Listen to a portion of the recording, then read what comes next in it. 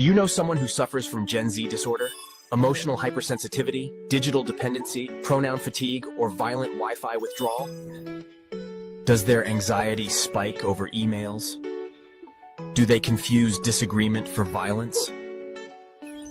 We created Gen Ease, a fast-acting, non-hormonal tablet to restore functional cognition. After Gen Ease, anxiety subsides, clarity returns, and offense stops pretending it's a virtue. Side effects may include punctuality, sarcasm tolerance, emotional stability, and not acting like such a self-absorbed asshole. Gen Ease, because acting like an offended little bitch gets a little fucking old. You know someone who suffers from Gen Z disorder? That's right. Emotional hypersensitivity, digital dependency, pronoun fatigue, or Pronoun fatigue. That's what it's called. Sorry about that. Got away from me. So here we go. Here we go. How's everybody doing tonight? Happy Sunday night. I was too pitchy for me to choose. Well, I don't know. So sorry, I was a little late. Was trying to get a couple things lined up, different stories that popped up, and I wanted to get them in there. So how's everybody doing? We're gonna have a nice weekend. Sunday night, 10:30. It was gonna start at 10, but I don't know, and then 11, but whatever. So I decided I'm gonna do no matter what, I'm gonna do a 3-hour show tonight. No matter what. If we hit the goal, I will do a 4-hour show, maybe a 5-hour show. So that's what we'll do. I put the goal up just now, 3-hour goal. So it just started. So there you go. So that's it. I'm not gonna get goalie dramatic and start begging and stuff and do like beggy monster things. That's where we're at. Let's say hi to everybody in the chat. We've got, oh man, we got Sharon Tyler. How you doing? Pat Hacker, Lynn, GMB, Trumpinator. Nice to see you. Shoozy, good to see you. Pat Hacker, Trumpinator, Jody. Thank you for hitting the plussy. Steve Hillard, nice to see you. Tika, how you doing? Mr. K, Will Call Magic, Mika, good. Everyone's here. All right, we're gonna Tritter Sitter. How y'all doing? Hit that thumbs up. If you're new to the channel, please subscribe. Please hit the thumbs up. And leave a comment. Do something. And we're gonna jump right into the first story. This was a late edition because I just saw this. It says 2 Wisconsin teens had their whole lives ahead of them, and they would still be alive today if it weren't for Noelia Sade Martinez Avila, a criminal illegal alien from Honduras. Martinez Avila recklessly drove the wrong way on a highway while intoxicated and killed these 2 teens. ICE has lodged an arrest detainer to remove this public safety threat from the U.S. Unfortunately, this sanctuary jurisdiction has a history of not honoring ICE arrest detainers, often leading to the release of murderers and other heinous criminals. Under the leadership of POTUS, Trump, and Secretary Newsome, these victims will not be forgotten, and we will fight for justice. In the last 24 hours, Fox can report that there was a female Honduran illegal criminal alien in Wisconsin that was driving under the influence, killing 2 American teenagers. ICE, you have placed a detainer against this criminal alien, which is in a sanctuary jurisdiction in Wisconsin. What can you tell us?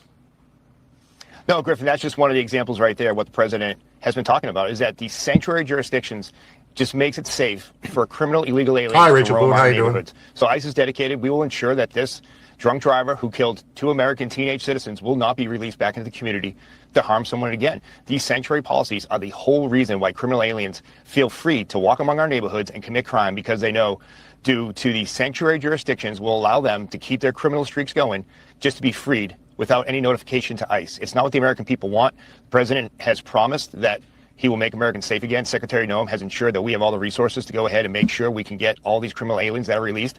So the borders are right. We are going to flood the zone. We are going to go into these sanctuary cities. They are going to see more ICE officers, more other federal agencies on their streets to make these arrests, because when they don't cooperate with us, they only make their neighborhoods less safe.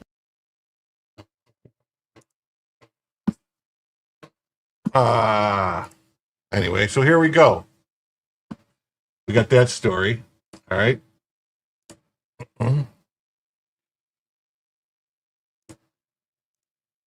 Says the tragic loss of these Wisconsin teens underscore what happened. What the hell?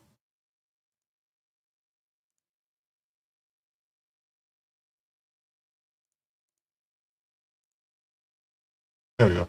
The tragic loss of these Wisconsin teens underscores the deadly consequences of sanctuary jurisdiction defying ICE detainers. When cities prioritize political posturing over public safety, innocent lives pay the price. Martinez and Villa's reckless actions, enabled by policies that shield criminal aliens, expose the moral bankruptcy of leaders and who put open border ideology above citizen protection.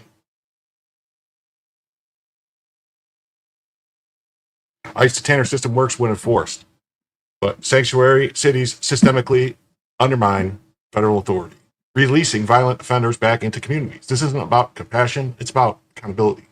The administration's push to mandate ICE cooperation nationwide through legislation like the Lake and Riley Act, H.R. 7511, would prevent such avoidable tragedies by stripping funding from jurisdictions that obstruct enforcement. Makes sense? Every ignored detainer represents a preventable risk, and every life lost to criminal aliens protected by those policies strains the hands of officials who value virtue signaling over law and order. The facts demand answers. See the documented failures and policy impacts in detail.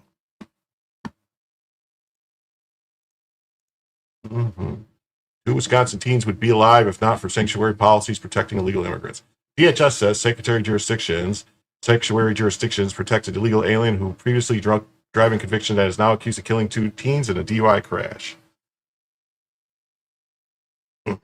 So this was a person who had a history of drunk driving, was illegal, and then drunk drive and killed someone. So maybe we should do something about that.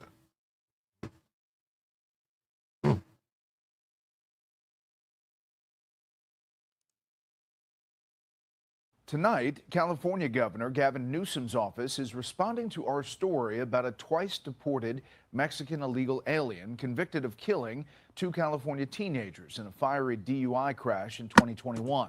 That immigrant is scheduled to be released from prison in July. Correspondent Bill Malugin tells us where things stand tonight. Good evening, Bill. Yeah, Brett, good evening to you. A whole lot has happened since we first reported this story on Fox News earlier this morning. The victims' families went into the day believing that the illegal alien who killed their loved ones was going to be released early from California prison in July. Well, now they're finding out the feds are getting involved, and California is also planning to cooperate with ICE. It was November 2021, a fiery collision on an Orange County freeway. A young couple dead, and the driver who crashed into them, a twice-deported illegal alien from Mexico with multiple felonies, in custody for being drunk high, and speeding at nearly 100 miles per hour. I get a knock on the door, and there's 2 police officers. The pain written all over the face of Pavel Osokin, as he recalls being told his son Nikolai and his 19-year-old girlfriend Anya Varfolomeev, friends since they were kids, were gone. They told me there was a horrible incident. My son and his girlfriend Anya basically were burned alive in their car.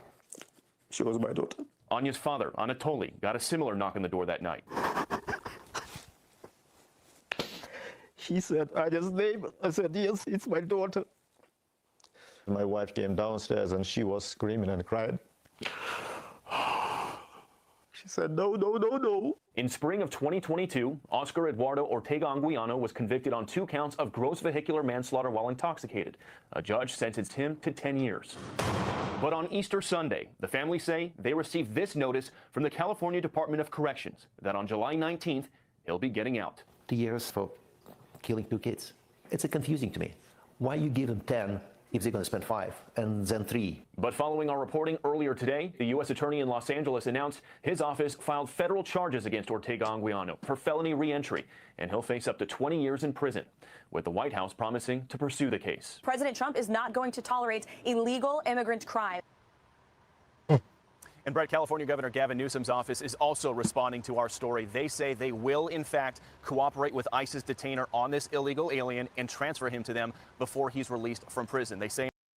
Okay, well, I'm confused, though, because this story was supposed to be about the California Department of a Wisconsin case. So, an illegal alien from Honduras faces deportation after allegedly driving intoxicated in a crash, killing 2 teenagers in Dane County, Wisconsin. Why did they do that? Why did they, does anybody know why they, all these news outlets, you go to for a specific story and they'll have a different video for a completely different story on every one? I don't get it. Anyway, for killing 2 teenagers in Dane County, Wisconsin. That's definitely not California. U.S. Department of Homeland Security said Immigration and Customs Enforcement has lodged a detainer against 30-year-old Noelia Sare Martinez Avila, who was charged in the deaths of 18-year-old Haley Hagelson and 19-year-old Brady Heinling. Yeah, well, Trumpinator, he probably will get more time for the legal entry than killing 2 people. Yeah, it seems like clickbait, doesn't it? But yeah, like the story yesterday that we saw, the guy who stole $110 million who got less than 5 years, right? And he killed somebody before and he got probation. Haley Hagelson and Brady Heinling had their whole lives ahead of them and would still be alive today if it weren't for Noelia Sare Martinez Avila, a criminal illegal alien from Honduras. Assistant DHS Secretary Tricia McLaughlin said Martinez Avila recklessly drove the wrong way on a highway while intoxicated and killed these 2 teens. ISIS launched an arrest detainer to remove him, the public safety threat from the U.S. Unfortunately, these sanctuary jurisdictions have a history of not honoring ISIS detainers, often leading to the release of murderers and other heinous criminals. Under Secretary Newsome, these precious victims will not be forgotten, and we will fight for justice.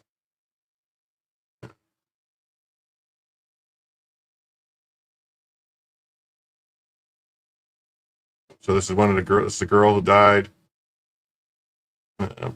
Martinez Avila faces charges for homicide by intoxicated use of a vehicle, homicide by use of a vehicle, operating a vehicle while intoxicated and causing injury, knowingly operating a vehicle with a revoked license while causing death, knowingly operating a vehicle with a revoked license while causing bodily harm, failing to install an ignition interlock device, and violating a court order, among other charges. Seems like maybe they should just charge him with murder. It would have been a lot easier, one charge. Yeah. I don't understand it either, Saxon, why they get special privileges, but it sure seems like they do. The West Central Tribune reported that on July 20th, Martinez Avila was allegedly driving a Chevrolet Suburban the wrong way on I-90 when she collided with the Volkswagen Tiguan that Hagelson and Heiling were inside. Hagelson of Montevideo died a short time after the crash, while Heiling was airlifted to an area hospital and treated for injuries. Heiling ultimately died of his injuries. Also, they both died. Oh, wow. The publication also reported that Martinez Avila was convicted of drunk driving in 2020 and was required to have an interlock device installed on her vehicle, preventing the vehicle from starting if she had been drinking. This one's another one. Illegal immigrant convicted in a 100-mile-per-hour DUI crash that killed Washington State trooper. Wisconsin State Journal of Madison reported the interlock device was not installed at the time of the crash last week. Yeah. Well, they say that, they do say that all the time, Pan Hacker. They say, well, immigrants commit fewer crimes than natural-born Americans. It's like, only if you don't count the ones that crimes they commit, because when they commit crimes, if the departments, like every major city, Chicago, New York, LA, San Francisco, every major city does not keep track of immigration status. They're barred from even asking immigration status when they arrest somebody or contact them. So how would they know if it's an immigrant or not if they don't ask? Seems like they can't know. Especially when you see a lot of the reporting kind of shows that maybe they're being dishonest about who the people they are arresting, because a lot of times the race and ethnicity that they put down for the criminal is not actually accurate. You can visibly see it, that it's not correct.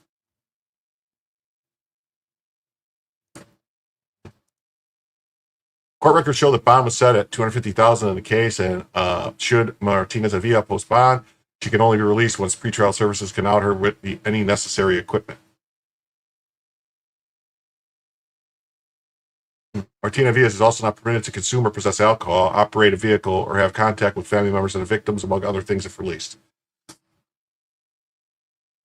ICE captures legal immigrant wanted for allegedly killing mother in DUI crash. It seems like a lot of these stories, doesn't it? Like a lot. Oh, they did? When did this happen today? They just brought charges against a top cop in DC for fudging the crime statistic numbers. It's called juking the stats. Juking the stats. This is her right here. The woman. DHS says ICE lodged a detainer for her arrest removal from the U.S., noting Dane County has historically not honored ICE detainers because of sanctuary jurisdiction policies.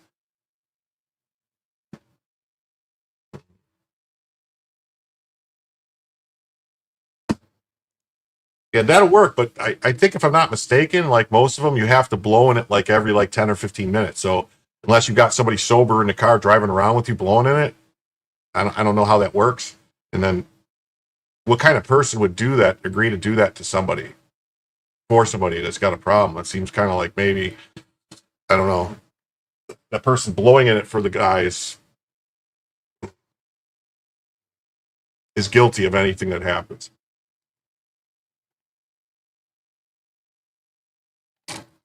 Okie dokie.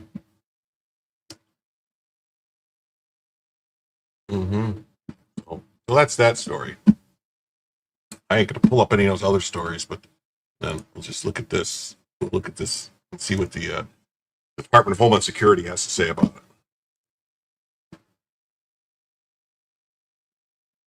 it. I don't understand it either, why they would want to keep criminals in their communities. I don't get it. It's ICE lodged a detainer for a illegal alien who killed 2 teens while intoxicated in sanctuary jurisdiction. U.S. Department of Homeland Security announced U.S. Immigration Customs Enforcement lodged an arrest detainer against a criminal illegal alien responsible for driving while intoxicated, causing a fatal car crash. They killed 2 American teens, an 18 and 19-year-old boy and girl in Dane County, Wisconsin.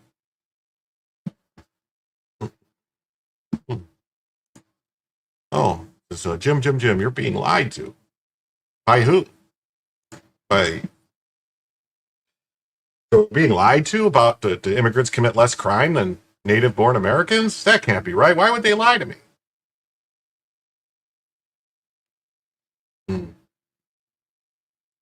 On July 20th, Martinez-Avila, a criminal illegal alien from Honduras, struck a vehicle while driving the wrong way on a highway, killing Haley Hageson at the scene, and also gravely injured Bradley Heiling, who died from his injuries on July 25th.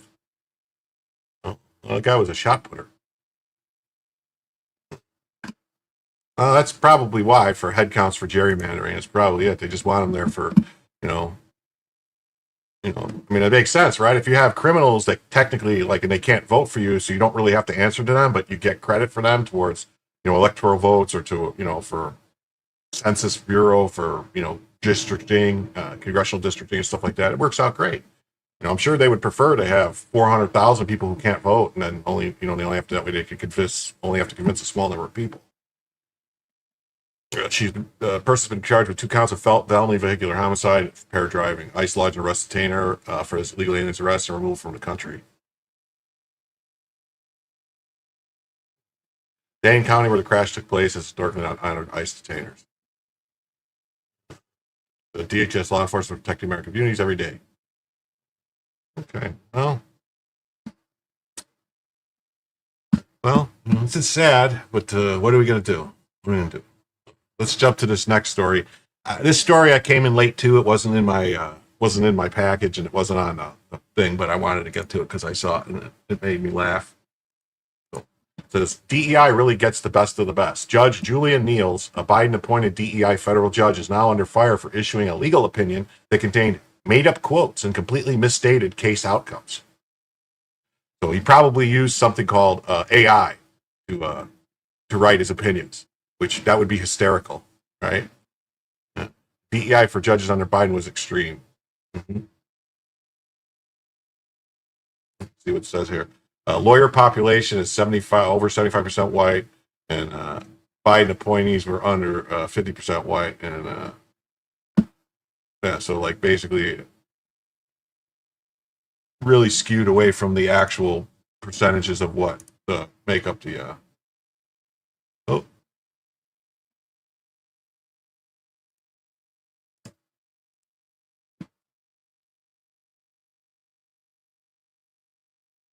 This is from Revolver News, which I thought was a left-wing site, but maybe I'm wrong. Biden appointed DEI federal judge has suffered the most humiliating downfall. When you lower the bar to check identity boxes, this is what you get: total incompetence, fake authority, and national embarrassment. I just want to point out that we have somebody on the Supreme Court that might fit into this bill because her only qualifications was her skin color and gender. That's what they said. It's like, it's going to be a black woman no matter what. That's who he's going to appoint. That's what he did. And you've noticed some of her writing as of late has been woefully inadequate, and she's even been called out by Sotomayor and Kagan. So, welcome to the life of Judge Julian Niels. A Biden-appointed DEI federal judge is now under fire for issuing a legal opinion that contained made-up quotes and completely misstating case outcomes. Not just one or two mistakes. No. There was a bunch of them. Enough for lawyers involved in the case to step in and basically say this entire ruling is fiction. Fiction. Fiction. Fiction. Oh, look at that. That looks like Fauci in a mess. Doesn't it? Protect your family from medical tyranny. Ouch. And once again, this instance reminds us of what DEI isn't. It isn't about excellence. It's about politics. These aren't the best legal minds rising to the top. Quite the opposite, actually. They're the most politically convenient ones, progressive activists wearing long black robes, and the American people are paying the price for it. Thanks to those sharp attorneys, the flim-flam opinion, the jibber-jabber, or the hibbity-jibbity and squirrel words, as we like to call them, has now been yanked from the record entirely, a rare and rather humiliating move that never should have been necessary in the first place. From Bloomberg, it says, a New Jersey U.S. District Court judge withdrew his decision in a biopharma securities case Wednesday after lawyers complained that his opinion contained numerous errors, including made-up quotes and misstated case outcomes. The judge's order states, the court is in receipt of the defendant counsel's letter. The court issued an opinion. That opinion and order were entered in error. Accordingly, the court directs the clerk of the courts to remove that opinion and order from the docket. A subsequent opinion and order will follow, an excerpt from the counsel's letter. While defendants do not seek reconsideration of the opinion pursuant to federal rules of civil procedure, we wish to bring to the court's attention a series of errors in the opinion, including 3 instances in which the outcomes of cases cited in the opinion were misstated, i.e., the motions to dismiss were granted, not denied, and numerous instances in which quotes were mistakenly attributed to decisions that do not contain such quotes, so that the court may consider whether amendment or other action should be taken.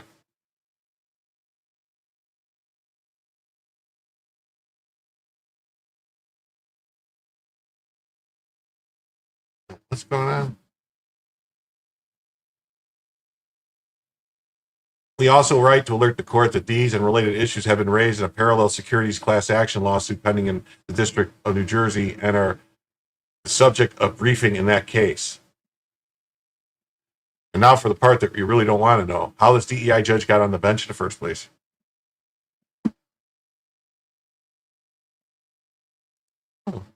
Well, thank you, J-Rock.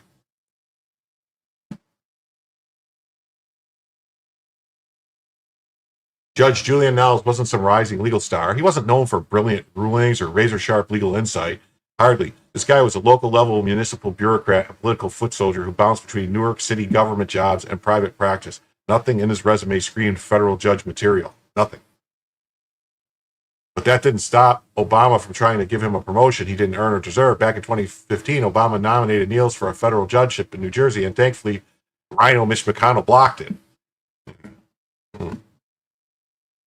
He began his legal career as a law clerk to Judge Seymour Margulis of New Jersey Superior Court in Hudson County from 1991 to 92. From 92 to 2006, and in 2014, he worked at Chasen, Leaner, and Lamparello, PC, in Secaucus, New Jersey. First as an associate and later as a partner, where he practiced general litigation in state and federal courts. From 2006 to 2014, he worked for the city of Newark as chief judge of the Newark Municipal Court. From 2006 to 2008, as corporation counsel from 2008 to 2010, and as a business administrator from 2010 to 2014.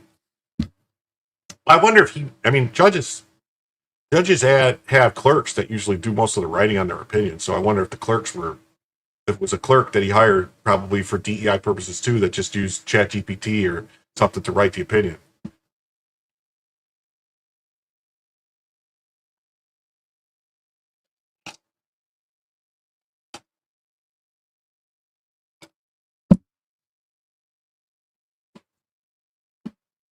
Oh, here's J.H. Welbeck. He says, they like to add legal immigrants with illegal immigrants into the stats. Legal immigrants commit crimes at an exceptionally lower rate than normal people. Take out the illegal 73%. Okay. Yeah, 73% of crimes in LA are committed by illegals. No, if you look at the prison population of the U.S., the entire prison population of the U.S., it's made up 18% of illegal aliens. The entire prison population is 18% illegal aliens. All right? So unless you're going to say that there is 70 million illegal aliens in the United States, they are widely disproportionately represented in the prison population. You understand? I mean, start doing the math there. The illegal alien population in prison is almost equal to the Caucasian percentage in prison. So that's the problem. Now, as far as the tracking number, J.H. Welbeck, what I will say is they don't track. If you go to like Baltimore, you go to Detroit, you go to Chicago, you go to L.A., you go to San Francisco, San Jose, you go to any major city, Louisiana, Knoxville, Tennessee, St. Louis, Missouri, you name it, Newark, New Jersey, they do not track the immigration status of the criminals. So when they use these reporting numbers, which they use the numbers from the FBI, the numbers are skewed because they don't track immigration status. They just don't. So.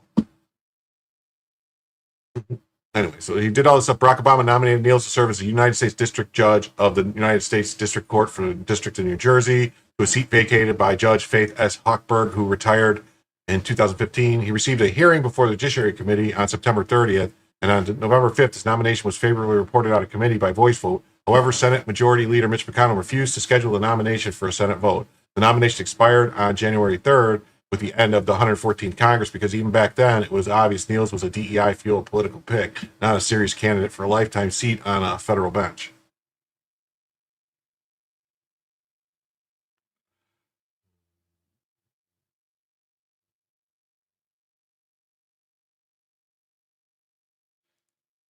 Yeah. Patrick says they do the same here in Michigan. They brag about it. They also list most of them non-Hispanic white. Yeah, that's the thing. Like, if you look at the stats, if you look at the pictures and you look at what it says when you show them in prison, their prison stats, and what it says, the people in prison, they say non-Hispanic whites on a lot of people, and you look at them and go, wait a minute, that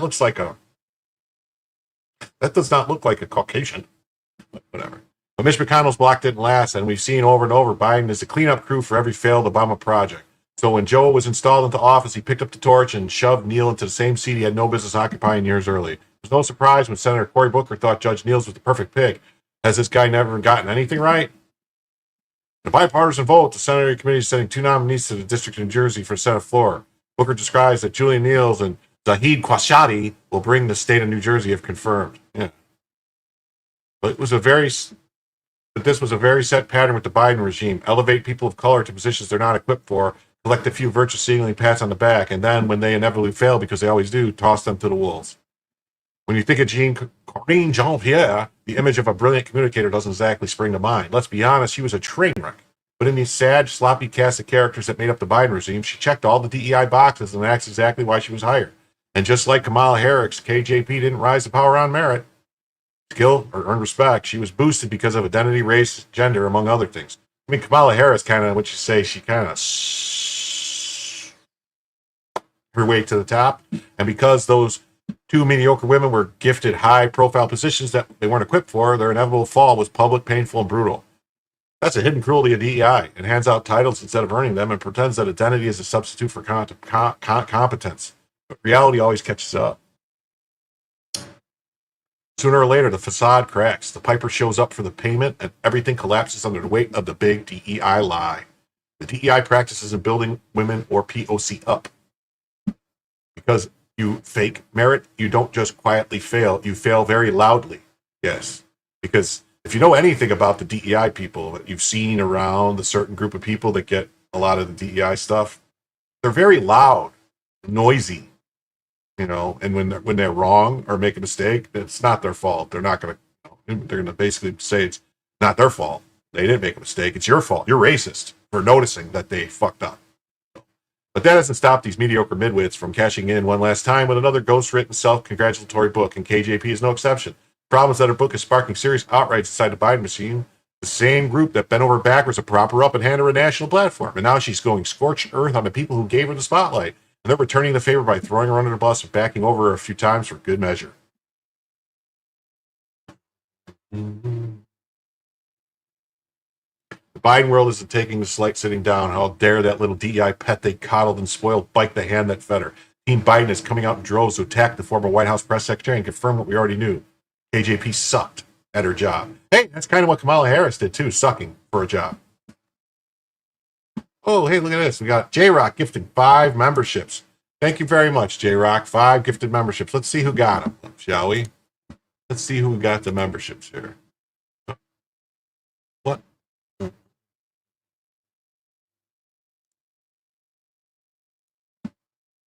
Why that happened. That was terrible. Jay Liebgott got a gifted membership. Connie Lynn Gass got a gifted membership. Jen got a gifted membership. Rogue Gunfighter and Lawn Care Lover got a gifted membership from J-Rock.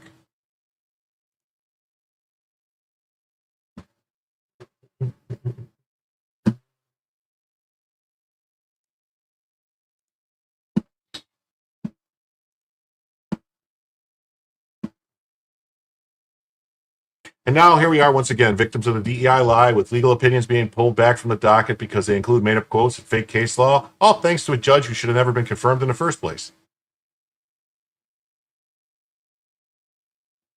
That's an interesting story, right? I have to keep an eye on that stuff, see what else happens.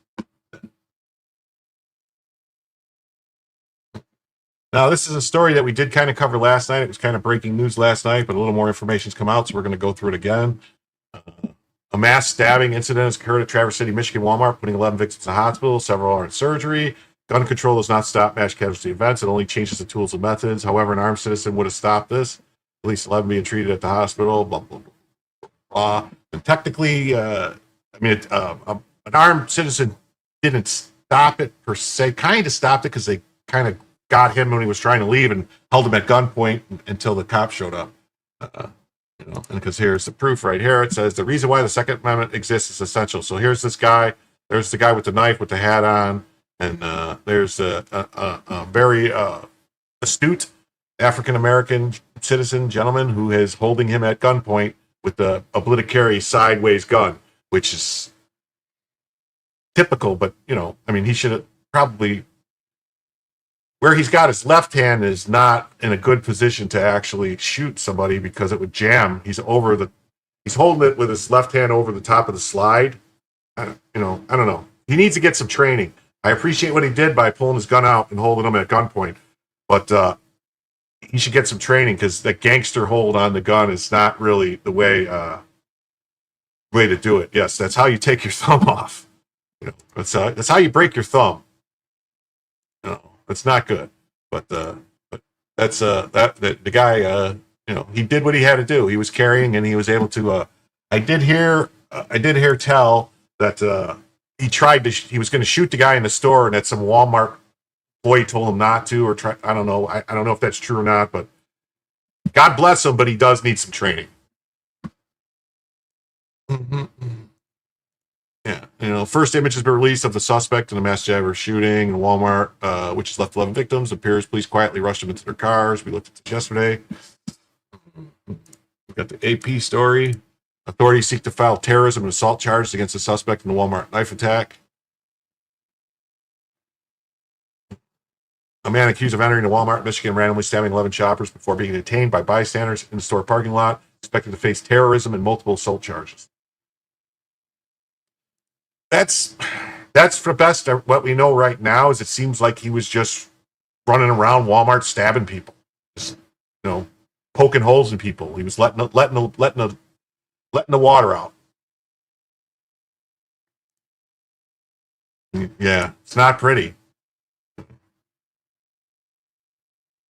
I saw someone put their thumb up behind a 1911, and like they were gonna, like I don't know what they were doing. Like they were thinking they were gonna release the hammer, and then they accidentally pulled the trigger, and the slide came back, and it broke their thumb. Just like crap. But yeah. Anyway, so you got to be careful. Guns are tools, but they're dangerous.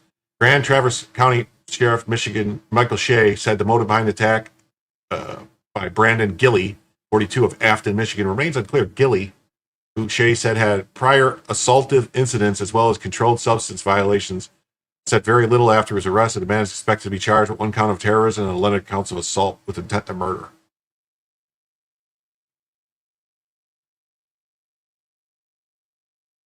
Yeah, that'll happen. Yeah. Philip Coggins said he was zeroing a red dot on a new pistol last month and not paying attention. It bit his thumb pretty good. Didn't realize it was one less mag where all his blood come from. Yeah.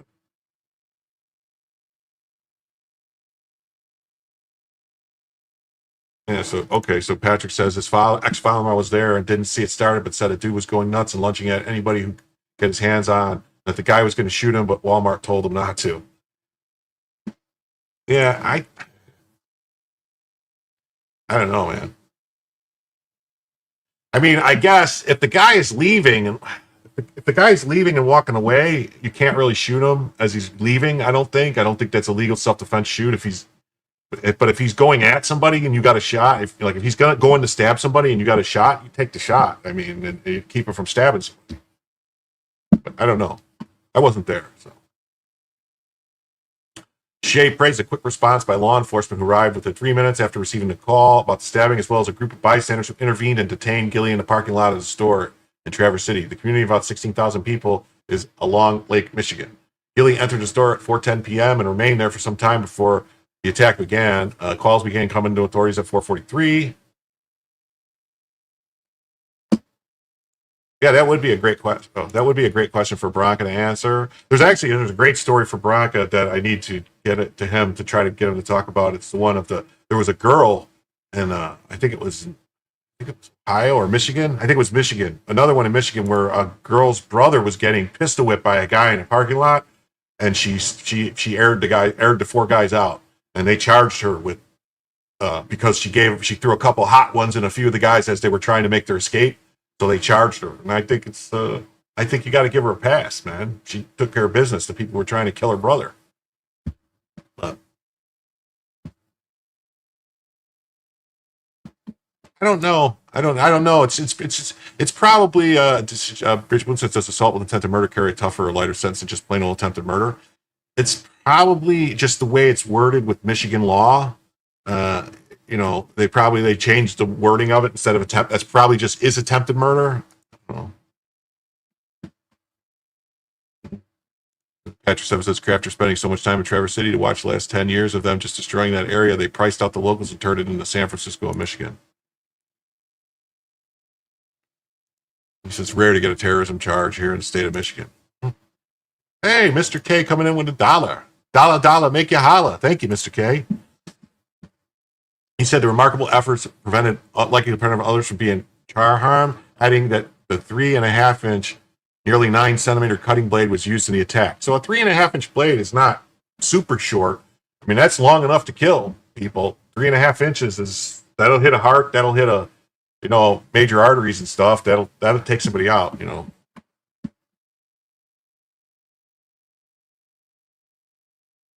I can commend everyone that was involved enough, Shea said in a news conference. When you stop and look for the time to call, the actual custody individual was detained within a minute. Oh, I'm sorry. What? That's a white guy, right? Right? That's a white guy? Or is this a Middle Eastern guy?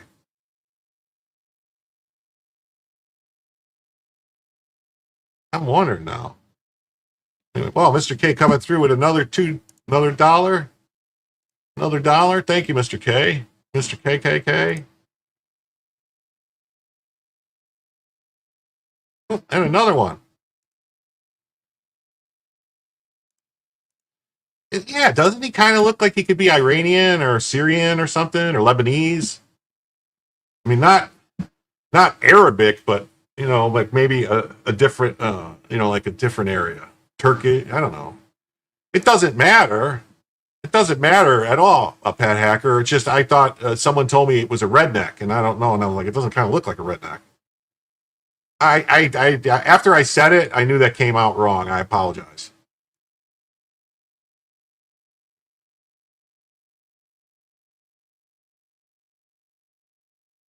Oh, okay.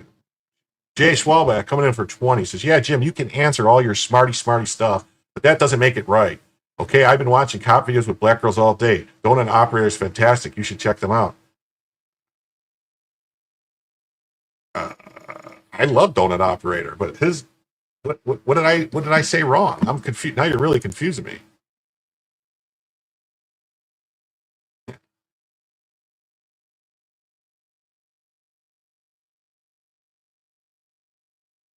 So it looks like a meth head. Yeah, it's possible. Possible meth head. I don't know. Terrorism charges makes me wonder what, maybe there's something else going on though, right? Wouldn't it, if they're trying to do terrorism?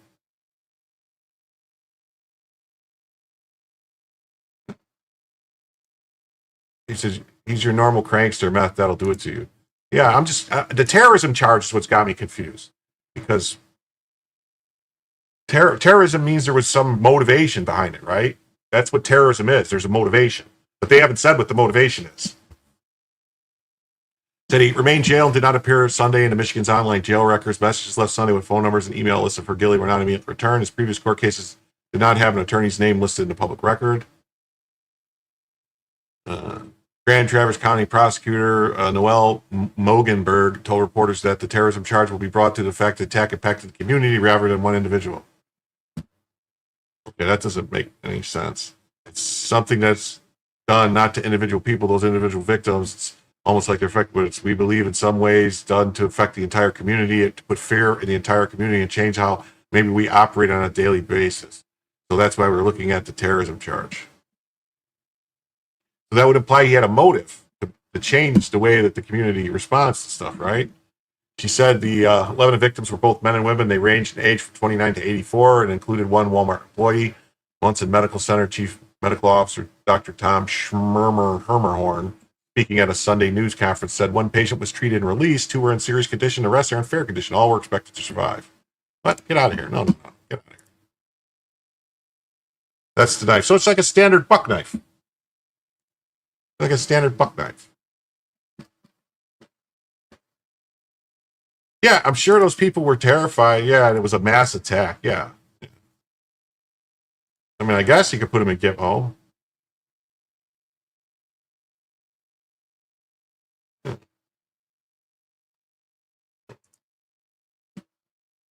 Yeah, I was going to say he was trying to do some slashing of the prices, maybe. I don't know.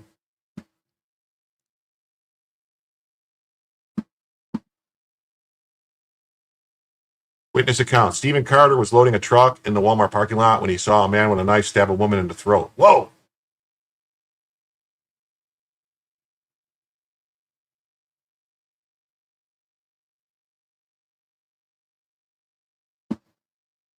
Well, here's it says, Jay Schwartz says, my point was that no matter how good your statistics are, you're going to be called a racist or stupidly stupid because you're educated or white.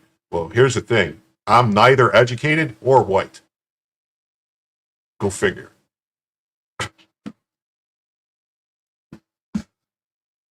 I'm a retard.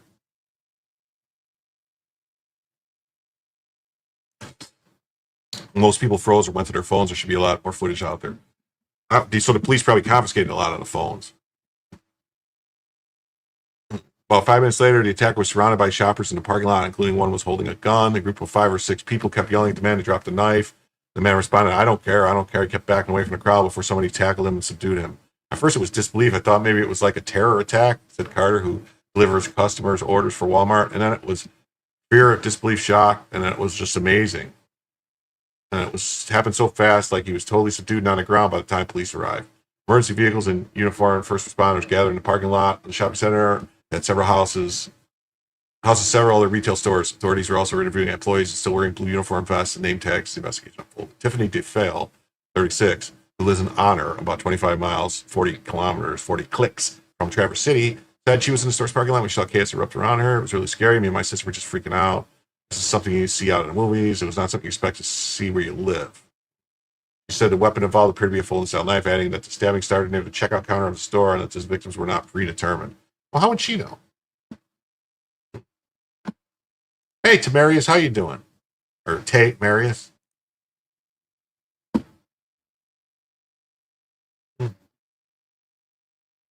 Walmart said in a statement that would continue to work closely with law enforcement in the investigation. It said store associates would be paid while the store remains closed.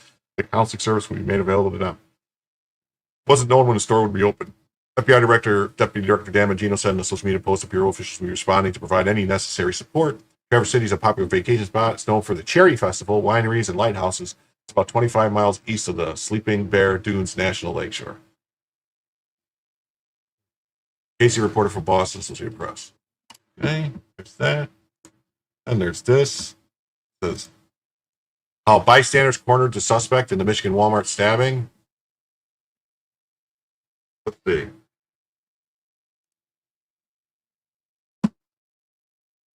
Seriously?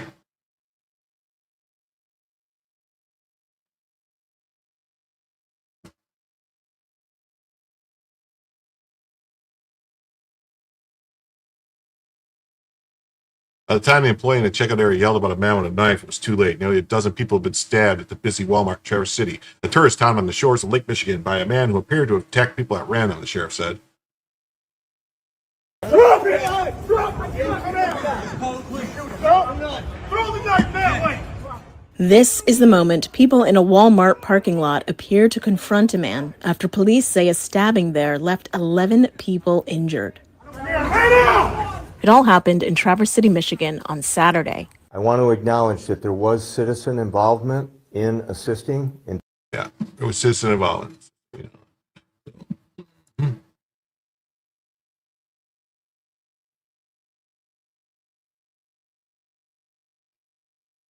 Mr. K says Michigan law says the criteria for terrorist act is a violent felony or dangerous to human life, intended to intimidate or coerce a civilian population or influence government policy through intimidation. Okay, involves the use of threat of violence to achieve political, ideological, or social goals. Okay, so they must have some information then that he was actually trying to. Yeah. 50 years ago, a lot of people they considered were white, like Italians and Eastern Europeans, Russians, etc. Yeah, technically, any Slavic people are not considered white. That's what I was told.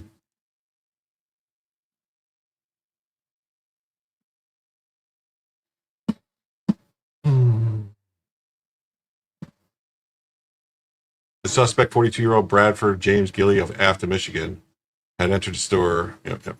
There he is. All victims who are between ages of 29 and 84 are expected to survive. Gilley faces a count of terrorism. Bystander used a grocery cart to help stop the suspect. Two of the bystanders who intervened Saturday were Matt Kolakowski and his brother-in-law, Chris O'Brien, who were in Traverse City for a family vacation and shopping at Walmart for supplies. The men were there with Kolakowski's 13-year-old daughter and her friend as they were checking out and heard frantic a frantic warning. He's got a knife, Kolakowski heard a store employee yell. Seconds later, he said the store erupted in panic as the attacker, who just stabbed several people there to check out, was still on the move. Kolakowski, a 39-year-old former Marine, said his instincts kicked in. He told his daughter and her friends to stay put, and he and Brian took off after the suspect. Kolakowski didn't have any kind of weapon on him, and he grabbed an empty grocery cart. As he ran, Kolakowski said he saw the attacker stab another man in the shoulder and an elderly woman in the back while fleeing the store. The parking lot, Kolakowski said he ran the attacker in the ankle with the cart. He lifted the cart over his head and attempted to slam it down on the man, who scrambled away before he was hit.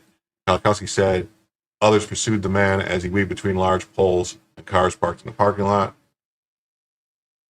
He was screaming something about being a soldier and that everybody in Walmart were bad people. Oh, that sounds like a mental health crisis. Another bystander, who Kolakowski later learned is also a Marine, drew a gun on the attacker. Wait, you're going to tell me the guy that drew the gun that was holding it sideways with his hand on the slide was a Marine?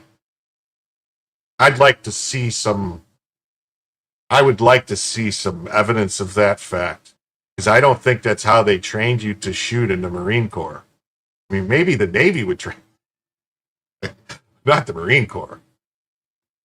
The other Marine told me he just went to shooting at the range and he forgot to take his pistol off his hip. That's why what it all came down to.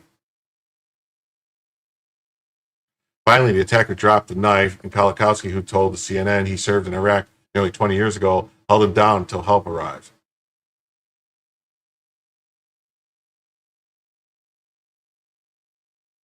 So who told him he served in Iraq? Was it Kolakowski or was it the attacker?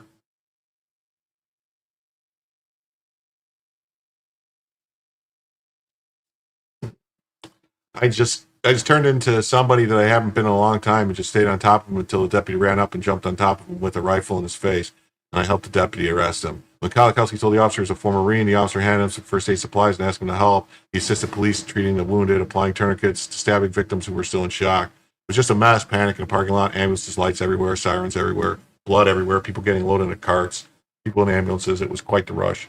In the meantime, O'Brien said he ran back in the store to find that girls were frightened but safe. What they did was amazing, he said, of the people who stepped in.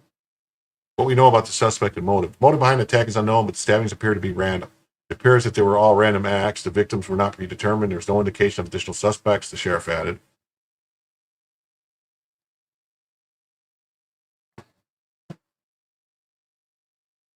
Detectives, with assistance from the FBI, have interviewed Gilly at length and determined a possible motive will be part of the investigation, the sheriff said. Detectives, with the assistance of the FBI, have interviewed him at length and determined a possible motive will be part of the investigation. So they have an idea what the motive is?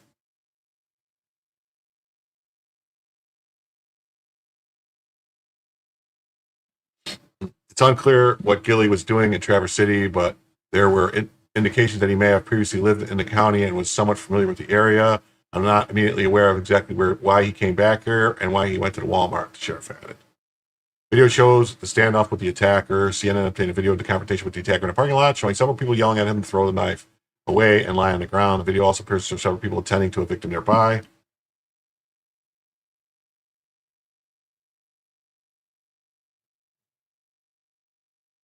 Outside of the Walmart, part of the larger shopping complex, emergency vehicles line the parking lot as first responders secured the scene.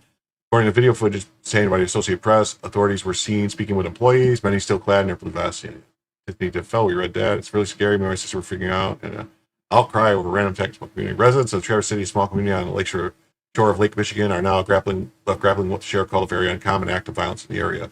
Walmart corporate spokesman Joe Pennington condemned Saturday's attack, saying on CNN, violence like this is never acceptable. Of course it's not. Our thoughts are with those who are injured. What about no prayers? You just going to say thoughts, no prayers?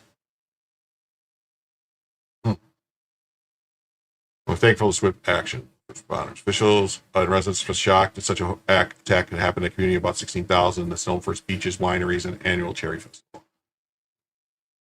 Michigan Governor Gretmer Whitmer lamented the horrible attack and said, "Our thoughts are with the victims and the community reeling from such a brutal attack." See, another one of just thoughts, no prayers. No prayers, just thoughts. O'Brien was like, I think, and I thought about that. But no, like, prayers? O'Brien, one of the bystanders, said he can't understand what would drive someone to commit that kind of violence. The guy that had the gun showed great restraint because I think everyone else would have pulled the trigger, O'Brien said. If he would have pulled the trigger, that guy would have been going to the hospital because it would have ripped his thumb off. Thank God the other Marine didn't pull the trigger, because now the families can actually get justice. Maybe their definition of justice and my definition of justice are two completely different things, because I think the families would all got justice if right there in the parking lot. I mean, that's what you call street justice. But it's still justice.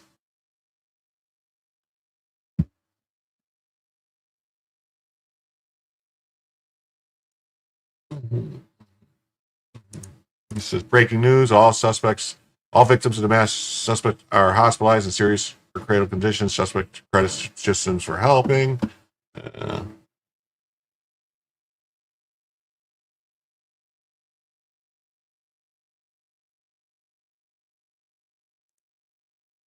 What, you don't think if he would have shot the guy in the parking lot that the families would have considered that getting justice for being stabbed?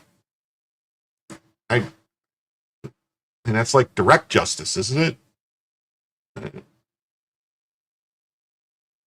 I don't know. I mean, if I'm wrong, maybe I'm wrong. I don't know.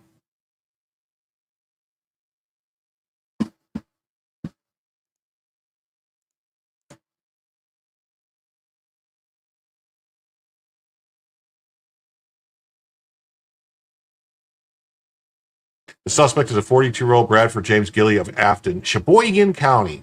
He has a prior police record. Oh, okay. That's not what you meant. Okay. All right. Oh, maybe you were talking about, he has a prior police record for assaultive behavior and controlled substance in Michigan. He'll be arraigned tomorrow on multiple felony charges, including terrorism. Michigan Coalition for Responsible Gun Owners.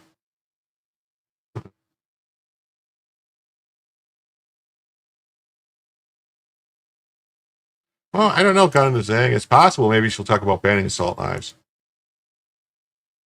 Oh, okay. My take is correct. The writer, the article is dumb. Yeah. That's what I was going to say. I was like, I mean, justice is not like getting the, like justice would be like if somebody did something and he was able to get off on a technicality, like if the cops came and started beating him, and then because they beat him, then he was like, oh, well, because they violated his rights, we're going to drop the charges because everything, like something like that, kind of weird thing like that. That would be not the family's not getting justice. But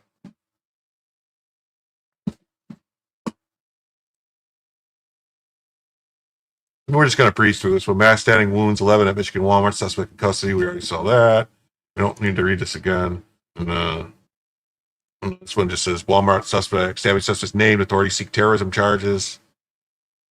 I just want to see if this article says anything about why this, anything about the terrorism charges more directly. Cincinnati suspects was named. Authorities are seeking terrorism charges. Suspect Bradford James Gilly. In addition, charges are filing 11 charges of assault with intent to kill. Well, that's all the article said, so I guess that's it. So, well, that's the end of that article. Now we will jump on to the next story here. It says, Trump, we have reached a deal with the EU. Trump, EU will agree to buy $750 billion worth of energy from the U.S. EU will agree to invest $600 billion more than previously in the U.S. Here come even more ridiculous numbers. That's crazy. Oh, we're approaching 1 hour. Okay, it says the terrorism charge is something the state of Michigan has been doing since the school shooting here, where they charge the parents for the kid doing the shooting. They just use it as a mass attack thing. Okay. So we're approaching 1 hour, so we are going to say goodbye to Twitter, X. I only go on there for 1 hour to try to bring people to either YouTube or Rumble or to Facebook or Instagram, because that's where I'm broadcasting on all those platforms too. And X is just like, doesn't really do anything for you to broadcast on X. So later, X, come on over for Jim to tell you the news.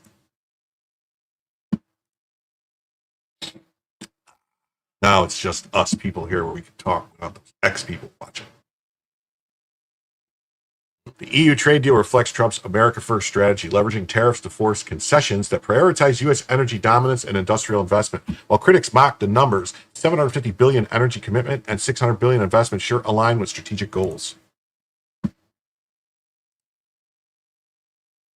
Reducing reliance on adversarial suppliers, reviving domestic manufacturing, and locking in long-term economic growth. This isn't random, it's calculated leverage. The same tactics pressured China into tariffs rollbacks. Proving chaotic headlines often precede real wins. Brussels isn't agreeing out of generosity. They're avoiding 30% tariffs that would cripple exports. The deal's scale mirrors stakes. Either Europe pays into U.S. prosperity or it pays the price of exclusion.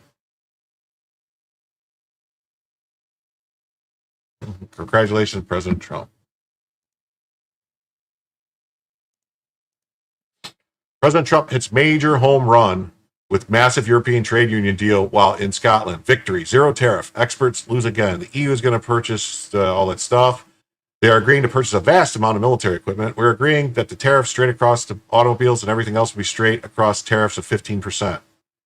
And we have a tariff of 15%. We're opening up all the European countries, $750 billion worth of energy, $600 billion investments. Basically concludes the deal. Dealmaker in chief, they said it was not possible. This was months in the making. All right, let's see. We're going to speed it up because I don't like to listen to it at normal speed. Go. European Union is going to agree to purchase from the United States $750 billion worth of energy. $750 billion worth of energy. They are going to... Man, I had to speed that up to 1.75. Into the United States, $600 billion more than they're investing already. So they're investing a large amount of money. You know what that amount of money is. It's very substantial, but they're going to invest an additional $600 billion. They're agreeing to open up their countries to trade at zero tariff. So that's a very big factor. Opening up their countries, all of the countries will be opened up to trade with the United States at zero tariff. And they're agreeing to purchase a vast amount of military equipment. We don't know what that number is, but it's the good news is we make the best military equipment in the world, so sort of you have to do that. I mean, until somebody tops us, which is not going to happen. We're way ahead of every other country in terms of the quality of the military equipment. You saw that recently in Iran, and you see that, unfortunately, you see that often for all the wrong reasons, right? So those things are 750 billion, 600 billion, opening up the country. We are agreeing that the tariff straight across for automobiles and everything else will be a straight across tariff of 15%. So we have a tariff of 15%. We have the opening up of all of the European countries, which I think I could say were essentially closed. I mean, you weren't exactly taking our autos, you weren't exactly taking our agriculture, and then you would have smaller things, but for the most part it was closed. And now it's open. It's open for our companies to go in and do a good job with it. I think you'll like them. I think you'll like it. And we will, very importantly, they'll be investing a lot of money, but the military is a big number, but that's one number we're not determining. It's going to be whatever it is, but they're going to be purchasing hundreds of billions of dollars worth of military equipment. They're, very importantly, they're going to purchase $750 billion worth of energy. So that's going to be great. And $600 billion worth of investments into the United States over and above. Oh, okay. So, and I think that basically concludes the deal. I mean, those are the main factors. I don't think there are too many other factors, other than we're going to get along great.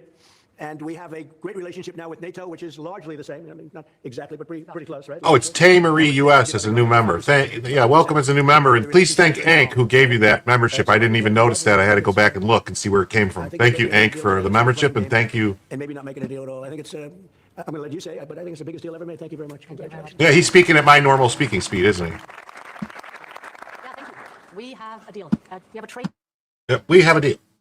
Very good. Very good. Okay. What a deal. Wow. Trump's deal with the European Union today is so insanely amazing for the U.S. that reporters in a room were shocked and asked, what are the U.S. concessions? What is the U.S. giving up, if anything? Well, let's see. What a massive indication for President Trump. The President of the European Union Commission is saying the entire goal is to resolve the imbalance with the U.S. Precisely what Trump said was the problem. Okay. Anybody else?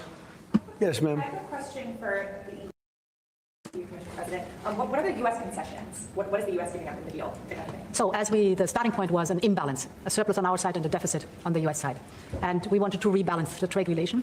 And we wanted to do it in a way that trade goes on between the two of us across the Atlantic, because the two biggest economies should have a good trade flow between us. And I think we hit exactly the point we wanted to find.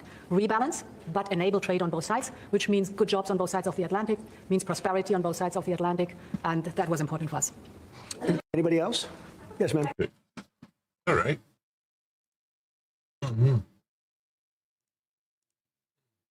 It says the U.S.-EU trade deal reflects Trump's America First strategy, leveraging tariffs to force concessions that prioritize U.S. energy dominance and industrial investment. While critics mock the numbers, $750 billion energy commitment. Did we read this already? This isn't random. Did we read this already? Wait a minute, did we read this already? I don't know. Proving that chaotic headlines often precede real deal wins. Brussels isn't agreeing on a generosity or avoiding 30% tariffs with exports. The deal scale mirrors the stakes. Either Europe pays into the U.S. prosperity or pays the price of exclusion. I thought we read this already. This seems like deja vu. Maybe I'm...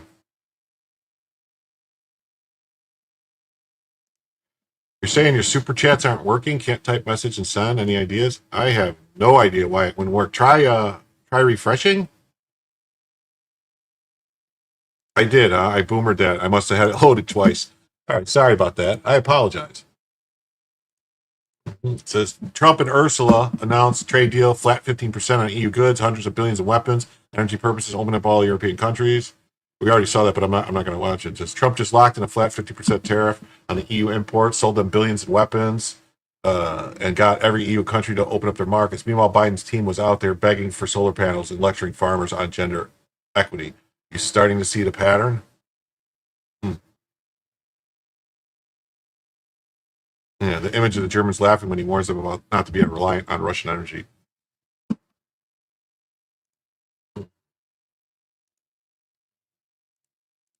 This is a big deal. I don't know if people realize it or not. President Trump just announced that he's reached a deal with European Union. It's a huge deal. European goods coming into the U.S. will have a 50% tariff. The EU will put zero tariffs on U.S. goods.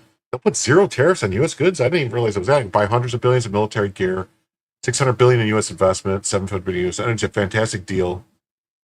Yeah, we've already watched these videos. I'm not going to keep playing. I voted for him to do this and close the border. Well done, Mr. President. Promises made, promises kept. We're only 7 freaking months in.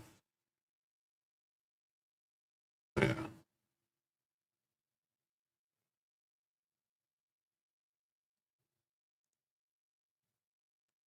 Let's see.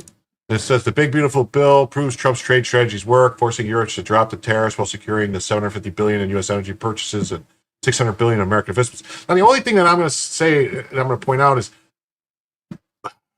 if we're selling all this energy overseas, isn't it causing our prices to go up here? Because it's, supply and demand. I'm asking a question here because, I noticed when we started selling all the liquefied natural gas to Europe, when the war started in Ukraine, that our prices here shot up pretty high to pay because a lot of electricity is produced in the U.S. using natural gas with peaker plants and stuff. So, and I noticed prices skyrocketed. I don't know if you guys noticed that, 21, 22, that your electric prices almost doubled. I'm not talking about oil, none of your business. I'm talking about gas. When they're talking about U.S. energy, they're not talking about oil. They're talking about natural gas, liquefied natural gas. They're talking about coal and stuff like that, I believe. I don't, maybe I'm wrong. I don't know. Yeah, well, no, if we up production, sure. If we up production, it would be fine. But, the deal locks EU market access for our exports while protecting key sectors like aerospace from higher levies. Strategic tariffs on steel, 50% on cars, 15% versus previous 27.5%. Rebalance decades of unfair trade practice. Europe's surplus shrinks as they buy more LNG, liquefied natural gas, and military gear. Exactly how leverage should convert to wins. Okay. All right. EU's retaliatory $109 billion tariff threat now shelved. Shows who blinked first. Growth through output, not austerity. That's Trump's message model, delivering real results.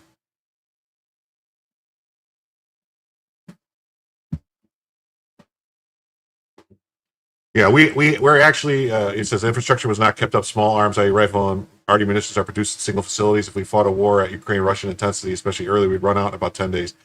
Yeah, I have a story lined up about that in there, about we got major problems when it comes to actually producing stuff. It takes us years to manufacture stuff in this country when it comes to weapons. And what happened to drill baby drill? Should we be buying our propane now? No. We need to drill. We need to drill more and produce more. It's not what I'm saying. What I'm saying, though, is that if we're not producing more in this country, if we're not sinking more wells and drilling more, and we're just selling more out of the country, it's reducing the supply in this country. Thus, the prices in this country are going to go up. I mean, that's just economics.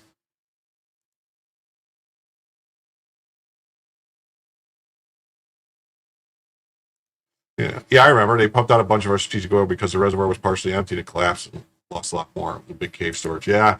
Well, also, I don't know if you remember, during COVID, that the prices were so low on oil that they were basically trying to pay people to take the oil because futures and stuff like that. Nobody was taking. They didn't want to take delivery of the oil because the prices dropped so low. So I mean, that's another thing too. But this current Patriot annual missile production is 500, 250 engagements worth. Look at the PLAF info. Yeah, we don't have it. We if the U.S. Navy was to go at it with China, if we were to go straight up with China, just China, no one else, just China, go at it with China, we would be out of missiles within a week, and they would still be firing crap at us every day. We would have nothing to shoot back at them on our ships. Our ships would be bone dry on missiles. And unfortunately, we don't have anything. We don't really have ships that could just fire big guns anymore because we got rid of all that stuff. So we need to start producing something cheaper than spending. Like, we're using multi-million-dollar missiles to shoot down, $1,000, $10,000 drones. That has to change. They got to get out of that. It's got to get out of that. It's got to get to a more, some other type of either some kind of pulse weapon to get rid of a microwave weapon or something that's not expensive. Hey, Tay Marius, it worked. $1.99. Thank you very much. Very, very much. Still couldn't type a message. Were you trying? Did you go to super chat or was it was it a super sticker? You got to select the right one, because if it's a super sticker, it's just let me look what it says. They need to bring armored style World War II anti-aircraft quad guns. Yeah, that would work great for radar kind of machine. That would work great. Sea Whiz. Bring back old Sea Whiz. Okay, so Tamarius. So it says we got 7, so I think that counted. 1. Let's look here. Sorry, guys. We got 1, 2, 3, 4, 5, 6, 7. Yeah, yours counted. With the goal. So we're 7 into the goal. We only need 23 more. We'll go for 4 or 5 hours tonight.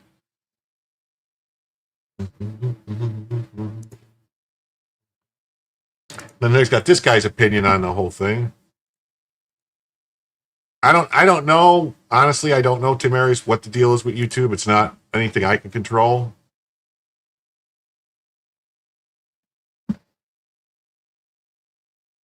Tay Marie, not Maris. Lol. Okay. Sorry, Tay Marie. Okay. It's Tay Marie, not Tay Marius. It's Tay Marie, US. The cool kids. Yes, this are the cool kids. Goalkeeper installed. Yeah, no, don't. They need to get rid of this. Their CRAM missiles. Go back to the Gatling gun. Go back to the the 30 millimeter, whatever it was. 20 millimeter, 30 millimeter. I think it was 30 millimeter, right? Hey, there's 96 people here watching right now. If you're new here, please hit the like button. If you haven't already subscribed, please subscribe. And please say something in the chat. We're having a friendly conversation in the chat here. Catherine K for $5. Are you unable to write? Catherine K, were you unable to write a message also? Huh. Thank you. 98 viewers now, Kevin. We're going to crack 100, I think. Breaking: Trump rebalanced trade with the EU. After decades of one-sided deals, Trump made Europe open its markets, buy $150 billion in U.S. energy, and invest $60 billion in U.S. Even EU Commissioner President von der Leyen called it heavy lifting. Here's what just happened.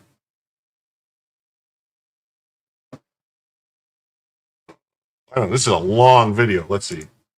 I don't know if I want to watch this whole video, but let's see real quick. Amy speaking, let's listen in. We're saying this is probably the biggest deal ever reached in any capacity, trade or beyond trade. It is. It's a giant deal with lots of countries, because as you know, Ursula represents a lot of countries, not one country. It's not easy for you. It's a lot of very different countries, great countries, but some are strong with cars, some are strong with agriculture, some are strong with both, right? You have a lot of different factors. So we're going to do 20 millimeter for RDG to a goalkeeper. European Union A10 gun. Okay. is going to agree to purchase from the United States $750 billion worth of energy. $750 billion worth of energy. They are going to agree to invest into the Okay. United States, $600 billion. All right. We've heard this already. I'm not going to go. For decades, the U.S. got the short end of every EU trade deal. Our autos blocked, our tariffs 4 times ours, agriculture excluded, our trade deficit exploding. Europe lectured us, regulated, and stonewalled. Trump just ended all that. I don't, I like I didn't vote for him for his honesty. I voted for him to get shit done. So I don't know. He is a liar, but I think it's more like he exaggerates a lot. Yeah. Yes, all politicians do lie.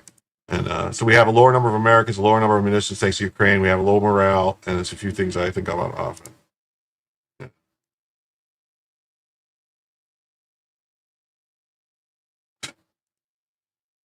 Oh, you didn't try to write a message. It was too busy. You were trying to remember your YouTube password. Okay, sorry about that. Trump's new deal sets a 50% flat tariff on autos and related goods on both sides.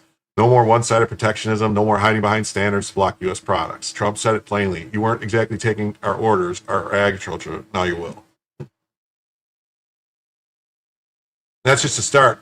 Part of the agreement, Europe will buy $150 billion of U.S. energy, $600 billion of American economy. I thought it was $900 billion of energy. What is it? Or $700 billion. About jobs, factories, energy dominance, and reindustrialization. See, those are giant liquefied natural gas tankers right there.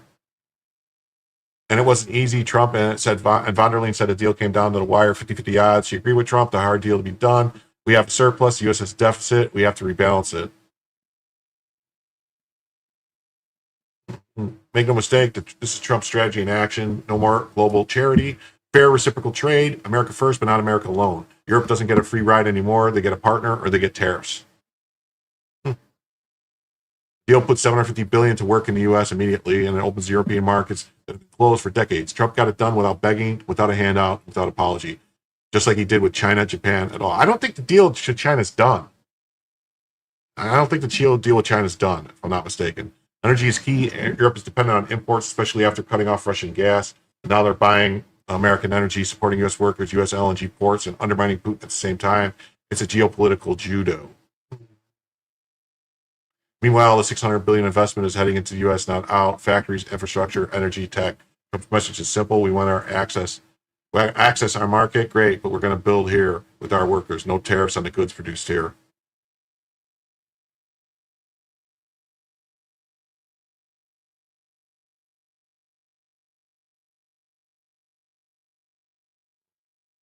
This is not how real diplomacy works, not Democrat rhino surrenders from before. Rebalancing trade, strengthening allies, weakening adversaries, growing the American economy. No wars, no lectures, no sellouts, no chaos, just results. Bottom line, Trump's EU deal is the biggest rebalancing of transatlantic trade in decades. $750 billion for America. He keeps repeating himself. Agriculture and autos unlocked, energy dominance secured, NATO spending up 250%. Tell me again how this man's an isolationist. I would prefer him to be an isolationist, though. Not selling me. It's not selling me that it's a great thing that he's not. And we got from the BBC says U.S. and EU agree to trade deal with 50% tariffs for European exports to America. Yeah. This guy says 50% on exports. That means a tax on U.S. consumers. Where's the deal exactly? Guy doesn't understand how it works exactly. This is like, oh, good grief.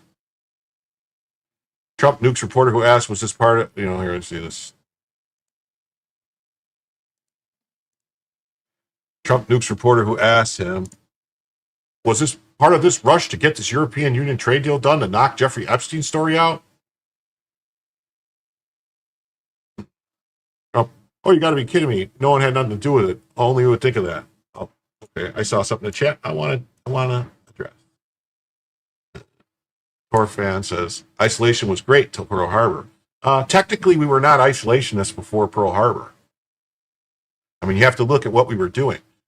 We put complete tariffs in basically a naval blockade on Japan and would not let any oil or anything go in. Japan had no choice but to do something because we basically surrounded them and wouldn't let anything go in. They were an island. We would cut them off. We just took out a bunch of their money. We wouldn't let them trade. We wouldn't let them buy oil. That's not isolationism. We had bases all over, basically an empire in the Pacific, Guam, Philippines, Solomon, all these islands. I don't know. Just saying. We were doing all types of stuff. We were involved. We were farthest from isolationists. A lend lease was going on, for years. Yeah. It was just we didn't want the only isolationist thing. It was a talking point to get people feeling bad about not wanting to fight the war. It's right. The only isolationist thing we did was people said, "No, we won't. We don't want to send our guys over there to fight." That was it. That was what changed. That was the only thing that changed. But as far as money, I mean, FDR was the military spending and all the stuff. The military was participating, and they were ramping up the military long before Pearl Harbor.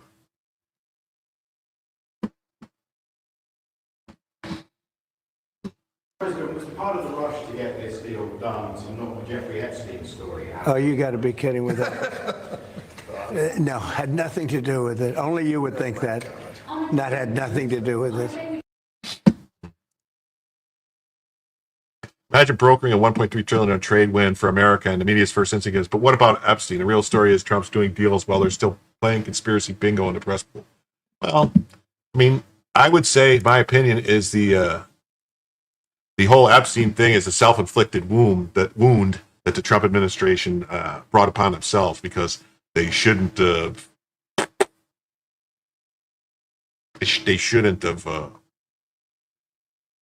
promised to do things that they didn't have any intention of doing, or whatever, I guess. President Trump secures massive trade deal, $750 billion in purchase. Yes. We're just going through all these different things. Awesome job, Mr. President.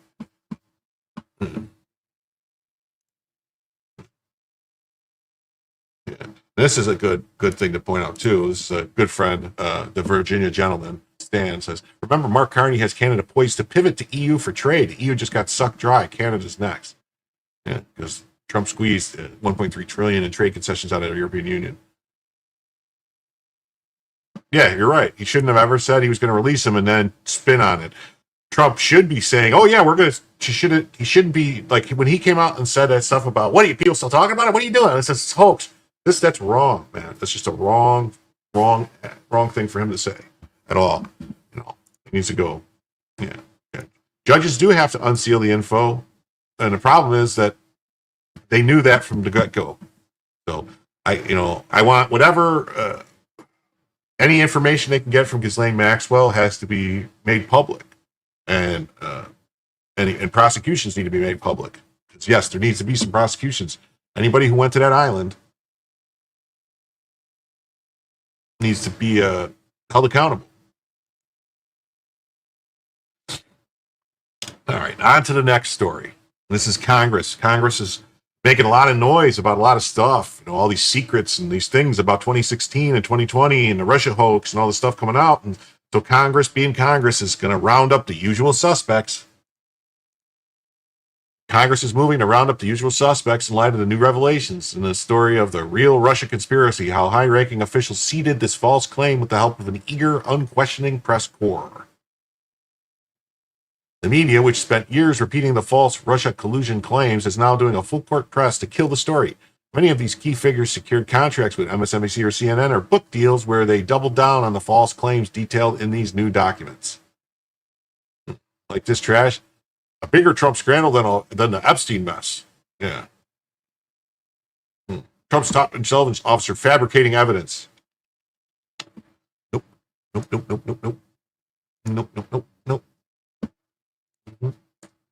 This Paul Sperry says, breaking. I'm being told still classified FBI documents is an email that a senior FBI counterintelligence officer wrote to himself during the heat of the 2016 election shenanigans by Strzok, McCabe, Comey.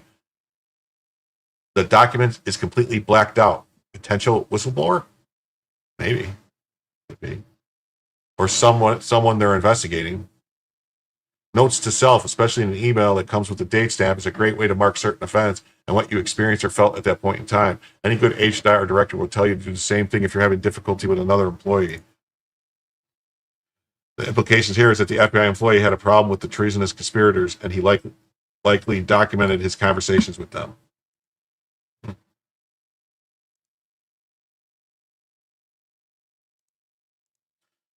Holy smokes, it's just been revealed that John Bolton, while he was President Trump's national security advisor, was handed a classified memo explaining how John Brennan fabricated the Trump-Putin collusion intelligence, but Bolton never briefed Trump on it. It gets worse and worse. Traitor like John Bolton and Trump administration covered it up. Thank gosh DNI Gabbard got the ball rolling on exposing all of this. Right. John Warmonger Bolton, one of the worst people to ever be in the Trump administration. Holy crap, the deep state was literally trying to destroy Trump's first term from the very beginning. Trump was 100% right about everything. This is insane. We knew shit like this was happening. It's just something else we have to all confirm before it's out in the open. That Taibbi says, Brennan is a C- brain who thinks he's an A+. Remember this written note about the Clinton campaign proposal to stir up a Trump-Russia controversy in the summer of 2016 opened the avenue of inquiry as well? You see this handwritten note. It says, we're going to additional might be blah, blah, blah, blah, blah. Alleged approved by Hillary Clinton proposed thing. See, it's right there. It says, yeah, according to his handwritten notes, allegedly approved by Hillary Clinton on July 26th, prior to any investigation of Trump.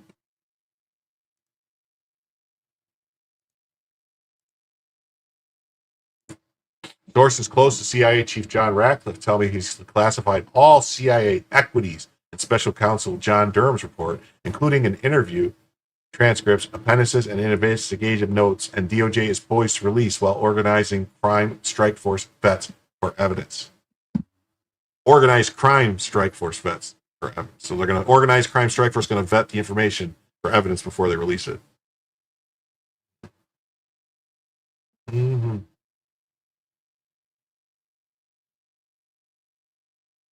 Cash knows he made sure to turn everything regarding Erickson New Star over to him. Okay.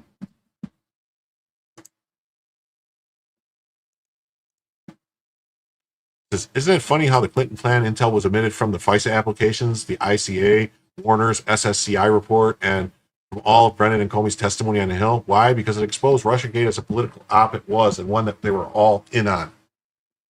The Clinton campaign was yelling Russia collusion from the rooftops. As they said back in the day, you don't need a weatherman to tell you which way the wind is blowing. Nobody needed Brennan to tell what Clinton campaign was going to do. The fixation on the Clinton plan is going to be yet another Durham-type distraction from the serious 2017 events. Got a fever, and the only prescription is more sedition. Ah! That's cool. It says, on August 3rd, 2016, Obama, Brennan, Comey agreed to investigate the Trump campaign. August 10th, Steele puts General Flynn in the dossier. August 11th, Halper gives the FBI the false story that he witnessed me seducing Flynn, Razor, and that I am a Russian spy. August 15th, the Halper 302 write-up. August 16th, the FBI opens up on Flynn. Halper is a spy who worked directly for John Brennan, was used to plant lies to be picked up for the dossier. SOB, they call the walrus, must go to prison. Uh-oh. Who is the walrus? Isn't the walrus John Brennan? Not John Bolton? Mm-hmm. Now, Byron Donald says, let's clear a few things up. The Steele dossier was fake. Intel officials knew it was fake. The Obama administration overrode it to tell officials. They used it to derail the Trump term. Biden administration refused to investigate. DNI Gabbard's releasing the facts. The DOJ referrals, prosecutions are next. Well, let's see. We'll listen to this because, Congressman Crow saying that, everybody knew everything they needed to know. This isn't new. Your reaction? My reaction is first to Mr. Crow. This information might have been there, but are we going to assume that the Biden administration was going to bring the necessary investigations? Understand, Joe Biden was vice president under Barack Obama. We know the history. And if it is Barack Obama's administration that ordered a new intelligence briefing, not based on any facts or any merits, but based upon the Steele dossier, that demonstrates why the former presidential administration under Joe Biden did not look into any of this, because they were covering up for the previous Democrat administration. That's number one. Number two, we all know that the Steele dossier was fake. And then when they ordered a new intelligence briefing, it was then Mr. Brennan who was overriding senior intelligence officials in the intelligence community who did not want to even go down the road of substantiating claims that the Russians were putting up Donald Trump as a stalking horse. That is the facts. Those are the histories. The reason why it hasn't been investigated is because because Trump's first administration was frankly under a firestorm for 4 years dealing with the false intelligence from the Obama administration about Russia. We know the Biden administration wasn't going to investigate that. I mean, for crying out loud, they did everything wrong. So now it's left to DNI Gabbard to release the documentations and then also provide the referrals to the Department of Justice so we can finally get a true accounting, a true investigation. And then if there were criminal activities, people need to be prosecuted for that as well. I concur. People need to be prosecuted.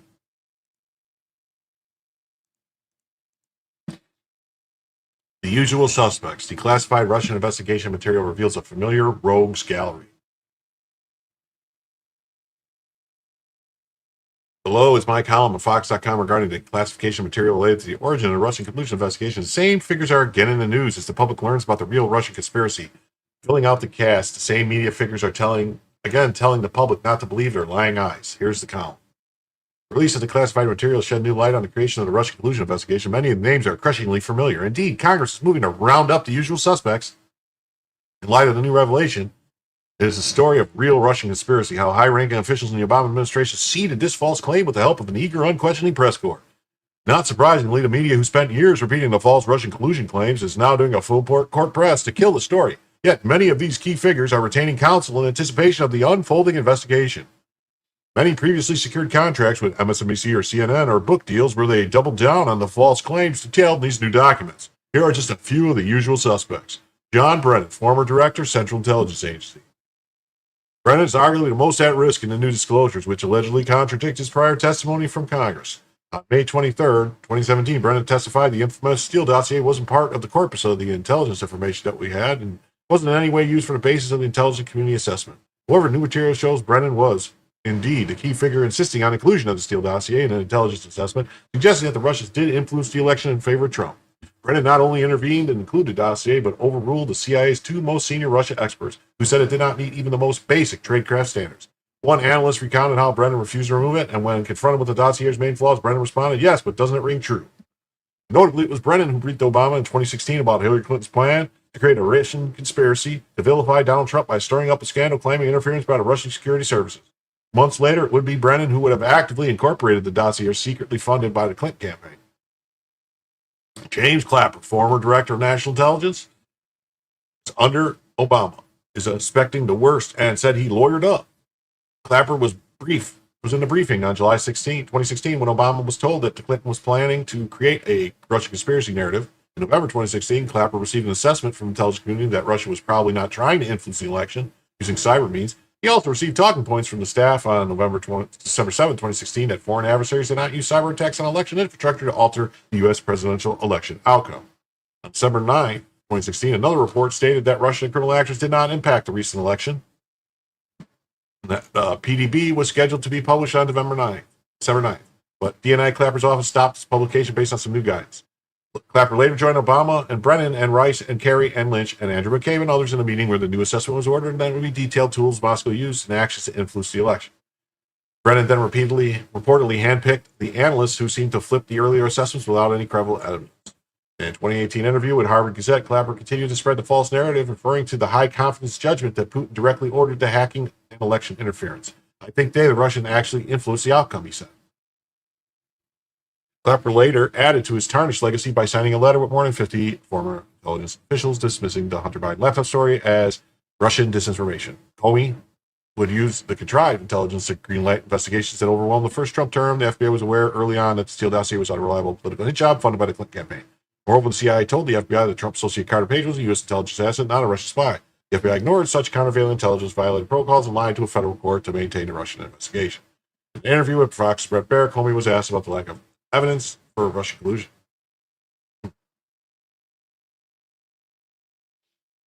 Comey dismissed the question by saying, "Collusion is not a word I'm familiar with," and he's more like cahoots. Comey repeatedly testified to a lack of memory on key decisions. Andrew McCabe was now a CNN contributor who was fired after career dust as part of his found that the former acting FBI director not only lied to investigators but deserved to be fired. Not surprising McCabe's appearances, and he was accused of lying 4 times, including twice under oath.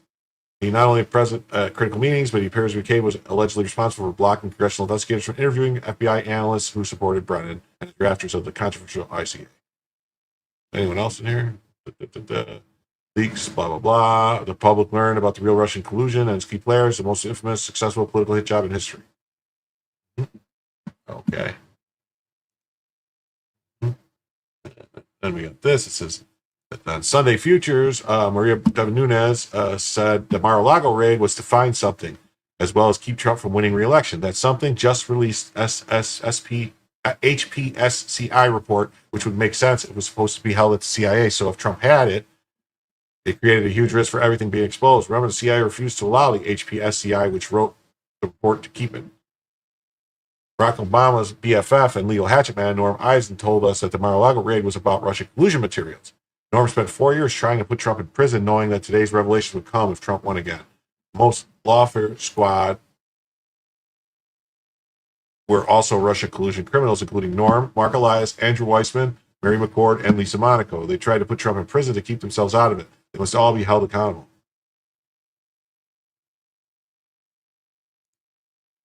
Norm also tells us that they raided Mar-a-Lago to get Russian collusion and Biden corruption evidence. I think there's probably materials in there that would be useful to him if he were to run again. For example, materials relating to the Russia investigation where he could reveal or rebut. There may be Biden-related materials in there. You know, he has this false obsession that Joe Biden and the Clintons and others. So it may be an opposition dossier. You know, maybe when the current president was in private life or a family member, something was picked up on a surveillance mic. So dirt. I think there's probably materials in there.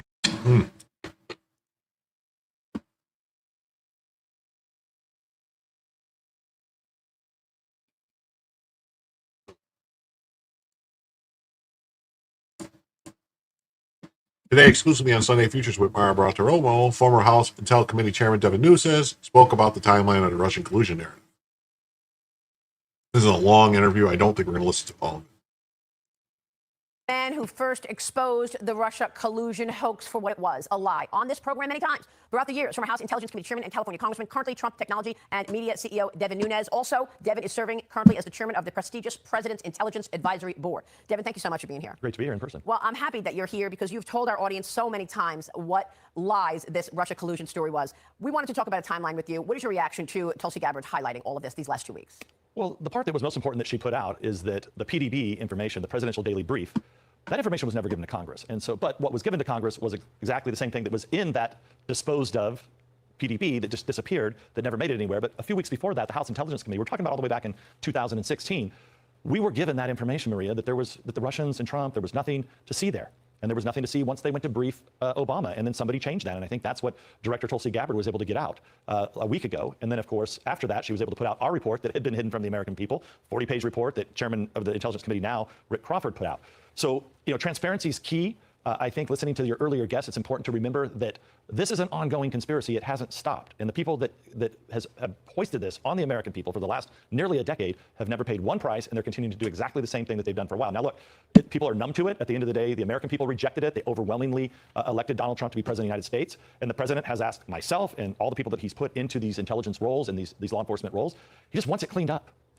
He doesn't want, after all of this, after all the country's been through, what we'd like to do, and I think what the president really wants, is to clean up the FBI, clean up the Department of Justice. And part of that is having accountability for the people who perpetuated this ongoing hoax. And as we look back on how they actually did it, because it was very effective, they actually got away with it, and they had a president, a duly elected president, on defense for 4 years. In the summer of 2016, before the election, Brennan tells everybody Hillary Clinton is up to no good. Let's walk through the timeline of how they achieved it. And Director Ratcliffe brought this up, and he actually found it at the end of his tenure when he was the DNI under President Trump. So what Brennan never did during that time period, okay, is tell us. He never came to me as chairman of the House Intelligence Committee in 2016 and said what he told Obama.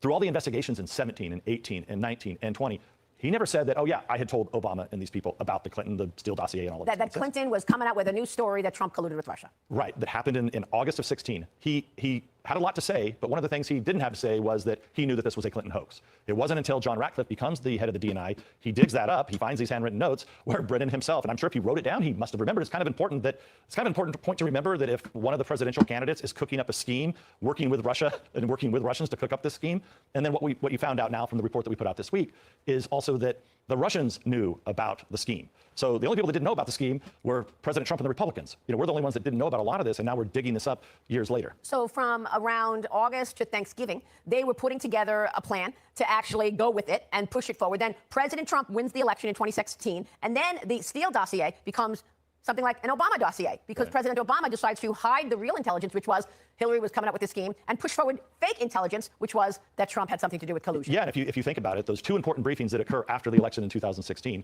one is to us, which we were briefed by the FBI and other intelligence agencies, and they said that, hey, we had the normal accountability during the election. Bad countries do bad things, but there was nothing unusual, and for sure nothing between Donald Trump and the Russians. Okay, that's Thanksgiving. The PDB that Director Gabbard released last week also says, exactly, almost identical as I remember it to what we were briefed on. And then something changes on December 9th. And so there's a lot of people that were in that meeting with Obama. Many of those people, graduated. They actually graduated up. They moved on. They got higher positions within the Justice Department. And look, I think what also can't be forgotten here is in this ongoing hoax that jumps from Russia collusion to, everybody forgets about, remember the fake whistleblower on Ukraine and the impeachment? Then you move to the 51 spies who lie about the Hunter Biden laptop. But probably the biggest thing that still needs to be researched and the information needs to be put out to the American public. I'm not sure if the Justice Department is going to use it or not, but it's this. Why was there a raid at Mar-a-Lago? What led to that raid? What led to the appointment of that special counsel? What the hell were they doing at Mar-a-Lago? What were they looking for? This was an unprecedented act in U.S. history where the Department of Justice raids a former president's home. So look, it's great that we look in the past, and I'm glad that and it's important to understand the past. But that raid on Mar-a-Lago wasn't very long ago. That was an attempt. Whatever they were looking for, whatever scheme they had cooked up, whatever they were looking for, they didn't find, clearly. But that was to try to stop President Trump from being reelected. That's all it was. And so there's a lot more to do with that. I'm happy that the Justice Department has this strike force. And look, I'm going to, as chairman of the President's Intelligence Board, I'm going to try to get out as much of this information and get it declassified as possible. Okay. Sounds good. And here's this. Jack Pozo says, breaking, FBI raided Mar-a-Lago in search of Russiagate files. Devin Nunes.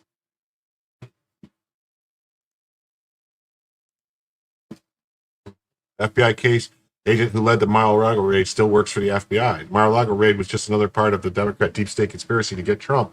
Only question is, will the DOJ indict, prosecute any of those involved? If not, the deep state will even be more empowered to take out the next president they don't like. Yeah, I agree. They should do something about it. All right. Let's read the story here. FBI raided Mar-a-Lago in search of Russiagate files. Devin Nunes. Nunes, now chairman of the President's Intelligence Advisory Board, said the Biden administration was desperate to try and stop then-candidate Trump from returning to office. The chair of the President's Intelligence Advisory Board says it's now clear that federal agents were really after during the Mar-a-Lago raid nearly 3 years ago. Classified documents related to the discredited Trump-Russia investigation known as Crossfire Hurricane. Crossfire Hurricane! In an interview with FBI News, in an interview on Fox News Sunday Morning Futures, Nunes, now claimed chairman of the President's Intelligence Advisory Board, said Biden administration was desperate to stop then-candidate Trump from returning to office, and the Mar-a-Lago raid was part of that effort. Whatever they were looking for, they clearly couldn't find it. Nunes said they were trying to stop President Trump from being reelected. Nunes lays out the FBI raid Mar-a-Lago looking for Russiagate files. Nunes points to a newly released document from the Office of the Director of National Intelligence, ODNI, which he said has long been suppressed. Among them is a 45-page report analyzing Russia's actual preferences during the 2016 election. Evidence Nunes claims undermines the core premise of the Russia collusion narrative. We went through every single piece of intelligence that existed. If anything, it was clear that if Putin was going to do anything, he probably wanted Hillary Clinton to win. Nunes said the report has been blocked from public release for years, and it's now finally being declassified. As chairman of the President's Intelligence Board, I'm going to try to get out as much of this information as possible and get it declassified. When asked directly whether he believed the FBI raided Trump's Florida home in order to retrieve this intelligence report, Nunes replied, it had to be one of the things they were looking for. That report is damning if people take time to read it.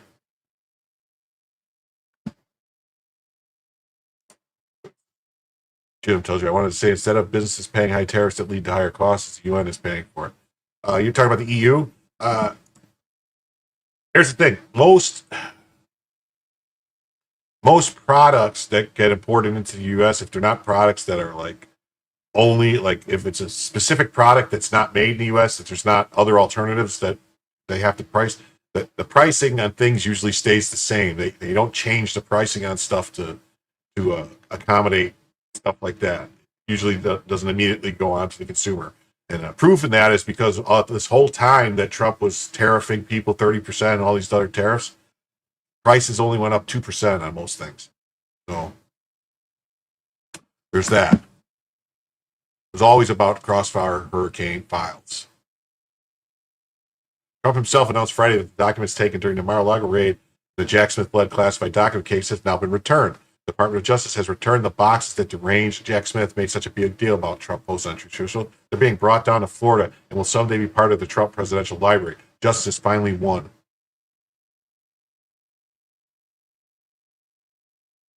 The raid took place on August 8, 2022, and was widely slammed by the GOP as politically motivated. At the time, the Biden administration denied any involvement in the decision to execute the search warrant. We all know they lied about that. Nunes also praised the Department of Justice recent creation of a strike force to investigate misconduct within the intelligence community and the DOJ. There's a lot more to do with this, he said. Okay. He also says the Tel board chairman wants security clearances revoked, spies fired over Russiagate and other abuses. I would also like security clearances revoked. That's step 1 of 100. Americans don't tolerate treason. The chairman of the President's Intelligence and Committee Intelligence Advisory Board says he believes crimes were committed by intelligence and law enforcement officials who relentlessly pursued President Trump over the last decade. He also wants to make sure that spies who abuse their powers are stripped of their security clearance and their jobs. Oh. Thanks, JD Kirby. I'm trying. I'm doing my best to try to stream more regular and try to put content out that people might like. And it seems like it's growing. I mean, at one point we were over 100 concurrent viewers. We're at 94 right now. So it's doing good. You know, I like it. Just keep growing, keep working, keep giving people stuff they like, and just go there, you know. Look, it's really simple. There's a lot of criminals here, and it was a grand conspiracy. Former House Intel Committee Chairman and current PIAB Chief Devin Nunes told Just the News. Remember, we made, I don't know, a dozen criminal referrals when I was chairman of the House Intelligence Committee. He had it during an exclusive interview with Just the News. No Noise television show Thursday night. Nunes said that when people were prosecuted now, it will depend on whether the statute of limitation for crimes expires. Oh. Thank you, Tomes. I really appreciate that.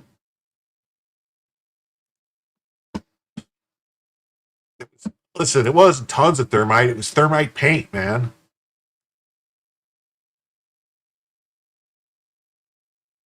Thermite spray paint. See?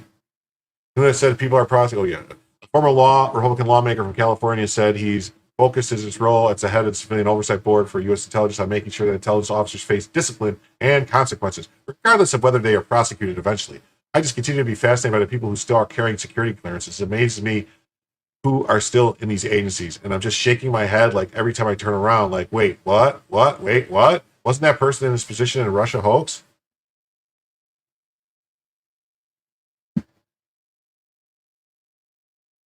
All the people need to get their security clearance pulled. And they should not be working anywhere near law enforcement or intelligence for that matter. So it's just one of the things that our board is tasked with. That's that story. What's this one? Here's a nice tweet from Road. CIA Director John Ratcliffe to declassify explosive classified annex of Durham report in the coming weeks. I still wonder what they did not do what Gabbard just did when he had the job. I never really trusted him. Yeah, who? The guy, whatever, they had the job. He had the job already. Why did he do it? CIA Director Ratcliffe to declassify explosive classified annex. It's absolutely earth-shattering revelation. CIA Director Ratcliffe announced the classified annex of the Durham report will be declassified in the coming weeks.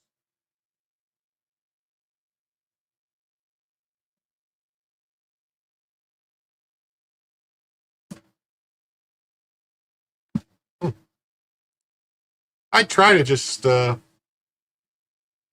say things, and occasionally I'll try to put a joke in, or occasionally I'll say an opinion, but I try not to get all. But I'm just trying to get the news out people to see, because you'd be surprised the amount of stories that get blasted out every day, the stuff that's happening every day, and that nobody ever knows about. People don't read about, they don't hear about. It just wait, what happened? Yeah. And the report contains undeniable evidence of a criminal conspiracy involving Hillary Clinton, John Brennan, James Comey, and the FBI to sabotage Donald Trump's presidency and defraud the American people. Gateway Pundit reported earlier this month that the 2025 Tradecraft Review commissioned by the CIA Director John Ratcliffe dismantles legitimacy of the original 2016 report, and imposes how the Obama era spooks manipulated intelligence to push a false narrative against Trump.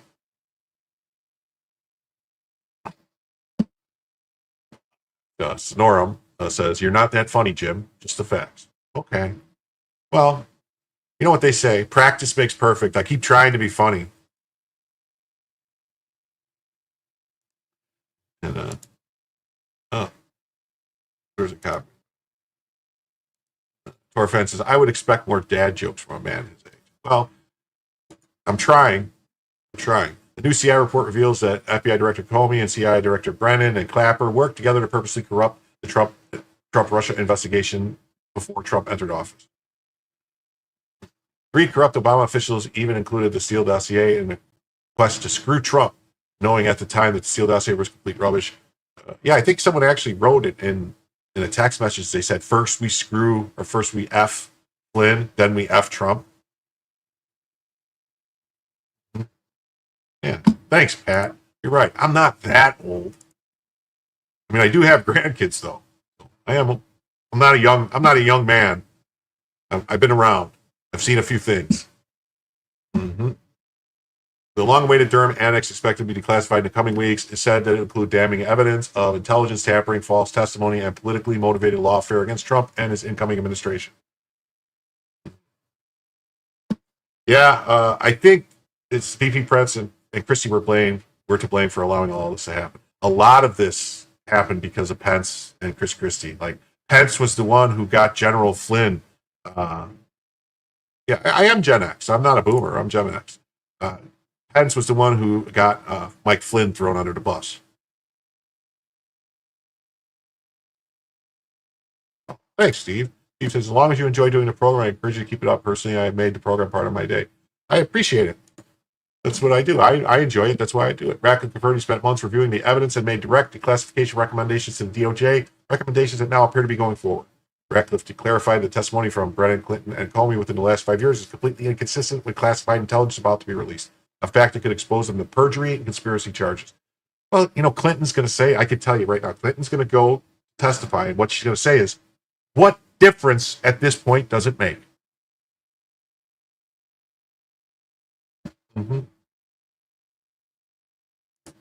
Hearing Jim say I'm Gen X is shocking. Well, what? I am Generation X. Because Jim's like 52 or close to that. Boomers are in their 70s. Well, close to that. You're right. Close. He added there is no protection in sight for the likes of Brennan, Comey, or Clinton.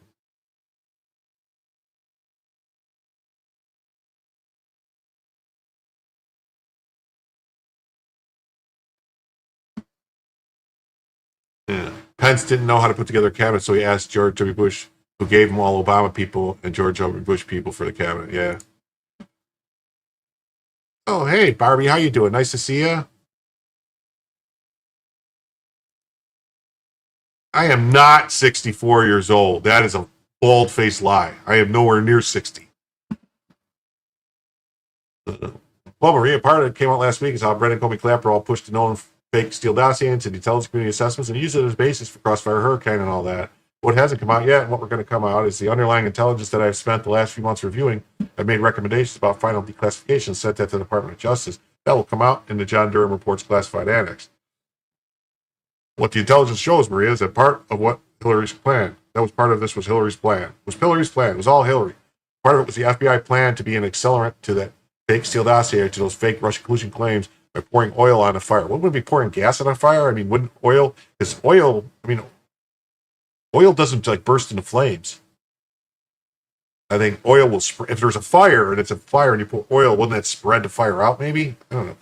By amplifying the lie and bearing the truth of what Hillary Clinton was up to.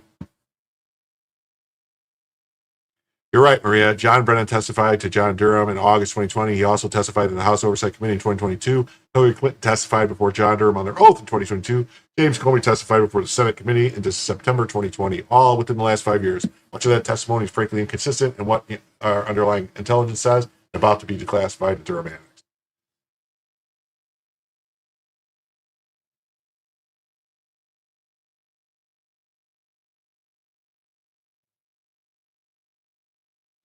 More explosive was the conversation surrounding the treason. When I asked directly if Brett and Comey or Clinton could face treason charge, Ratcliffe did not dodge. Ratcliffe noted that in criminal conspiracy, statutes of limitations don't even begin until the last act of the conspiracy is completed. So according to him, that conspiracy is ongoing. Director, one question is, Tulsi, as well as President Trump, used the word treason. Is there a statute of limitations on treason? Well, Maria, what I would say is that there is no doubt in my mind that people we talked to about conspired. They conspired against President Trump. They conspired against the American people. And I'll leave it to Pam Bondi and the Department of Justice, Kash Patel, and the FBI to investigate the conspiracy to determine what charges they're capable of bringing. Yeah, I don't think treason, because treason has specific legal definitions. I don't think they would qualify for treason. I mean, I'd say it's treasonous, but I think the legal definitions of the crime of treason don't really encompass this activity because there wasn't like a war. I think there has to be like an ongoing war. To commit treason, you have to be aiding the enemy in the war. Now, unless you could prove they did stuff to help Iran, which maybe by giving them all that money, they helped Iran, so that would be treason. But seditious conspiracy, I believe, is something that they could wrap into this. Wait, what? What happened now? Jim likes trans people? I don't know how to answer that question. I don't want to date any trans people, but that's just because I don't. But Maria, part of this is important that people behind this are still furthering a conspiracy. They're refusing to admit or acknowledge what they did, and what they did in 2016 and what they did in 2020 was wrong. And I think that's why it's so important, why I'm excited, and why the American people will see very shortly, and why it's still to come.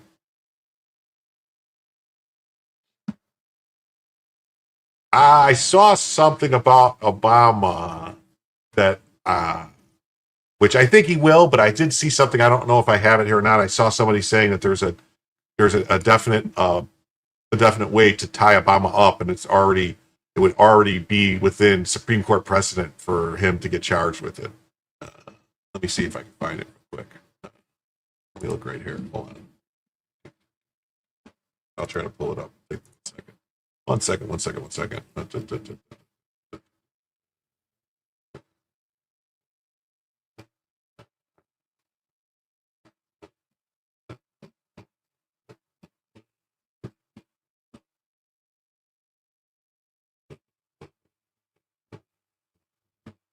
Damn it, where is it? Here it is.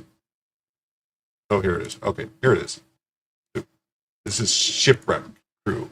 He says, what if I told you there was a straightforward way to indict Obama in connection with the Russian collusion hoax, and it was based on long-established Supreme Court sanctioned precedent, and his POTUS immunity would not prevent it? Behind a paywall, 7 days, free trials are available. Expect 2 to 4 more articles in the next 7 days. Indicting Barack Obama. It can be done, and here is how. By Shipwreck Crew. This is a rarely used prosecution theory where members of a conspiracy who committed no substantive crime themselves are nevertheless charged with the substantive crimes committed by other members of the conspiracy if certain factual circumstances are shown by the evidence. There are 4 parts of the Pinkerton test. So let's see. We will open the Substack through.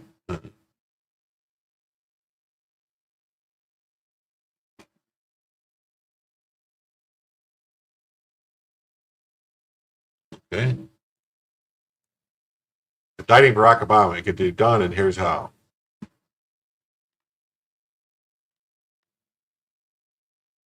Let's start with a few table setters that are all assumed to be true, and then the evidence developed as part of my grand jury investigation to make them the premise of an indictment. The multifaceted effort over a period of several months, covering the second half of 2016 and into early 2017, to invent a fictional connection between President Trump and the Russian government, Vladimir Putin, was the single worst political dirty trick in U.S. history, but that effort was not, in and of itself, a criminal act. After the Trump administration took office in 2017, both of the House and Senate were in control by Republicans. In March 2017, Comey testified before the House Permanent Select Committee on Intelligence, chaired by Devin Nunes. During the hearing, the following exchange took place between Rep. Lee Stefanik and Comey. Okay. First set of questions are directed at Director Comey. Broadly, when the FBI has any open counterintelligence investigation, what are the typical protocols or procedures for notifying the DNI, the White House, and senior congressional leadership? There is a practice of a quarterly briefing on sensitive cases to the chair and ranking of the House and Senate Intelligence Committees. And the reason I hesitate is, thanks to feedback we've gotten, we're trying to make it better.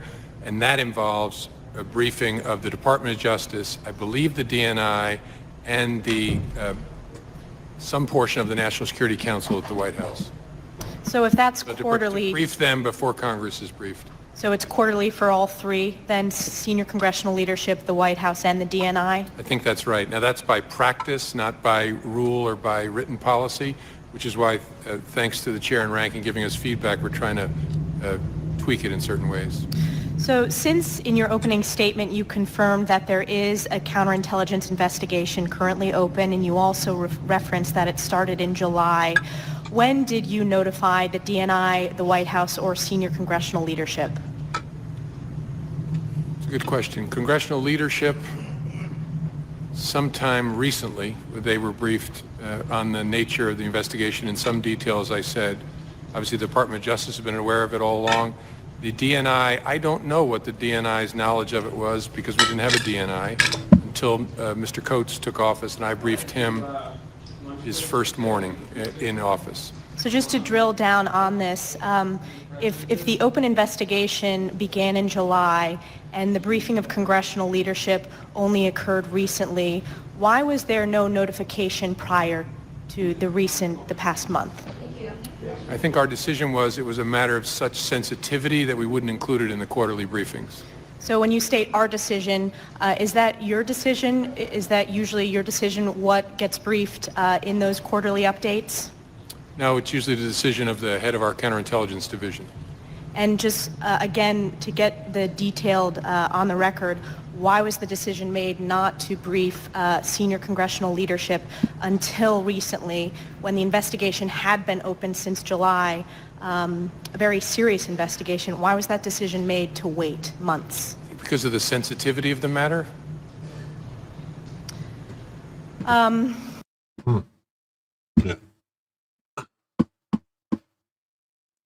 No later in the state, the HPSCI began an investigation as to how was the FBI, a component of the Department of Justice, came to be conducting criminal and counterintelligence investigations of the newly elected President of the United States, having begun doing so several months prior to the election without ever informing Congress of a basis for doing so. The Senate Intelligence Committee initiated a similar investigation. Nearly the entire time between January 2017 and now, one or both houses of Congress have had ongoing investigations into the 2016 election and the conclusions of various government agencies and the Russians. One, interfered in the election, and or two, the Russians, Putin sought to bring Trump victory over Hillary Clinton. Over the past 10 days, various intelligence officials in the current Trump administration have begun to publish records recently declassified that seem to reveal a coordinated effort to fabricate and then circulate the false narrative that Putin sought to help Trump to win. This false narrative, which was contrary to legitimate information obtained by the intelligence community, became the factual basis for continuing the investigation of Trump and his campaign into and nearly through the entirety of his first administration. There's also been a false narrative carried by the media and the Democrat Party to this day for the purpose of delegitimizing Trump's win in an effort to discredit his presidency. Based on news reports and interviews, including interviews of current and former GOP members of Congress who had some involvement in the various congressional investigations of the Russia collusion hoax, many of these documents were never produced to Congress, even though they fit the description of documents that were subject to congressional subpoenas. Further, some of the documents contain information that is seemingly at odds with testimony provided by witnesses for various congressional committees of both House and Senate over several years. Again, going through the details of what's paraphrased in a few paragraphs above, not subject to this article, but for my purposes here, I'm going to assume all the conclusions set forward above are true. The Russia collusion hoax was a false narrative, purposely invented and spread using official government agency work product to spy, first to spy on the Trump campaign and later to hamstring the new administration. Congressional inquiries into various issues related to the hoax have been ongoing as part of Congress' oversight responsibility of the DOJ and intelligence community. Information now being released has never before been made public, and some of this information is being seen by current and former members of Congress for the first time. Some of this information fit within categories of information that Congress sought from various executive branch agencies over the past 8 years, but was never provided. Some of the information is inconsistent with answers provided during testimony before Congress committees by various law enforcement and intelligence agency officials over the past 8 years. What seems to be this question: what if the investigation into a criminal conspiracy surrounding the Russia collusion hoax was not about the hoax itself, but instead looks at the ongoing efforts to mislead and otherwise obstruct Congress from finding out how the hoax itself came about? and interfere with the congressional investigations into conduct and motives of the various actors.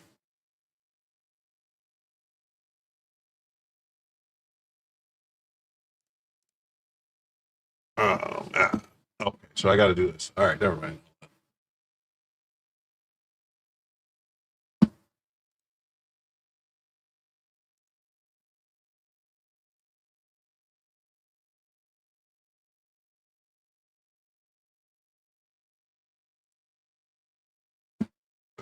Let me see if I can get this to work here. If I can get the whole article. Let's see.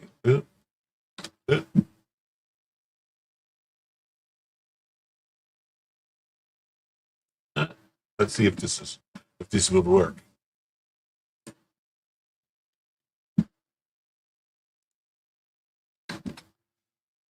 Oh.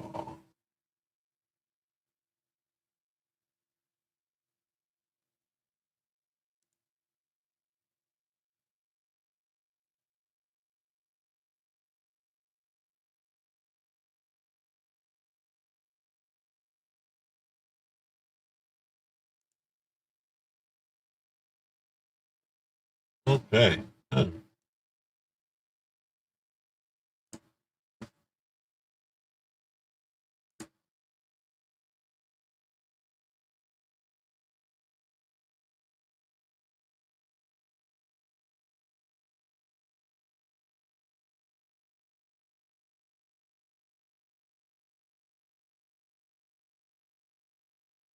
Sorry, I'm trying to get this to load in the Wayback Machine so I can actually.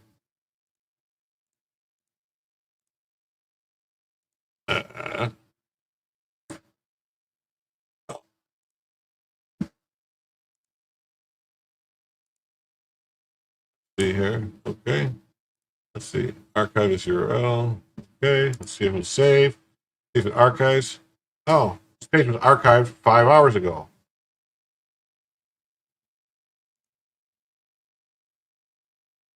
Okay. It says it was archived 5 hours ago.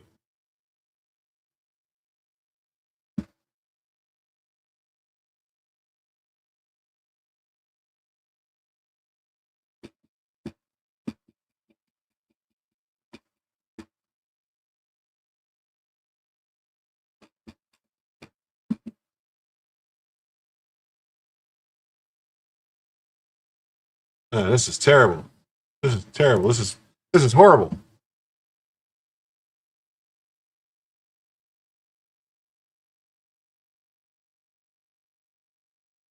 This is horrible. What's going on? I'm trying to get it to install the app. I don't know. It's trying to get me to do some stuff and to read the rest of the story. I really wanted to read the rest of this guy's article. Something about a bundle of sticks and stuff. What does this bundle of sticks and stuff mean? Anyone know? I'm learning how this archive worked. I should have did this earlier. Sorry.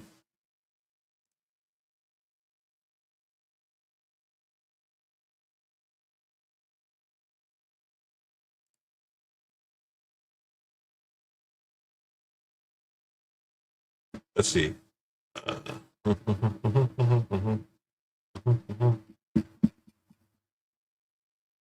See. So it won't let me do it because I don't have a. All right. Well, I guess it's not going to let me do it.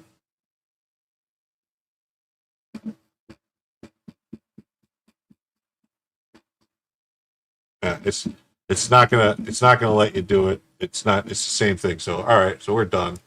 That's all. It's so okay. All right, so we're just going to jump on to the next story. I apologize. I don't know. I guess I should probably sign. I don't want to pay this guy to read this damn thing. So let's do this. We're going to jump to the next story. Here we go.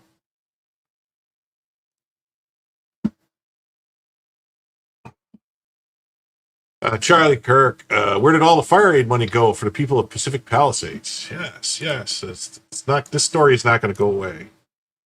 Clear, this was a star-studded concert performance that raised over $100 million. Do you know of anybody that has received aid from this concert? Where has this money gone? Good morning, Charlie. Thanks so much for having me here. You know, guys, surviving a wildfire isn't just about escaping the flames, right? It's about what happens after. And what happened to us? I'll answer your question. No, I have not received a single penny. I don't know a person who's received a single penny. And I'm not sure I'm going to know a single person who's received a single penny. I remember being student body president of Palisades High School when it was still standing back in 1993. And I remember Bill Clinton was president. And my speech started out when I spoke at graduation. I said, there is nothing wrong with America that can't be fixed with what's right with America. My question to you, Charlie, is what's right with America when you have wildfire victims sitting there watching money be raised for them and not see a single penny of it? Yeah, it's outrageous. That's the America we live in right now. So that question, what can be fixed with what can be fixed with what's right with America? I don't know what's right with America anymore. Do you guys? No, well, listen. Oh wait, that's the chick. Wait a minute. Is this the chick from? This is the girl from. Wait a minute. Is this the girl from 90210? What's her name? This is the chick from 90210, right? What the hell was her father was like a really famous Spelling. Is this Tori Spelling? Down here. So the Annenberg Foundation, this is one of these like shady groups that sort of collects all and distributes money to all the nonprofits. So the money, $75 million, was distributed to 188 different nonprofits. And we've been covering nonprofit scams for a long time on this couch, at least. 25 million went to long-term recovery. You say you haven't received any. You don't know if anybody else who has received any of this money. Do you want to report this? Do you think this should be reported to the DOJ? Because Donald Trump is very concerned about this. He has said that he wants something. This kind of looks like Tori Spelling, This should be reported to the DOJ. This is not FIREAID. I call it fire fraud. What have they aided us with, guys? I'm sitting here, not in my home. I'm sitting miles away from my home. I'm sitting here wondering when I can go home. You know why? Because there was access to funds. There was $100 million raised. I got excited. I run into the governor after the fire took out my town. I thought I had an in. I thought I had it good for my town. I thought I had a phone number. That didn't work either. So then we thought we'd get $100 million. I haven't seen a penny of that. What are you going to do for us? That was my question to the governor. I'm still wondering, what are you going to do for us? There cannot be a way of helping people when there is no transparency. Why don't you put out a list of people you've helped? Yeah, no, exactly. There are so many things we can do. Go ahead, sorry. And hopefully this will get the attention of the right people, and we thank you for bringing it to the public's attention. Fox and Friends reached out to the organizer of the FIREAID concert for a statement and did not receive any response. But Rachel Darvish, this is a very important story. We're going to stick with it. I know you're going to stick with it, and we will have you on to talk about it more as we learn more about it. Okay, cool. That's what we're going to do. So, Stephen Miller says, for the amount of effort Bass and Newsome put into sheltering criminal illegal aliens, they could have fully rebuilt the Palisades by now with time and money to spare. It's actually a lot more than $100 million. $100 million came from the FIREAID concert alone, $100 million. But I have the Annenbaum Foundation that's got all the money, has $800 million that they collected from all different places. And guess what? It never went to anybody who needed it.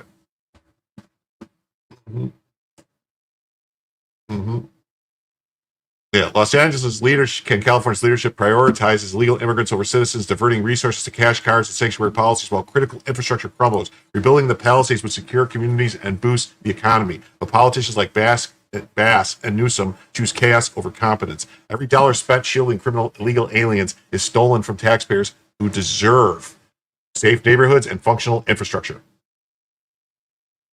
The federal lawsuit against LA Sanctuary Ordinance proves these policies fuel laws at DC bureaucrats enable the waste. America First means putting citizens first, not funding reckless open border agendas that invite more crisis. See how the misplaced priorities and failed policies are driving California's decline. For what, Miss? You're talking about for Cash App? No, for Cash App, it's right here on the screen. Here's the Cash App. It's right here. $ Jim tells you. It scrolls across the screen. And here's if you look at the top right of the screen, there's a thing you can take a QR code for Cash App, or throw the link in the chat there, Ducking Felonies. Right there, Cash App, $ Jim tells you. Thank you, by the way. That's great.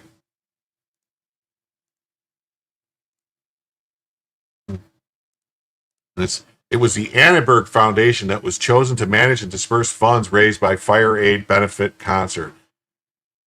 But who are the Annenbergs?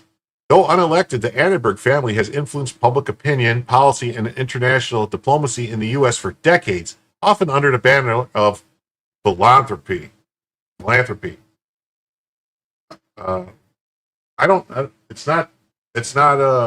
it should be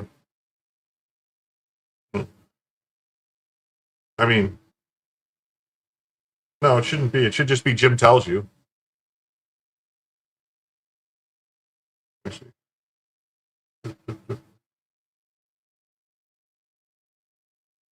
Well, okay, maybe you could search for my name also, because my name that is my name. I don't know how it works. Maybe if you search Jim Satella, it'll come up. Jim tells you too, but I don't know. It's the same. I don't know. Let's see. Search. Yeah, maybe that works. I don't know.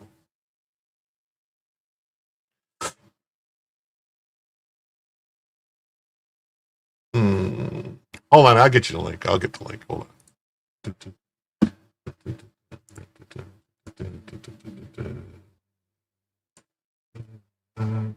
About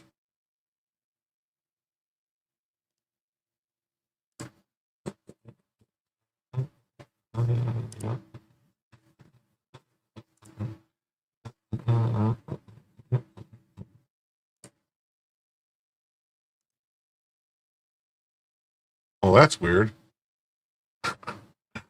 It won't let me. It gave me like a weird thing to get the link in. Huh.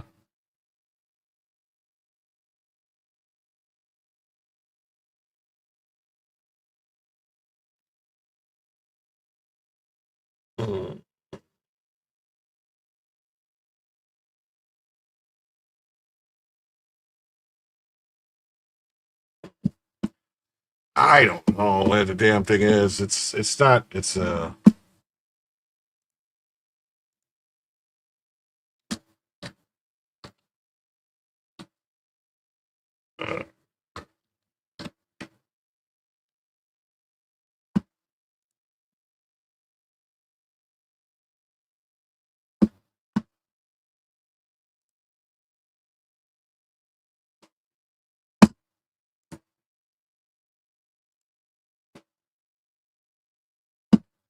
okay.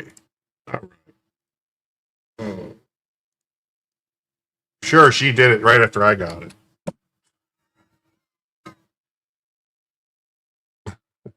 There you go. I'll pin this to the thing there. I'll pin it. Replace pin message. There you go. All right. Now let's get back. I got sidetracked enough. All right. Sorry. Yeah, Newsome's Newsome actually gave his wife is one of the whatchamacallits, it's one of the charities, has one of the charities that got a bunch of money, millions and millions of dollars. So here's the family. Look at them. Oh, look at it. It's like the people, the Annenberg Foundation. Moses Annenberg, a Prussian immigrant, built a media empire that included the Philadelphia Inquirer. His son, Walter Annenberg, transformed the family. Hey, hello. How you doing, Julio? There's Julio. Hello and good night. All right. Nice to see you, Julio. Thanks. His son, Walter Annenberg, transformed the family fortune into a national cultural force, founding TV Guide, led by Triangle Productions, and later became the U.S. ambassador to UK under President Nixon. Walter and his wife, Leonore, were known not only for their deep political ties, including to Ronald Reagan and Queen Elizabeth II, but also their commitment to philanthropy. Walter Annenberg remains the only U.S. ambassador to have been knighted by Queen Elizabeth II. Walter ultimately donated $2 billion to causes in education, arts, diplomacy, and his legacy institutionalized the creation of the Annenberg Foundation in 1989.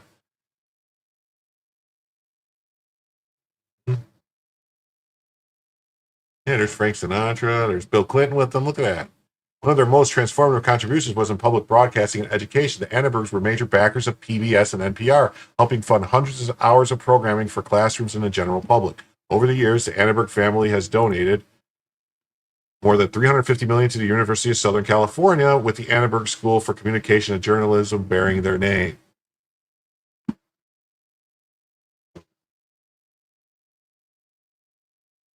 The family's impact extends physically to Sunnylands, their Rancho Mirage estate near Palm Springs, that now serves as a retreat for world leaders and a hub for quiet diplomacy, often called the Camp David of the West, when really it's the Davos of the U.S.,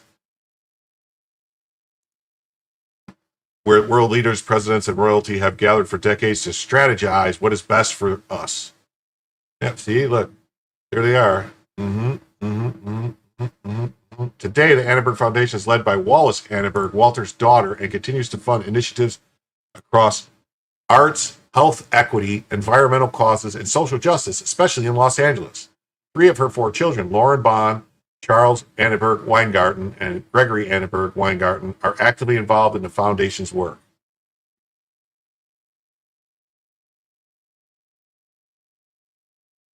Sunnylands. Annenberg family of Annenberg chose to manage dispersed FIREAID funds, owns Sunnylands near Palm Springs, the Davos of the U.S. Let's see what this is. Let's see. Here at Sunnylands, Walter and Leonore Annenberg created a desert oasis of great beauty and peace. I don't know if the music is going to get me hit. Of their very public lives in philanthropy and diplomacy. Keep Sunnylands to themselves. They shared it with their many friends.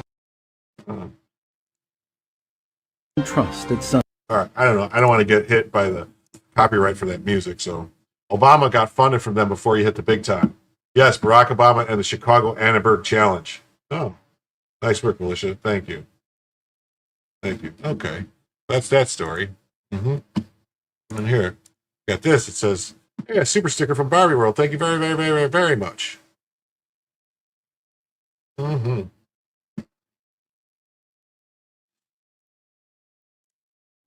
I asked this grifter where all the FIREAID money went. Even Grok has the scum figured out. Grok answers James in the voice and manner of Anthony Jeselnik. "Oh, James, the fire and relief money, Gavin spent it on a new mansion with a moat because nothing protects a grifter like surrounding himself with water while his state burns. Classic California, wildfires outside, denial inside." Oh, hey.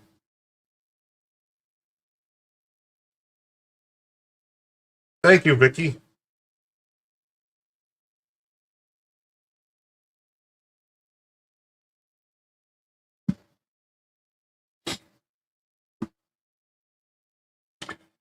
Glad you like the Jesselnick tryst, James. For facts, Newsome's $9.1 mansion has no moat. It's satirical flair. He's allocated billions for LA wildfire relief, including $40 billion federal ask and 101 million state funds. Transparency is key. Grifters beware.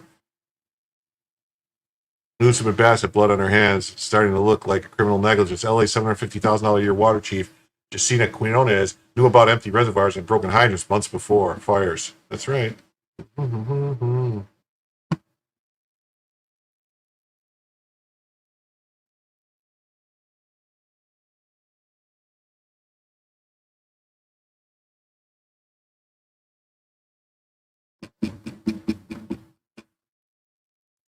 Thank you very much. Oh, thank you, Sunshine. You have a nice night. I'm going to keep going for a while here, probably at least another hour, hour and a half. If the super chats keep coming. Just kidding.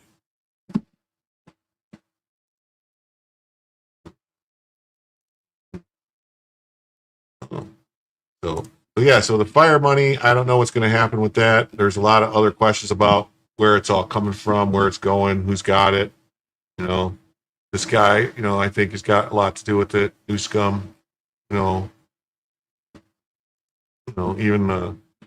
Megan McCain says, "Where's the $100 million raised for California fire victims gone, Governor? America should be aware of Gabbard." Yeah, he's reading about this stuff. Newsome and his wife set up and took money from the aid. Yeah. After it was exposed that Gavin Newsom took Pacific Palisades fire victims' money, Gavin Newsom had the evidence removed from the FIREAID website. First video website shows Gavin Newsom took the money. Second video, the evidence was removed from the site. Spencer Pratt, of course, Gavin Newsom and his wife called the FIREAID scam $100 million money laundering. They said deleted it off the website. They can't know that we took the FIREAID money for our little made-up nonprofit. Go check it out for yourself. They removed it from the website since yesterday. Oh, we got the proof right here. Go to the fireaid.org site. Go to the where you search grants. Search round 2. Scroll down right here. Oh, we're scrolling. Boom, Cal Volunteers right there. Newsome's little nonprofit. Click in at the Cal Volunteers page. Who are they? About Cal Volunteers. None of them look like fire victims. They got nice clothes. They're closed in, burned down. Yeah, we could have skipped that check. They didn't need any FIREAID money over here. Wow. Oh, of course, Gavin Newsome and his wife called up the FIREAID scam, $100 million money laundering. They said, delete it off the website because Spencer posted a screen recording of us on TikTok. So go delete it. They can't know that we took fire victim money for our little made-up nonprofit. Go check it out yourself. This person's right. They removed it from the website since yesterday. Yeah. Yeah, so there's that. Now we're going to jump into another story off the FIREAID story, but I want everyone to pay attention to this story, keep an eye on it, keep asking questions, because there should be an investigation, the DOJ, and someone needs to investigate, because they said the money was going directly to victims.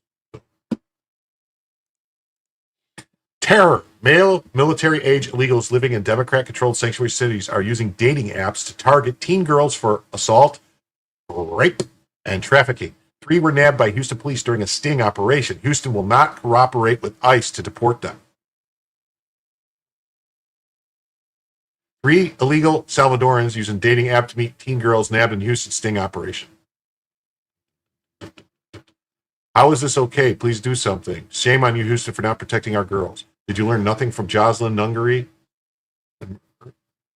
These are the kinds of criminal illegal aliens Democrats protect and harbor. At this point, if you vote Democrat, you're complete. It sounds like the leaders in Houston may be in on this. Why wouldn't you protect these women and young girls if your jurisdiction, if they are predators? Unless, of course, you are predators yourself. Maybe a really close look at making these decisions is in order.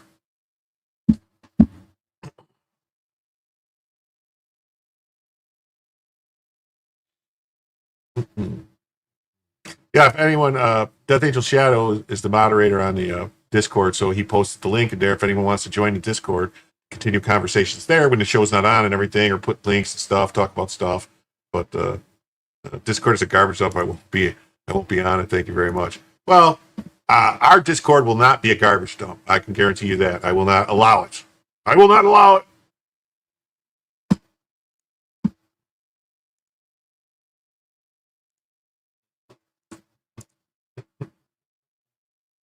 3 illegal Salvadorans using dating app to meet teen girls nabbed in Houston sting operation, authorities say.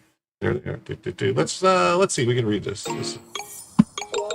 Take what you do best and create a website that's worthy of it. You know what's baloney is because I have... Top story here tonight. 3 men who were in the country illegally are now behind bars, all charged with online solicitation.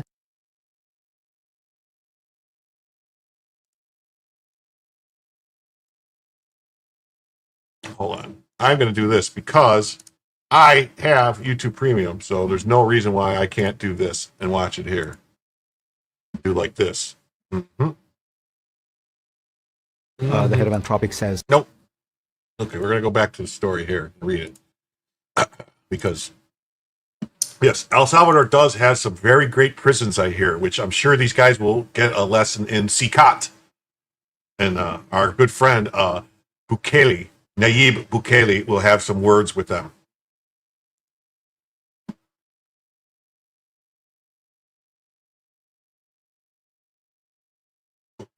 Let's see. Oh, I haven't checked Rumble. Has anyone been in Rumble lately? Nope, nothing in Rumble. Okay.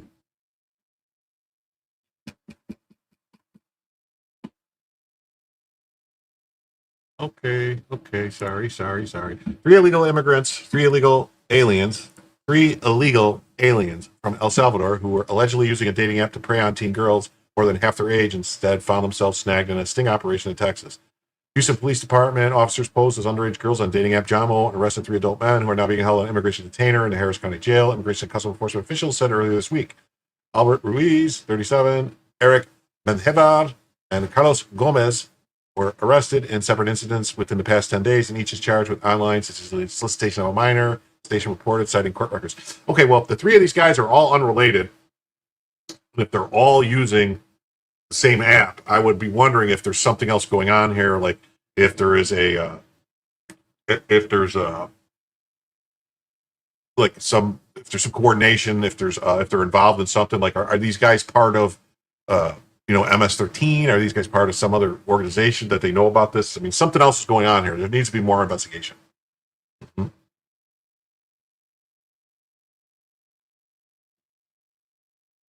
2 of the sickos believed they were meeting a 14-year-old girl, while the third attempted to meet a 16-year-old. Cops said the ongoing sting did not specifically target illegal immigrants. Gomez first entered the country illegally October 19, 2012, and was moved to El Salvador in 2020. Oh, well, then if he was removed and came back, he's an automatic felon for that. So that's 20 years for that.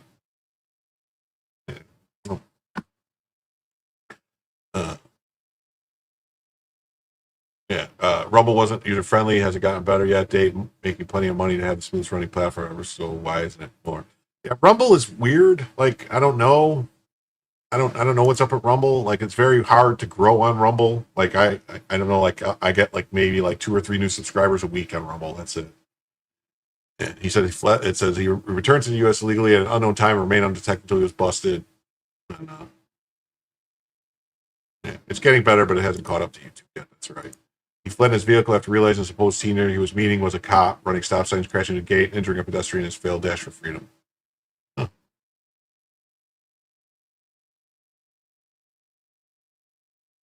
Gomez, the father of a child under 18, also faces charges of failure to stop and render aid. He was convicted of violently assaulting a family member in 2015 for Fox 26. Immigration officials do not know when Martinez released crossed into the U.S. illegally, so the sting operation on July 17th was first run in with law enforcement. These are guys would be what are called gotaways. Mm-hmm. Yeah, I do. I broadcast on Rumble. I broadcast on Instagram. I broadcast on Facebook. I do broadcast on X, but I only go there for about an hour. Mendevar entered the U.S. illegally near San Ysidro, California, July 25th, 2018, and was arrested that same day by immigration officials who released him into the country 3 days later. Mm-hmm. I don't know how, some states, I don't think in Texas they could have legal driver's license. I don't think Texas gives the legals driver's license. He had his immigration case dismissed in 2024 after the federal government exercised prosecutorial discretion, according to ICE. Yeah, so that's what Biden was doing, is just dismissing immigration cases, basically. Jamos builds itself as a first community-based dating app and allows users to match with people in their area. Children under the age of 18 are not permitted on the platform. Unlike more popular dating apps, users can message each other without previously matching.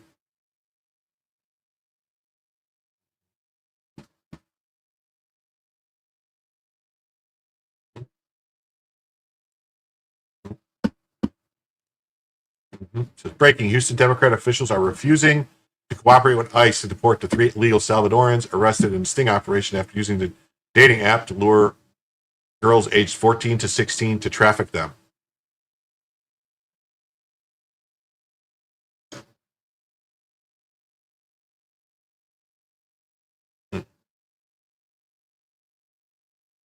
What does the current mayor of Houston have to say about this? Does Houston mayor support releasing pedophiles back onto the street of Houston?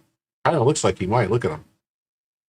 Democrats would rather protect illegal predators than protect American children. Houston just became a sanctuary for sex traffickers thanks to leftist leadership. Who Democrats care about?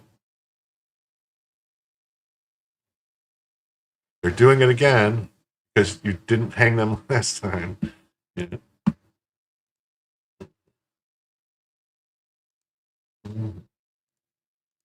Let's see, it says Mayor Whitmire affirms Houston Police Department has not collaborated with ICE. They will not collaborate. No collaboration. Houston Mayor John Whitmer confirmed that HPD has not collaborated with ICE amid rising concerns over immigration raids while city officials work to reassure and inform affected communities. Of course he does. Following worries expressed over recent federal immigration raids, Houston Mayor John Whitmer reassured residents Tuesday that the Houston Police Department has not cooperated with immigration and custom enforcement.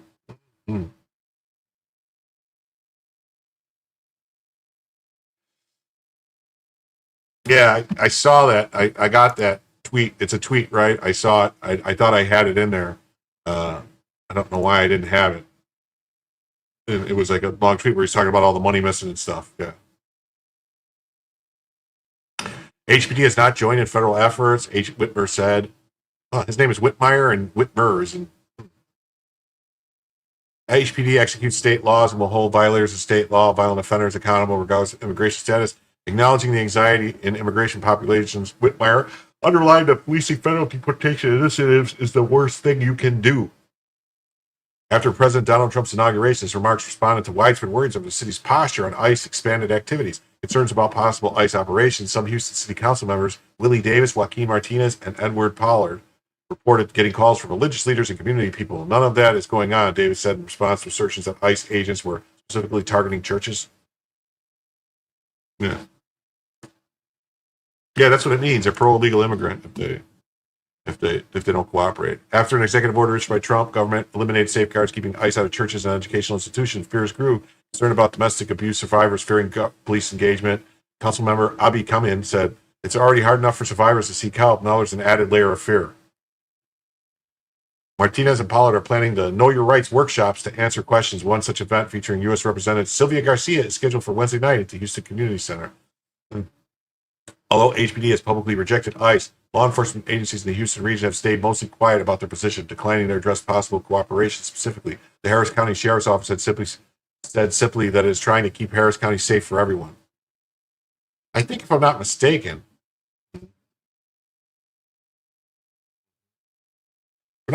Texas has laws, just like Florida has laws, that says you can't be a sanctuary place.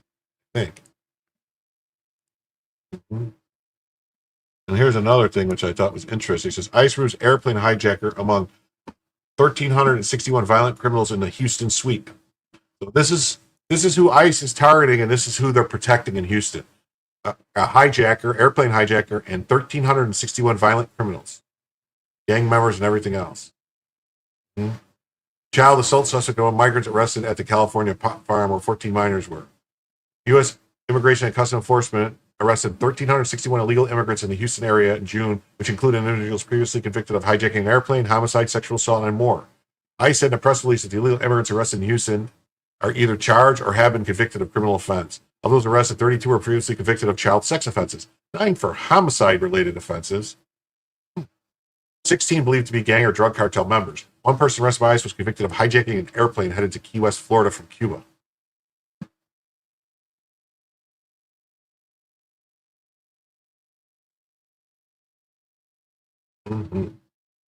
Gabrielle Martinez, ICE Enforcement and Removals Operation Houston Acting Field Officer Director, said that people tried to derail this mission.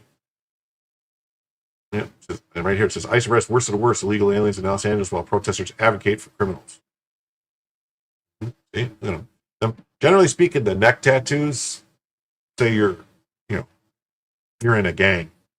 Generally speaking, despite attempts by some to undermine the mission, spreading false and malicious rumors, the brave men and women of ICE continue to work tirelessly around the clock, targeting dangerous criminals, aliens, to restore the integrity to our nation's immigration system and bolster public safety in our communities. The number of dangerous criminal aliens being removed from local communities across Southwest Texas last month is just another example of their selflessness and unyielding efforts to return our local communities to places where we can all raise families without having to worry about child predators, gang members, and other violent criminal aliens preying on our loved ones. Child predators, gang members, human traffickers deported in major Texas city ICE roundup. Among those arrested by ICE are 46-year-old Artemis Williams, convicted in 23 hijacking an airplane, 47-year-old Cervantes, convicted of trafficking cocaine, attempted murder, evading arrest, homicide, this guy. I don't want to go through all their names, but yeah, so that's who they're arresting, that's who they're protecting in Houston. This is what the people are doing in Houston. This is what's going on. You got the people, anti-ICE protests in Houston. Rallies remain peaceful with hundreds of demonstrators. You know, people are demonstrating. A group called Houston Unidos organized a rally to just demonstrate against recent immigration policy. So they want, you know, it doesn't, your kid has a neck tattoo and isn't in a gang robbery world. Your kid has like stuff tattooed on the front of their neck right here across their neck. Are you sure they're not in a gang? Because I don't know. What we know, a group called Houston Unidos organized a rally Sunday in Houston, marching from Ervachu Park to Herman Park, demonstrating against recent immigration policy. The group said on an event flyer to rally is a call for justice and an end to cruel immigration practices. Hundreds were seen with signs and flags to share their message. What they're saying, one demonstrator held a sign, my parents fought for my future, so we're fighting for theirs. What? What does that even mean? We're here to protest for the rights of our parents. They've sacrificed everything for us. What? I'm really hurt with children and parents getting detained. It hurts everyone around.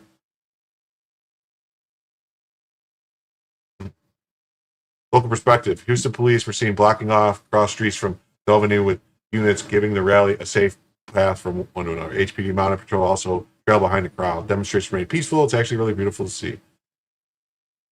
Okay. That's their protesting. They don't want them locking up the criminals. They don't want.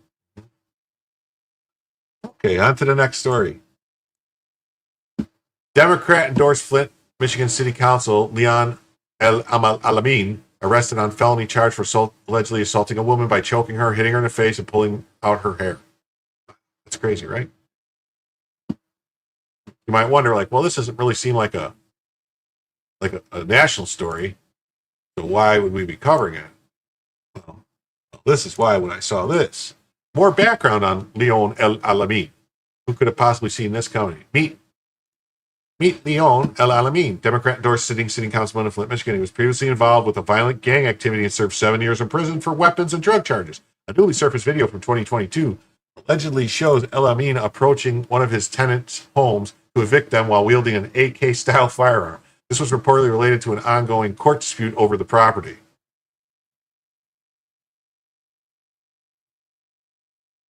He is currently running for re-election for the first ward in Flint. His election is November 5th.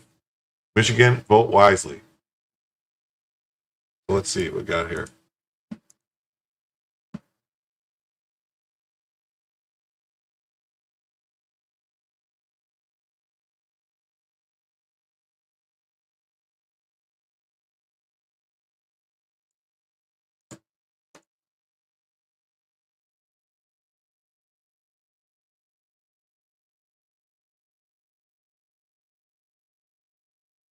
Oh, yeah, that's a gun in his hand.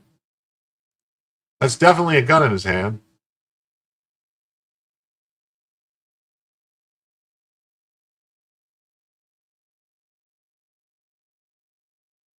Definitely a gun in his hand. Okay. All right.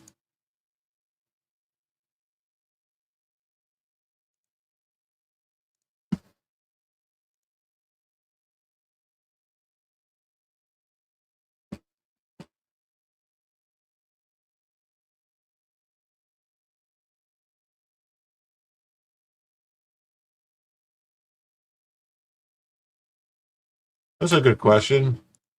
Should a violent felon in Michigan be carrying a firearm? I thought it was against the law there. I don't know, but see, so we got this. Let's see. Flint Council member arraigned on assault domestic violence charges. The 2025-26 Broadway in Saginaw is back with 3 great shows for as little as $40 per show. When you I don't like that they do this with the ads. It's upsetting. I guess I should use something with ad blockers. News update. Good evening, everyone. I'm Chet Davis, and here's a look at the top stories we're following tonight. Flint City Councilman Leon El-Alamin has now been arraigned on felony and misdemeanor charges. Court records show he was formally charged yesterday with assault with intent to do great bodily harm, less than murder, and domestic violence. Court records also show he cannot have drugs or alcohol, recreational marijuana, or possess or purchase a gun as part of conditions of his arraignment. He must also follow orders for no assaultive behavior and cannot have contact with the victim. His bond was set at $7,500. His next court date is July 24th. The 35th district in the state Senate has remained vacant since January, but now there's a new campaign to fill the seat. Pamela Pugh, the president of the Michigan State Board of Education, who ran as a Democrat, is now running for the district that covers Saginaw, Bay, and Midland County. Wait, what is going on here? There's some stories tonight, blah, blah, blah. Flint Councilman Leon Amin has been arraigned on felony and misdemeanor charges. Wait, what happened? What happened? What the hell happened? What the hell happened? How did I lose that? Did you guys not see that? Was that not... Did you guys not see this? Did you guys not see the video play? He was arraigned on the 67th District Court July 16th, facing charges of assault with intent to do great bodily harm, less than murder, a felony, domestic violence, and misdemeanor. He looks like he's upset. Court records say the Flint lawmaker cannot have drugs, alcohol, reckless marijuana, press gun. Charges come after a felony complaint was filed July 10th in Mount Morris Township.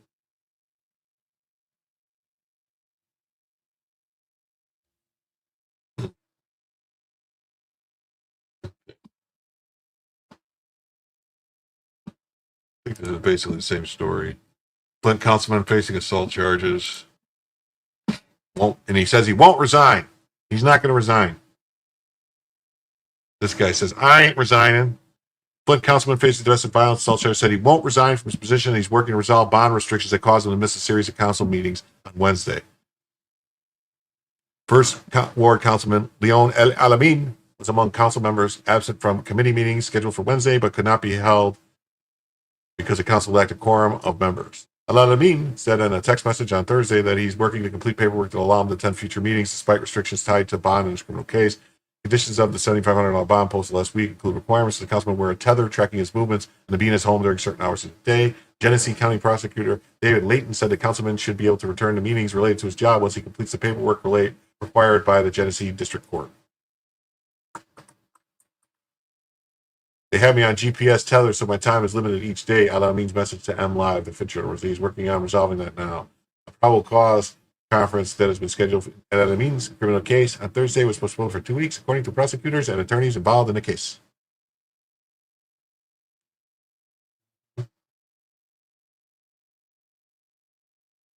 Probable cause conferences allow prosecutors and attorneys for criminal defendants to discuss pending cases in advance of criminal examination, but Rollins Sizemore of Manley & Manley Law Firm, who represents the councilman, said Thursday's postponement was necessary because additional information is needed before those talks can progress. We're looking forward to taking this case to court, Sizemore said. El-Amin was previously told the Journal that he's innocent of all the charges. He said Thursday that he plans to remain in the Flint Council despite some colleagues having called for him to resign. We removed from the position. El-Amin, 44, was arraigned on the charge of felony assault with intent to do great bodily harm, less than murder, and a misdemeanor domestic violence charge last week. Charges stem from an allegation that he punched, dragged, and choked a woman in Mount Morris Township on July 10th.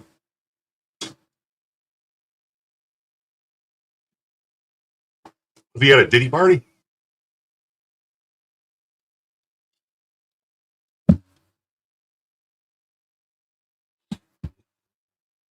Township police responded to a call from the victim who identified El-Amin to police officers that day.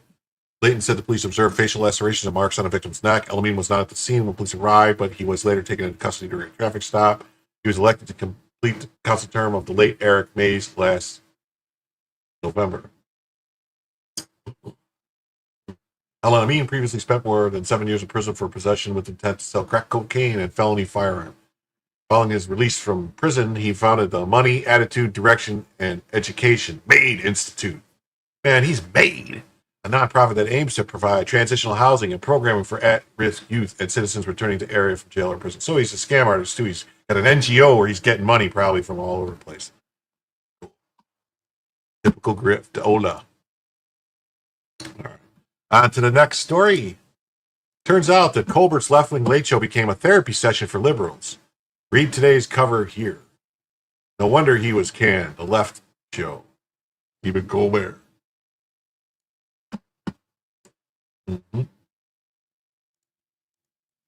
Stephen Colbert turned late night comedy into a group therapy circle for MSNBC addicts. 176 Democrat guests, 1 Republican, and somehow we're supposed to believe it was entertainment. He wasn't fired because ratings tanks. He was fired because even the propaganda stopped being funny. Here's the real punchline. The guy mocked Trump for years, but it was Biden who finally killed his career. Coincidence or karma? And here's Colbert crazies in New York City. So they were protesting. All these people were protesting for Colbert. All right.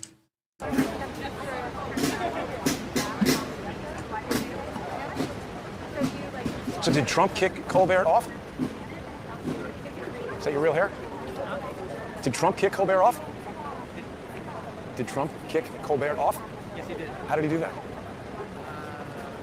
By basically saying it's too costly. He made up an excuse. But does Trump control CBS? I mean, through the parent company. Trump doesn't control CBS. No, but Trump sued them. But was a component of the lawsuit that you have to get rid of Colbert? No, but so how is he responsible? That was an easy way of kissing Trump, licking Trump's ass. I don't understand. By just paying him off. How did they pay him off? They're paying him in a lawsuit. If this show was making money, they would want to keep it on to earn money to pay the restitution they owe Trump from losing a lawsuit, wouldn't they? Are you sure you thought this through? Sorry? Are you sure you thought this through? It doesn't seem correct. I don't know the details, but I can assure you that Trump's responsible for it. How do you know that, though? It doesn't seem like anything you're saying supports that. Trump throws lawsuits around to get his way, and that's how he got his way on this. I'm not sure you understand what happened in the lawsuit. Well, you tell me. Well, I'm not the one standing here with a sign wearing a wig. That's funny. That's funny. So yeah, there's this too. We got this.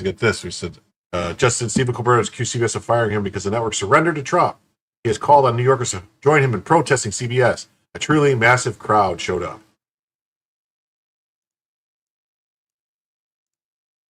And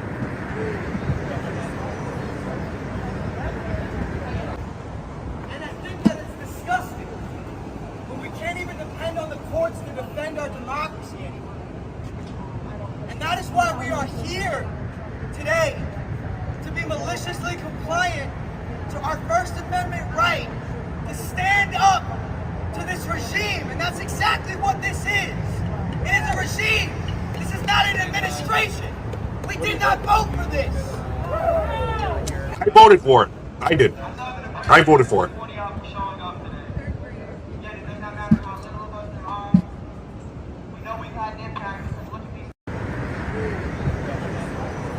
I just for the record, I did vote for all of this. USAID money stopped paying for rent a mobs, and this is what happens. And join him like there's a crowd, not physically. Did you see him there? I'm with you, Kyle. I'm agreeing that Colbert asked them to join him as if he'd show up. It's ludicrous. He doesn't give an S about them.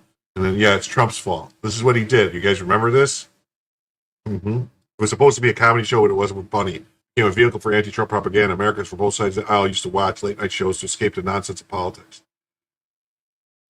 Nobody wants to watch a woke DNC meeting with you as a chair every night, doing the big pharma dances and lecturing them about your disinformation propaganda. Late night is hemorrhaging money because of you. They're not funny anymore. Letterman had 10 million viewers a night while you took over for him. You hit 1.2 with 300,000 in the key demo, and that's a high point for you. Yeah, they really went bad. We have some more though. We have some more stuff to watch. We have Colbert crazies. This guy was out there talking to him. This is the number 2. Adam Green is the leader of this idiotic mess. Let's see who this guy is. Seems like you coordinated this. Are you the organizer of this? One of them, Dr. Hirsch. He is the... But it seems like you're in charge. Everybody's talking to you. I got it. Is this a non-profit or something? It's SaveColbert.org is the petition run by the Progressive Change Campaign Committee. We're doing this event today in coordination with New York Indivisible. Indivisible. We have lots of members of Congress who... It's a 501c3, right? It's all political action committee side of things. So it's a 501c4. That's not what a PAC is. What's your name? My name is Jason. What's your name? Adam Green. Adam? Thank you. Well, we're at the start, so you're welcome. Okay. Why can't Colbert just start a show on the internet? Seems like you coordinated this. Are you the organizer of this? One of them, Dr. Hirsch. He's the... But it seems like you're in charge. Everybody's talking to you. Oh, Jesus, that was bad. Wouldn't let me. Okay, so there's that one, and then there's one more. There's one more video. Colbert Crazies, this coolest dunce looks like she might be co-founded Stephanie Taylor. Let's see who this is. Okay. This guy crowdsourced. Adam told me to talk to you. How are they silencing Colbert? Can't he just start a show on the internet? It's not really a freedom of speech issue. It's an economic issue. CBS says he's losing money. Test. I am not sure. You're not sure, but you're leading this whole protest. I am focused on this right What's now. your Test name? 1, 2. Test 1, 2. Pretty good answer. We're good. Adam told me to talk to you. These people are just ridiculous, man. Ridiculous. Yeah. Why is it this stupid idiot walking away? No arguments, just nothing. Just a loser who takes opportunity to hate Trump. I bet she works for Colbert. No, she works for some Democrat Party bullshit. So that's what it is. It's all PACs and stuff, money. Colbert's left-wing show became therapy session for liberals study. No, we're not watching that. We're doing this. The Battle of Funny Man, Stephen Colbert's late show became a therapy session for the left. It's no surprise viewers took notice, a new study found. Since 2022, Colbert has hosted 176 left-leaning guests and only one Republican on the soon-to-be canceled Late Show. Yeah, his podcast isn't going to do very many numbers either. According to a study by Media Watchdog Newsbusters, a staggering imbalance that is tracked with his 2025 guest list. Just the first 6 months of the year, the show booked 43 left-leaning political guests and zero conservatives, leading all late-night programs in a partisan tilt. Colbert Show has been a late-night group therapy for liberals, Newsbuster manager editor Chris Hoop told The Post. Americans have continually shown they no longer have time or patience for such partisan sneering masquerading as comedy. Colbert's roster included 14 Democrat politicians and 29 liberal journalists or celebrities, including socialist Big Apple lawmakers such as mayoral frontrunner Zoran Mandami, city comptroller Brad Lander, and big-name Democrats like Chuck Schumer, Elizabeth Warren, Bernie Sanders, and Cory Booker. Yeah, Arsenio would have been great, man. This injustice won't stand. Could save Arsenio.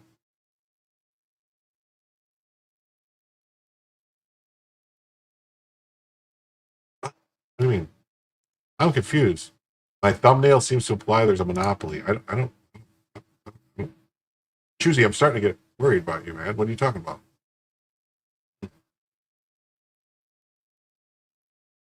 The media crowd featuring MSNBC Chris Hayes, HBO John Oliver, New York Times columnist Ezra Klein, former Rep Liz Cheney, was the only conservative to appear on The Late Show since 2022. Calling Liz Cheney a conservative, that's rich. Making her Colbert's only right-leaning guest during that period. She's not right-leaning either.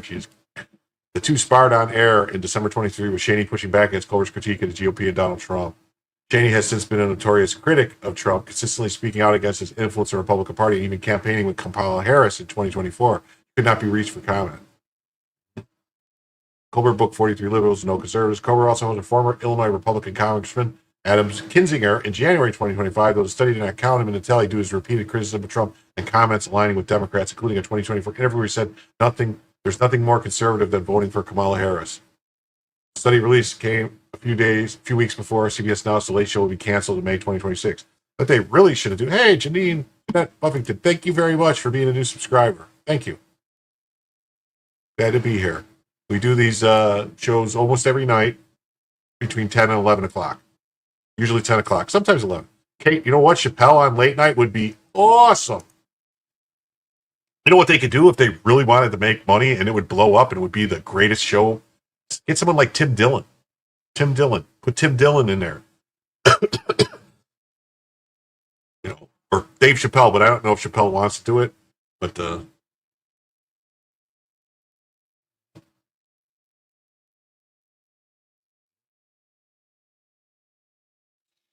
network cited massive financial losses and called the move purely a financial decision, but the timing raised eyebrows. Just 3 days earlier, Colbert used his June 30th monologue to slam the CBS parent company, Paramount Global, for settling a $16 million defamation lawsuit with Donald Trump. Shane Gillis, too. Yeah, Shane Gillis would be good. Definitely. Shane Gillis would be good. The settlement helped clear the way for Paramount's $8 billion merger with Skydance Media, a deal approved Thursday by the Trump-led FCC, Federal Communication Commission. It's a big fat bribe, Colbert whined to viewers and warned. They left me alive And now for the next 10 months, the gloves are off. Some CBS staffers reportedly called the decision chilling, while others said the numbers spoke for themselves, pointing to the Late Show's massive $100 million plus annual budget and costly $40 to $50 million a year losses, all while its audience kept shrinking. Year after year, the show was defined by unprecedented sneering, visceral hatred, and for more than half the country. So between that and a precipitous decline in linear TV subscribers providing a steady stream of revenue, Paramount was left with no choice. Mm-hmm. Yeah, I mean, dude, Johnny Carson, the reason Johnny Carson was so great was because Johnny Carson did not pick sides. He would poke fun at everybody, but he wasn't like over. You couldn't really tell what Johnny Carson's political agenda was. That's how it should be. CBS and Paramount did not immediately respond for post requests for comments. Since 2022, Newsbusters tracked 511 liberal or Democrat guests across late night compared to just 14 conservatives or Republicans. The study covered the shows on 5 major late night shows: Colbert, Jimmy Kimmel, Seth Meyers, Jimmy Fallon, and The Daily Show. The first 6 months of 2025, The Daily Show stacked 32 left-leaning guests. Meyer had 16, Kimmel had 10, Fallon 5. Not a single conservative, aside from The Daily Show's lone outlier policy expert, Orrin Cass, who spoke on Trump-era tariffs. Daily Show brought back Jon Stewart as its main host in February 2024 for Monday nights after a year of rotating guest hosts, with correspondents covering the rest of the week. Newsbusters tally found 106 of 107 guests spanning partisan officials and journalists or celebrities with dusk analysis, leaning left with it for a 99% liberal tilt.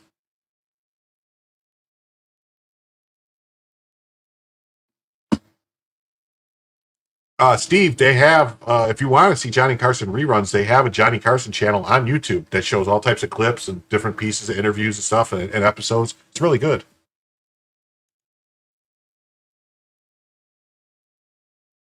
Yeah, Leno did make a comment today saying that they should stop all the politics and just do comedy and be entertaining. So who knows?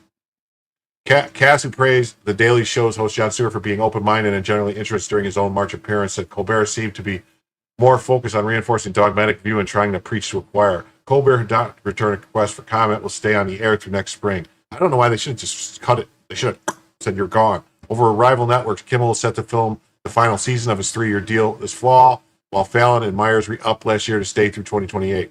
President Trump's former chief strategist Steve Bannon said a serious review is needed of the companies producing late-night TV shows. The Federal Election Commission and Department of Justice must commence an immediate investigation into these companies for illegal campaign contributions. This is deeply ingrained political pattern of criminal behavior to assist the Democrat Party. Colbert's losses could reach $500 million. That's simply a contribution in kind.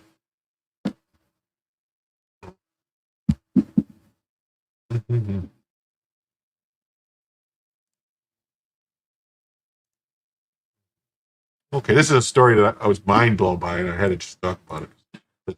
The UK. Taliban fighters were secretly airlifted to cities across the UK. The Labour government is keeping their locations and identities secret. Why bring experienced Afghan fighters into British communities? Huh. It's kind of nuts. Former Taliban fighters are living in the UK after being airlifted from Afghanistan to the UK by the MOD. Imagine being a homeless soldier who fought for Blair's war, seeing the people who disabled you and killed your friends housed at your expense. So the optics to this are the government imposed a gag order on anyone who exercised free speech on this issue. Spends over $7 billion importing people under the pretense that they assisted us and were under threat. Extends the invites to their families, increasing the number to above 200,000. Turns out they weren't under threat, and indeed many were members of the barbaric extremist organization. Oh, instead of deportations, they get further housing and public gets further free speech limitations. Have I missed anything? The level of planning and subversion required for this illustrates a gross malign state.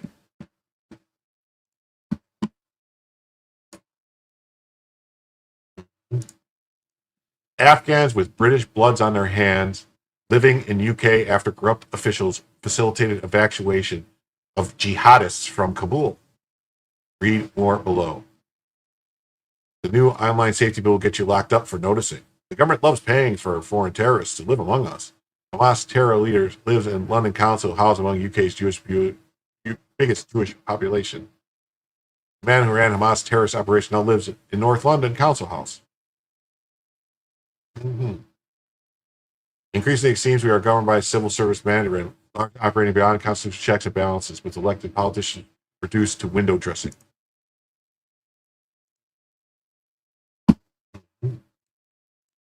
They use multiculturalism and diversity to take over the countries of the West. For the Muslim Brotherhood, it means the day will come that everyone will be Muslim all over the world. Everyone will have to follow the law of Allah. The West will bow to the law of Allah. رسالة إلى اليهود الحاقدين فوالله الذي لا إله إلا هو سنلاحقكم في كل مكان فنحن قوم نشرب الدم وعلمنا أنه لا دم أطيب من دم يهود. Wow, that's crazy, right? That's nuts. That's some nutso stuff. Nutso stuff. Hold on, there was one other thing I wanted to get. I had it. Let me find it.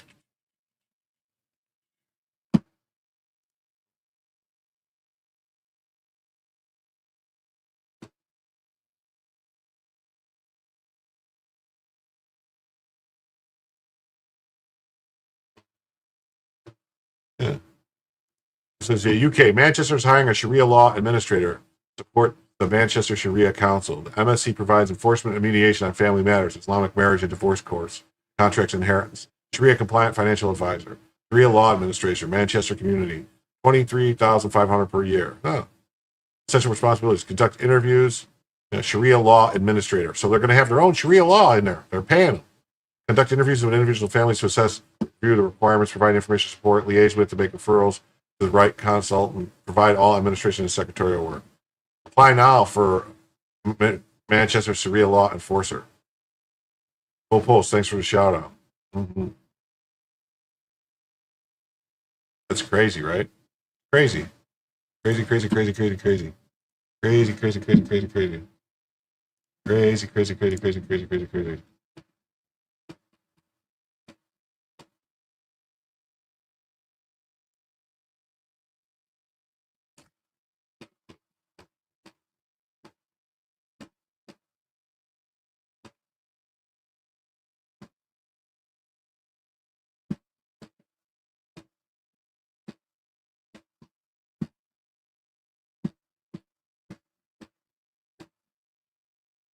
Where is it at? Come on, I had it. Where is it?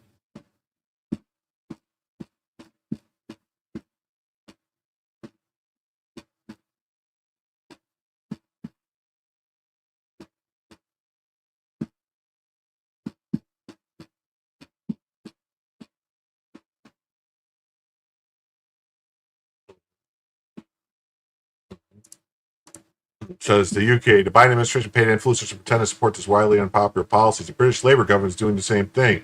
Secret deals are designed to convince people there's broad support for unpopular policies. UK secretly paying Islamic influencers to accelerate illegal Islamic migration. The UK government paid $10 million to Zinc Network to covertly fund social media influencers, requiring them to sign legal agreements barring any disclosure of the government's role or financing before it was posted. There's more stuff. They pay these things and then they don't, eye-opening Democrats' ideas, they use them all over. It's crazy, right? Crazy, crazy. Mm-hmm.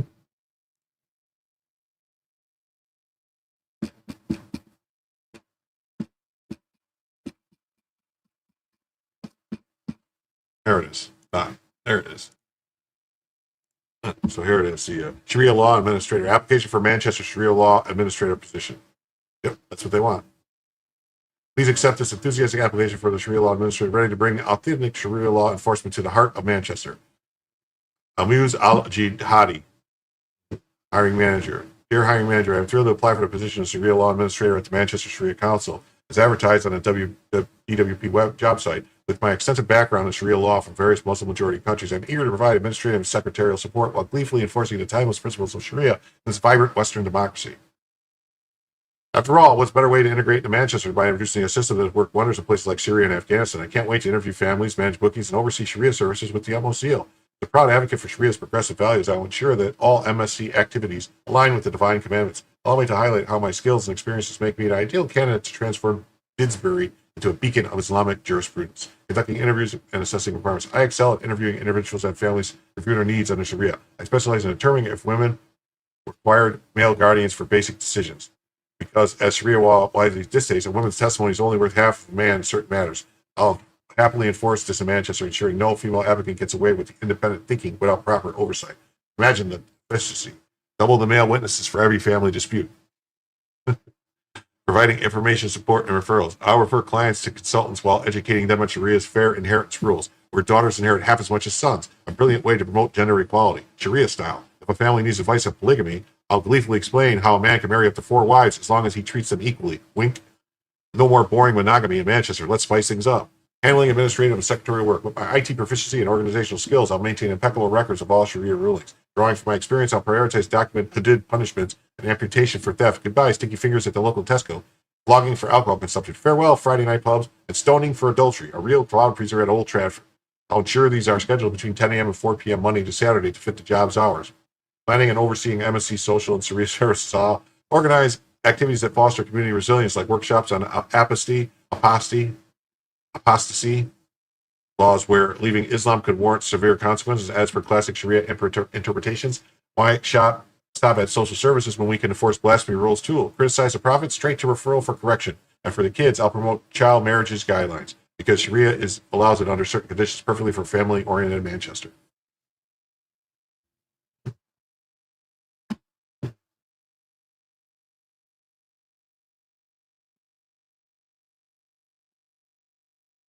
My familiarity with UK law and common law will help bridge the gap. I'll explain how Sharia's voluntary councils in the UK can subtly influence communities, potentially overriding secular equity laws in private matters. Who needs Western feminism when Sharia offers such protection for women like mandatory veiling to avoid temptation? I am fluent in English. I can use ChatGPT Arabic for those authentic fatwas. Resilient in the face of criticism from infidels, and skilled in active listening, especially to male voices as per tradition. My critical thinking ensures I creatively apply Sharia to modern problems like banning interest-based banking in local co-ops or segregating genders at community events. In summary, Hire Me means bringing the full glory of Sharia to Manchester, a system so advanced it still endorses practices that make medieval Europe look progressive. I can't wait to enforce these rules with glee, proving once again how compatible they are with Western democracies. Let's make Manchester Sharia compliant, one stoning at a time. Thank you for considering my application. I look forward to interviewing where I can demonstrate my boundary setting skills, preferably with a stone's throw. That's pretty funny, right? Sent it off. Is it real? No, we're dead. No, the posting is real. My application is satire. I thought that was funny. What's that? Here's the story. They brought this up.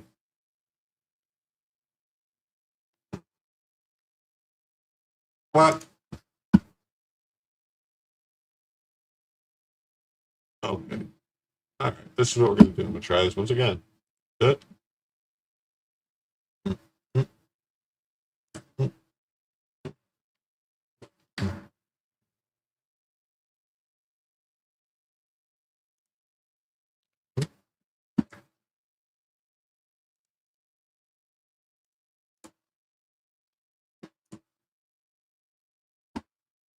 Haha, gotcha.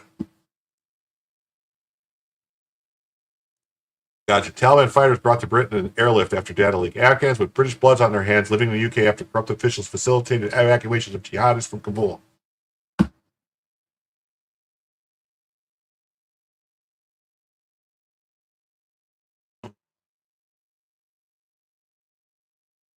Former Taliban fighters are living in the UK after being airlifted from Afghanistan on British Mercy flights. The Telegraph has been told the jihadists were allegedly among thousands of people brought here for their own safety because they were on a leaked list of names of Afghans who have been applied to come to the UK. Sex offenders, corrupt officials, and people imprisoned under US-led coalition are also among those who have been accepted for resettlement in the UK, the apparent failure of the vetting procedures. The Telegraph has learned details with British authorities. Around 6,900 Afghans are being flown to the UK as part of Operation Rubific, the code name for the government's response to a 2022 data breach. A British official wrongfully shared personal details of 25,000 Afghans who had applied to a relocation scheme for those who had fought with the British forces during the war in Afghanistan or worked as translators or in other support roles. Until this month, the High Court's super injunction had prevented the media from reporting anything about the leak or the airlift. The Telegraph reported earlier this month several cabinet ministers raised serious concerns about the operation because they were worried about national security. The latest disclosures appear to justify their stance. According to multiple senior officials, the evacuation process was infiltrated by individuals with Taliban connections who exploited the system and got fighters to the UK, including by naming Taliban fighters as family members and dependents who needed to join them here. We had civilians in our office who had clear ties with the Taliban. They were taken to Britain and then introduced fighters as family members and brought them to Britain. Some people on the evacuation list named people with clear ties to the Taliban and introduced Taliban people as cousins, and they are in Britain. Sources describe the pattern where corrupt Afghan officials rather than genuine British allies were facilitating the evacuation of Taliban-connected individuals. We had a lot of corrupt officials. Another Taliban official said, those corrupt officials are now taking Taliban fighters to Britain rather than those who really worked for the UK. It's depressing. The official claimed that UK personnel often seem to rely on these corrupted individuals for consultation and recommendations, leading to the inclusion of the Taliban-connected people on the evacuation list. When my friends see them here, they say, wow, this guy is here. The Ministry of Defense has previously confirmed that some Afghans have brought more than 20 people with them as family members. Tellers have been given the names of 4 alleged Taliban sympathizers among those who have said to have come to the UK under resettlement schemes. One of them, who came to Britain before the fall of Kabul in 2021, said to have arranged for several Taliban-linked family members to follow into the UK. The Ministry of Defense confirmed that the man was living in Britain. It did not confirm or deny that they have been followed by family members with alleged ties to the Taliban. The second man, a logistics worker who spent 4 years in prison for stealing and selling coalition weapons to the Taliban before getting released in the Taliban takeover in Kabul, is currently living in Britain. Military of Defense concerned, they are not good for Britain. Another case involved an individual who allegedly sexually abused female workers. Defense sources said they had not moved to Britain yet. The case is being worked through. Fourth name passed to the Telegraph was what a British passport holder allegedly facilitated the evacuation of Taliban-connected individuals by vouching for them under the resettlement scheme. The Ministry of Defense spokesman did not directly comment on the allegations that the man had brought Taliban sympathizers to the UK, and said only that the vetting process included biographic and document checks and not just personal recommendations. The Telegraph had previously reported that Robert Clark, a former soldier and reservist who worked on the relocation scheme, said he had been informed by Ministry of Defense personnel that full vetting of applicants secretly brought to the UK had not been completed. Mr. Clark warned that there could be significant national security implications for the intelligence services and police if proper background checks had not been conducted to determine whether individuals who had been radicalized or maintained terrorist connections. They are not good for Britain, said one former senior Afghan official who spoke to the Telegraph. They were fighting against British forces and killed a lot of Brits. Now they're being fed by Brits in London. They have British blood on their hands. Yeah, it's brutal. It's brutal. It's brutal. On to the next story. It appears that the Blue Angels are now facing a new existential threat. A cat lady's suing over state-sanctioned acoustic torture. The feline litigant is the one threat the F-18 Super Hornet was not designed to repel. Fortunately, it appears that the military has a specially trained force to address the threat.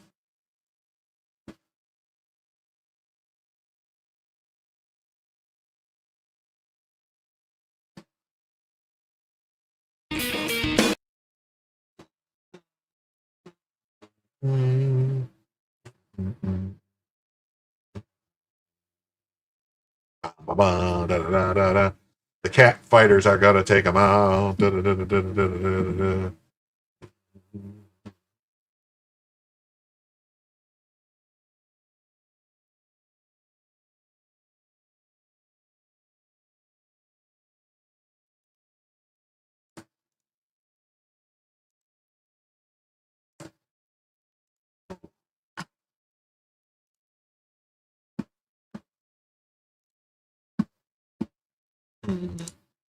Is probably being led by Minnesota State Senator Jen McEwen. Today, to add to that dystopian reality, we also had the onslaught of killer warplanes making their plastic runs around and around over Duluth, Minnesota. It's truly too much.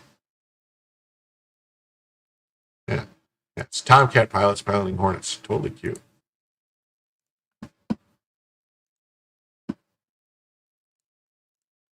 Climate activists demand end to U.S. Navy Blue Angels air show in Seattle.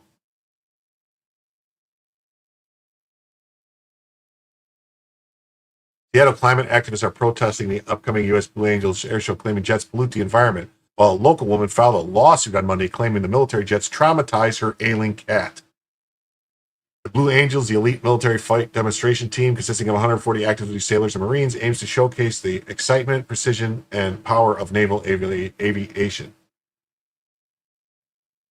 With their performances now in their 79th year, the Blue Angels website says, the squadron has been performing the Seattle Seafair Festival since 1972. The Airshow Climate Action Coalition put up a billboard in Seattle this week declaring, "Say no to Blue Angels." The coalition made up of members from local climate groups as well as a radical global climate group, Extinction Rebellion, is planning to march and hold a rally on August 2nd to protest the Blue Angels air show. The billboard depicts people with their hands over their ears and raising their fists in protest of the jets, which they wrote caused war, trauma, and pollution. At the billboard's unveiling on Tuesday, protesters held signs to demilitarize seafair and no military air shows.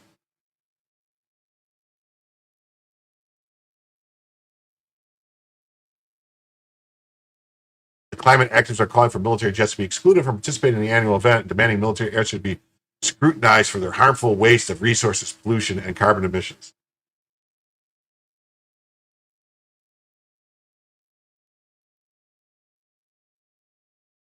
Aidan McCall, who designed the billboard, lived in Mercer Island for over 10 years before leaving because of the effects from the show. The sheer amount of carbon emissions the Blue Angels create, 670 tons in a weekend, is immense and wasteful on top of being a big display of U.S. militarism.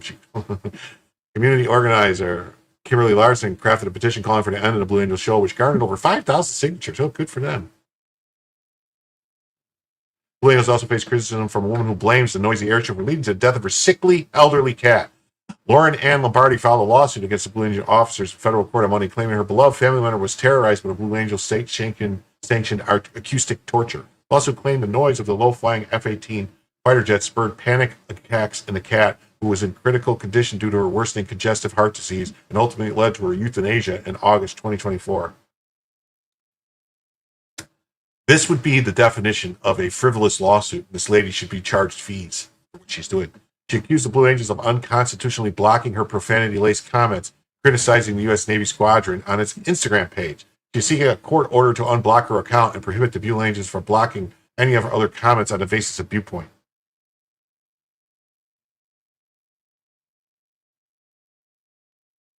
The Blue Angels did not return the request for comment. Yeah, here's this crazy lady. We get the story here. Yeah. Crazy cat lady claims jet noise traumatized her sick cat, then the Blue Angels silenced her on social media.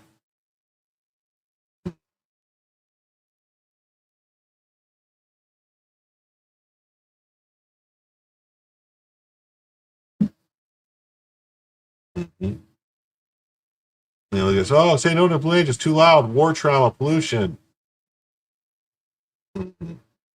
These people are nuttos. A new call to end the Blue Angels, a separate lawsuit are bringing different sides to the annual air show focus. Filed a lawsuit July 21st, 2025 against the U.S. Blue Angels commander and two public affairs officials who run the Blue Angels Instagram page, claiming the jet noise traumatized her already sick cat and that organization silenced her on social media by blocking her from commenting messages on Instagram. Yeah, I think she was using profanity, so they could say that it's not whatever. In December 24, lawsuit claims her cat that was already sick with congestive heart disease suffered while she was at home on medication when the Blue Angels flew near, creating sonic barrage. Even though the narcotic fog in her weakened state, her primitive limb incision overruled her medication, she fled in primal panic beneath the furniture. Her labored breathing escalated to clinically diagnosis levels. Layla's final days were marred by sadistic suffering, cowering, and terror, fear beneath her hailing strip.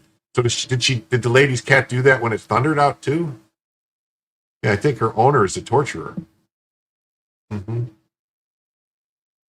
Earlier the year, the Blue Angels have been conducting low-altitude flight practices and demonstrations all over Greater Seattle multiple times a day, generating significant noise and disruption in residential neighborhoods.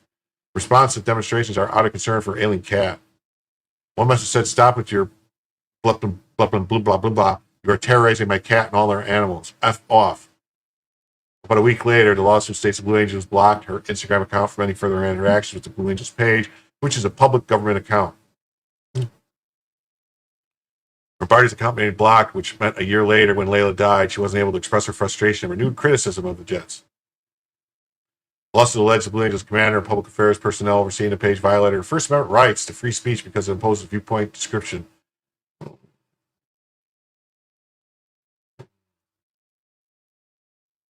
Many have spoken against having the Blue Angels in Seattle citing noise and air pollution. Yeah, whatever. You're all crazy. Say no to the Blue Angels, whatever. Jerks. They've been performing there since 1972. The Blue Angels have a unique ability to highlight the importance of naval aviation. We proudly represent the heritage.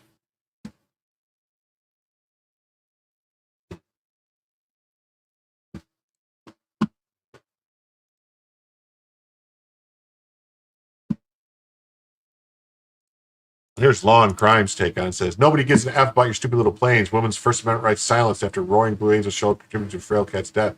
Lawsuit claims. Of course, Law and Crime represents it like that. She filed a lawsuit about the cat's rights. We saw all that. Heart-wrenching emotional loss, blah, blah, blah. Her cat, Puget Sound, 130 decibels. Here is the complaint. I think this lawsuit should have already been dismissed. Should never have been able to be filed. Should have been tossed because she can't sue the military people who are. She has no right to sue the military people performing military actions. They have immunity in their official duties. Anyway, so here's the thing to document. So everyone, let's see. That is all the links I had pulled up. Let me see. Let me close them all out. And I will look and see if I have anything else that I want to talk about in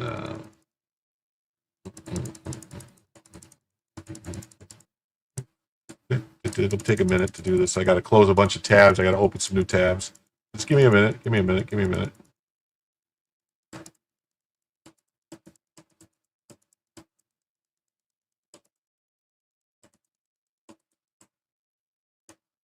Okay. Let me see here. Bookmarks.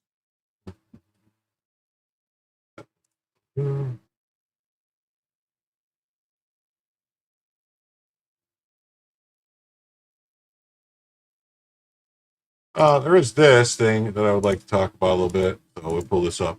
Mobs of people attempted to murder people on the streets in Cincinnati, Ohio. The legacy media is silent. The GOP is silent. J.D. Vance is silent. This is his hometown. The only person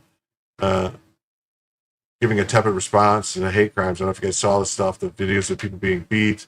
And then Harmeet K. Dillon came in and said, our federal hate crime laws protect all Americans. And she said that our federal hate crime laws apply to all Americans. We at Civil Rights will monitor closely how local authorities handle this attack. Nobody in our great nation should be the victim of such a crime, and where racism motivation, federal law may apply. It says the mayor of Cincinnati, Aftab Perviel, who has been an opinion on lots of irrelevant topics, has not issued a statement, let alone a condemnation of this heinous attack. Instead of dreaming about higher office, which will never happen, he should be ensuring his residents are safe. And it says a couple was brutally beaten at a jazz festival by a teen mob in Cincinnati yesterday. Zero coverage.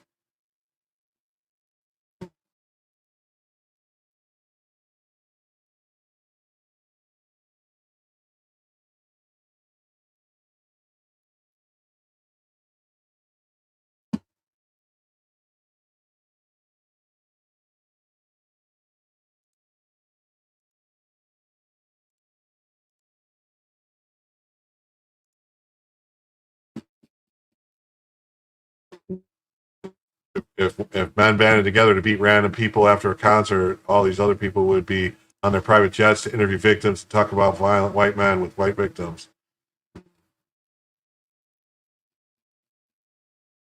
Yeah, it says Assistant Attorney General Detail announces she's monitoring the Cincinnati police response to the black mob's attack on the white tourists. The federal hate crime laws apply to everybody. Yeah, this was the attack. It was brutal. Dillon says the U.S. Department of Justice will monitor a local investigation of this attack on white people in Cincinnati caught on video. Here's the story. Harmeet Dillon, Assistant U.S. Attorney for Civil Rights, said, post on Sunday, the department will monitor it. Comment on a post by Senator Bernie Moreno, our federal hate crime laws apply to all Americans. The mayor still has opinions on his irrelevant topics. Yep, here's things. Moreno's post was in response to screen images from a video that showed a man on the ground being attacked by a mob and a conscious woman brought through the mouth. A couple was brutally beat at a jazz festival by a black teen mob in Cincinnati yesterday. Zero national coverage. The original video was posted on X and Facebook on Saturday morning by Vice President J.D. Vance's half-brother, Cincinnati Mayor candidate Corey Bowman. Bowman, a Republican, placed second in the May jungle primary and will face incumbent Mayor Aftab. Here we go. Wait a minute. So J.D. Vance's half-brother is running for mayor of Cincinnati. And this is mob of men and women attack men and women on a jazz festival. Horrible, brutal. The couple that was beaten was white. More videos posted by Bowman at the link. Post below. Bowman's ex-account. More violence in Cincinnati. More additional footage from Cincinnati shows black mobs attacking white seniors in their Cincinnati Jazz Festival. There's clearly racist hate crimes. This must be investigated by the FBI. Activist Rick Rashid posted a video claiming the white man instigated the attack by slapping a black man. Of course he did. I saw someone else who said, like, what did they say? Cincinnati Police Union leader said investigators have been able to speak to two people seen on several viral videos. They're doing everything they can. These investigators have been working around the clock to identify everybody that's involved. There's still some people that have not been identified. If anyone has information, call Crime Stoppers. Violence erupted at 4th and Elm Street in Cincinnati last night. Banks and the area long, played by crime, hosted by Cincinnati Reds home game and Cincinnati Music Festival at Paper Stadium. I received a message from a friend who lived at Banks for 20 years. Tonight, people are everywhere. I see one police car and 0 officers. I hate the bother, but I keep seeing you in the loop. This isn't logical for any city. Mayor, city manager, police chief held a press conference, a special sale meeting to adjust these issues. City officials outlined a plan for criminal actions. They emphasize they're not going to restrict police or direct officers to avoid enforcing the law. Short staffed. Residents see what's happening. Single mothers, children, and families of all backgrounds living downtown fear for their safety. There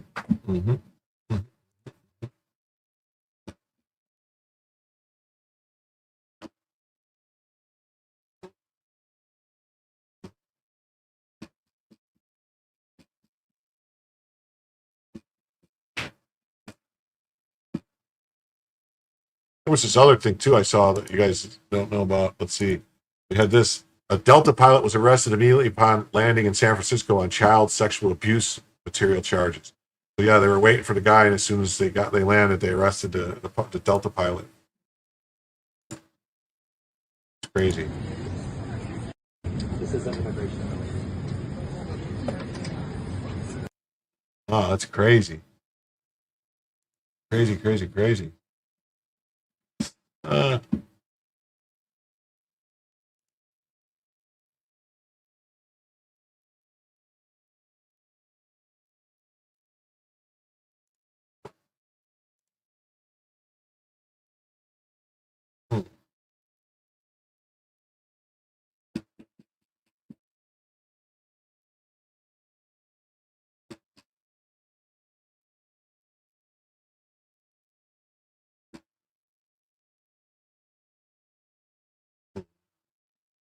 So this too, because this might have something to with the arrest that was made at the airport. It says the DOJ shut down a dark child abuse website that had 120,000 members and millions of files. The search warrant was so important to the Bureau that they approved by the FBI director himself.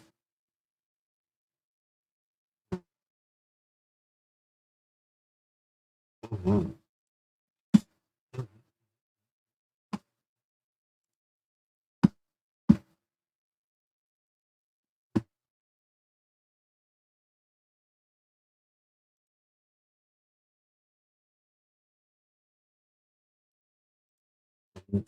It says violence erupted at 4th Street and Elm Street in Cincinnati last night. Let me tell you about the chaotic Friday night in our city. The Banks area long, played by crime, hosted by Cincinnati Reds. People, mayor, city manager. Yeah, I think we read all this. Short staff. Yeah, this we read all this. Never mind. What the hell is going on? Oh wait, I want to do this one. Open. Open. Open. Open. Open. Open. Open. Open. Okay.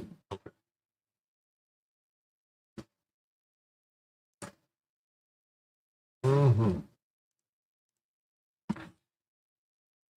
Dora Mandami's wedding wasn't socialist, it was sultanic. In political theory, hypocrisy is often regarded as minor sin and unavoidable cost of aligning ideology with the messiness of real life. But sometimes hypocrisy is an incidental. Sometimes it reveals the true nature of ideology itself. And sometimes, as with Dora Mandami's recent wedding, it is just hypocrisy. It's performance art. Hey, look at this guy. Self-described Islamic Marxist and current Democratic nominee for New York City mayor, Mandami has built his career out being an aesthetic of struggle. He rails against landlords, billionaires, private property, and what he calls capitalist theft. He advocates the abolition of prisons and the dismantling of the NYPD, the establishment of government-run grocery stores, and the total decommodification of housing. In 2025 alone, he appeared on national television to declare that we should not have billionaires, and that the means of production ought to be seized, and that capitalism is theft.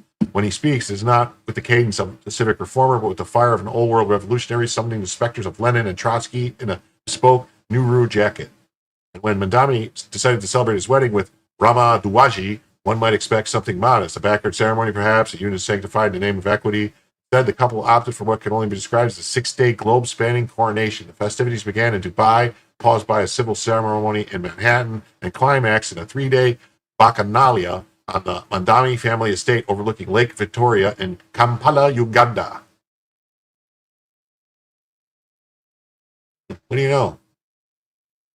The Dubai affair, hosted on the rooftop of the Beta Creek Harbor Hotel, featured a pristine all-white floral installation and catered fare befitting a royal engagement. The event, originally reported to cost under $10,000, has now been credibly estimated by the campaign insiders to cost upwards of $100,000.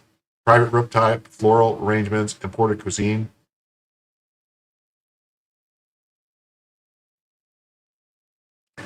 Then came the New York City Hall event, simple yes, but still with enough curated flair to earn a spread on Instagram. Then came Uganda, and with it, opulence on an imperial scale. 3-day Kampala Gala, hosted by some 400 guests on the family estate in Buzigi Hill.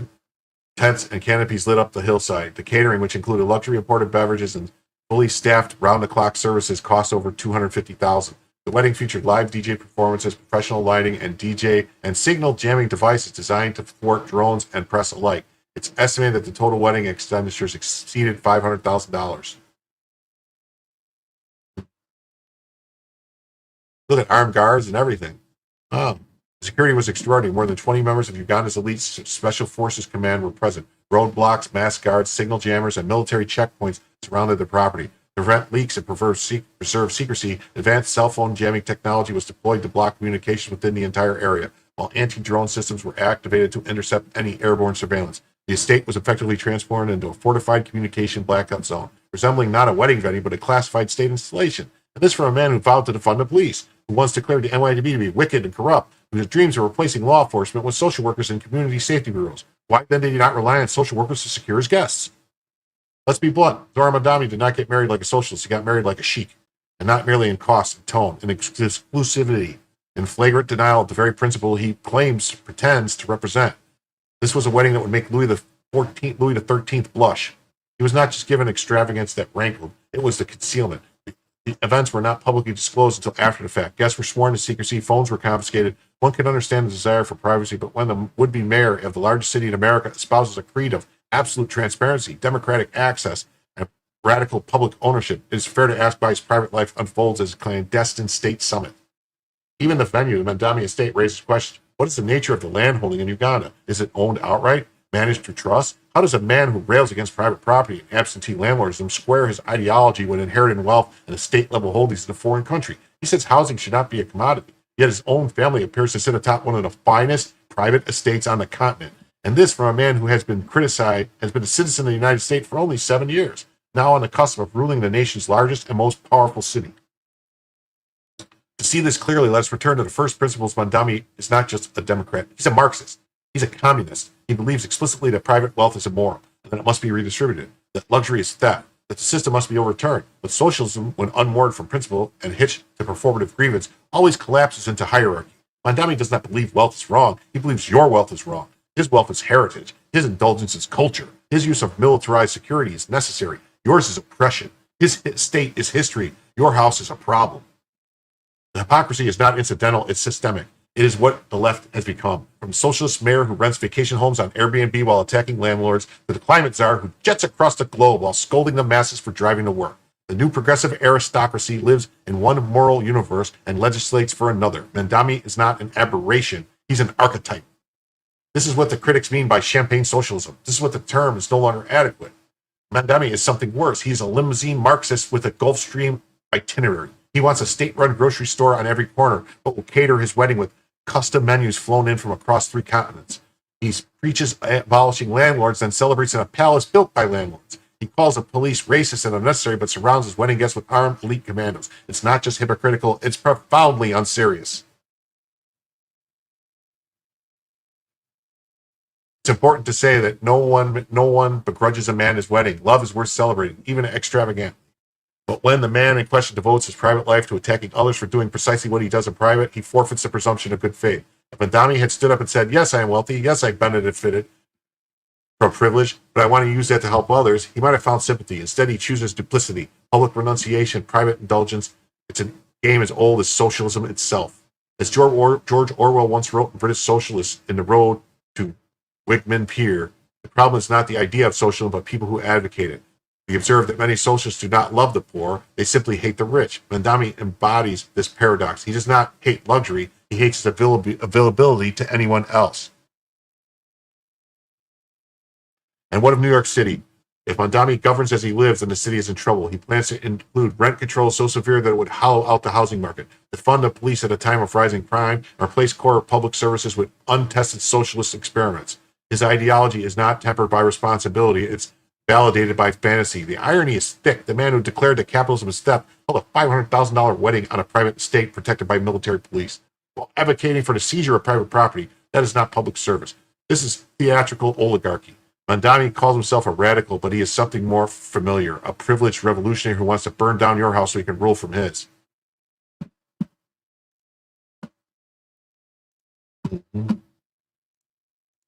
All communist leaders are like this. Inside Mandami's posh multi-day Uganda wedding bash with phone jamming systems and armed guards.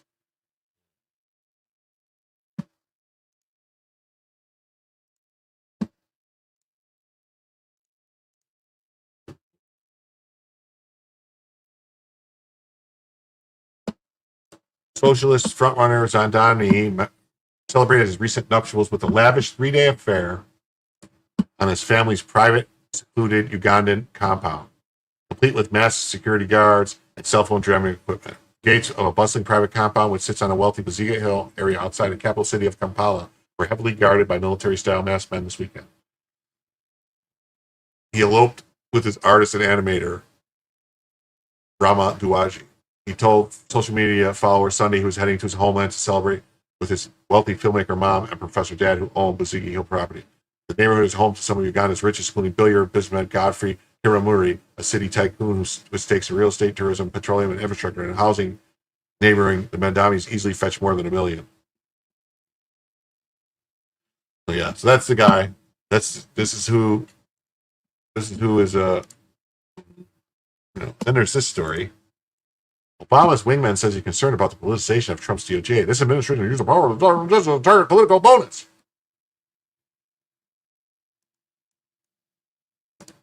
I mean, I have no idea what Bongino was talking about, and I don't necessarily want to go into the workings of his mind. That's a place I simply don't want to be.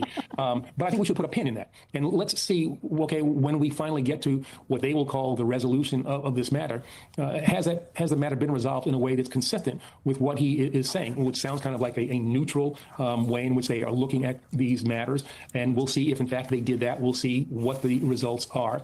This notion in that statement that we're not politicizing things, it runs headlong into these bothersome things called the facts. Mm-hmm. This administration has used the Justice Department, has used the investigatory power of the Justice Department to target political opponents of the president. I mean, you've seen Donald Trump talk about a whole range of things, most ridiculous. They talk about the possibility of indicting, prosecuting for treason Barack Obama. I mean, these are dangerous kinds of things that this president is talking about. And I'm really concerned that this Justice Department, under Bondi, under Patel, will do things that are inconsistent with the traditions of the department and put at risk the lives and well-being of many people in this country who are, for whatever reason, politically opposed to or take political positions that are inconsistent with the desires of this president. Mm-hmm. Yeah, that's what he said. Mm-hmm.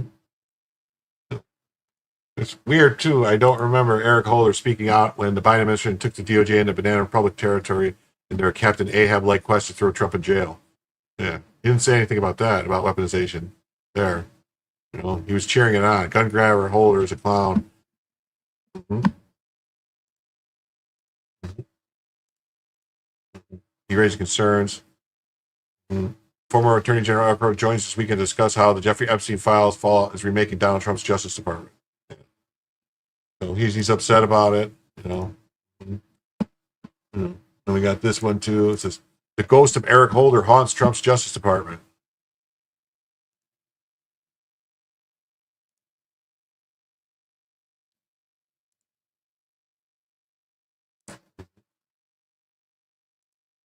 A lawyer who worked closely with Obama-era attorney Eric Holder now works in President Donald Trump's administration as an essentially non-political staffer at the Justice Department. While presidents appoint more than 3,000 people for political positions, the federal government directly employs roughly 2.3 million people. That number needs to get dropped down by chopped way in half. Most of whom serve in purportedly non-political career positions. The Office of Personnel Management tracks when political appointees transition to career positions, a process often referred to as burrowing in to the bureaucracy. And Tina Thomas did so in August 2024. Biden appointed Thomas as a political appointee in September 2021 to serve as a senior counsel to the Office of Legal Policy. OPM approved the transition August 11th. She went from a career role to the U.S. Attorney for Washington, D.C., also in the Justice Department. According to her LinkedIn profile, she graduated from Yale. After law school, she joined the 10th Circuit Court of Appeals for a year before joining the law firm of Covington and Burlington. She also worked as senior associate. Her LinkedIn profile says she served as strategic advisor and counselor to Honorable Eric I.H. Holder, 82nd Attorney General of the United States. Holder was held in contempt, and he just wasn't prosecuted. He was found to be contempt of Congress, remember? But DOJ wouldn't do anything, including his work with the National Democratic Redistricting Committee. Speeches, op-ed, so... Yeah, Holder may be the most notorious for using a Hanover records for governing a scheme named Fast and Furious, which led to him becoming the first cabinet official to be held in contempt of Congress. However, perhaps the greatest gulf between his approach to the law and the current administration involves race. Conservative classicist and commentator Vic David Hansen, Daily Signal contributor, claimed Eric Holder's key legacy involved reteaching Americans to think of race as essential, not incidental to our character. Early in his tenure as Attorney General, Holder called America a nation of cowards for slowly failing to confront our racial past and to understand our racial present. He said Americans simply do not talk enough with each other about things racial. He took public stances on fatal shooting of Trayvon Martin and Michael Brown before all the facts were known in those cases, breathing more oxygen in the Black Lives Matter movement. Holder commended policies he said have the appearance of being race neutral but have racial impacts. He claimed such policies impede equal opportunity in fact, if not form. He noted that while overt race-based restrictions on the right to vote cannot survive, new types of restrictions are justified as attempts to curb an epidemic of voter fraud. You know, when Chief Justice Roberts has argued in the path to ending racial discrimination to give less consideration to the issue of race altogether, he argued that this presupposes that racial discrimination is sufficiently low ebb that it doesn't need to be actively confronted. Under Holder, DOJ investigated police department, issued findings and consent decrees that were completely racist and bigoted and had no founding in the law. He reportedly directed the Department of Justice to drop a voter intimidation case against the new Black Panther Party. They wielded clubs at people outside a polling place in Washington and Philadelphia in 2008. That's true. Second Trump administration fought the kind of racial rhetoric policy Holder encouraged. Trump ordered termination of all diversity, equity, inclusion, and equity programs across the federal government. Holder resigned as Attorney General in 2015, but he remained active, particularly on the issue of redistricting. Holder blocked redistricting plans in several states. The Supreme Court struck down a portion of the Voting Rights Act in 1965, which allowed the DOJ to block redistricting practices that found them discriminatory, practice Holder repeatedly used. Holder's DOJ brought legal action against Texas law requiring valid ID to vote, claiming it was racially discriminatory, which is ridiculous. He was the chairman, so all this stuff. So this person, the lady who worked with him on all this stuff, is still working for the Trump DOJ. So they need to get her out of there. Get her out of there. There's this thing, which we talked about a little bit. It says, America has a terrifying secret. We can't make weapons fast enough to defend ourselves. While China cranks out military hardware at lightning speed, the U.S. takes years for basic missile parts. One startup has just raised $260 million to save American democracy. Here's a shocking story. America has a dirty secret no one talks about. We can't make our own weapons fast enough while China cranks out military hardware at lightning speed. Meet Hadrian, the defense startup that just raised the third largest defense tech round in history. Peter Thiel, private equity guy. Understand how bad defense contracts take 2 to 3 years to deliver basic parts. 80% of critical components come from foreign suppliers. Skilled machinists are retiring faster than we can train new ones.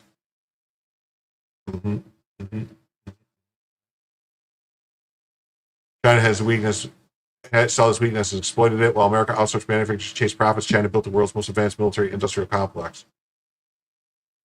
Enter Chris Power, Hadrian CEO. This guy's looking at America's defense manufacturers. Said we are treating a national security crisis like an economic problem. Here's a solution: AI-powered factories that can train workers in 30 days instead of 30 years. Traditional dense manufacturing relies on master craftsmen and decades of experience. Hadrian flips this. AI handles the complex decisions. Humans manage the process.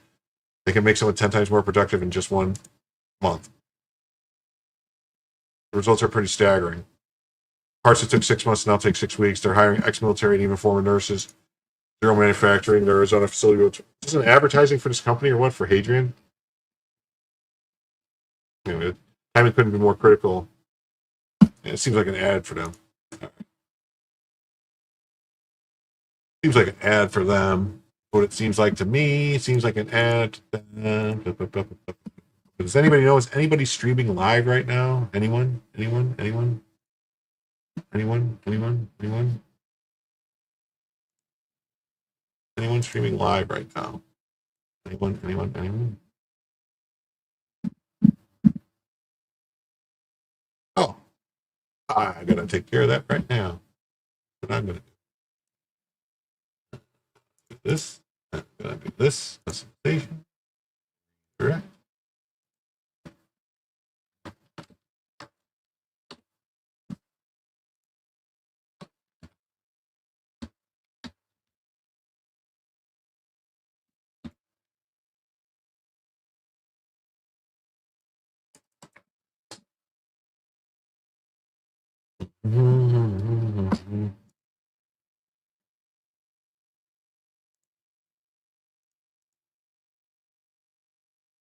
Oh, he's not streaming anymore. He just forgot to stop his stream. Nobody is streaming, so I guess that's just what it is. All right, well, I guess what we're going to do here is we're going to say, where are we at? We're going to say to everyone here, thank you for being here. I really appreciate it. Thank you for liking and subscribing. Thank you for commenting. I'll see you probably Monday night, 10 p.m., where Jim will tell you the news.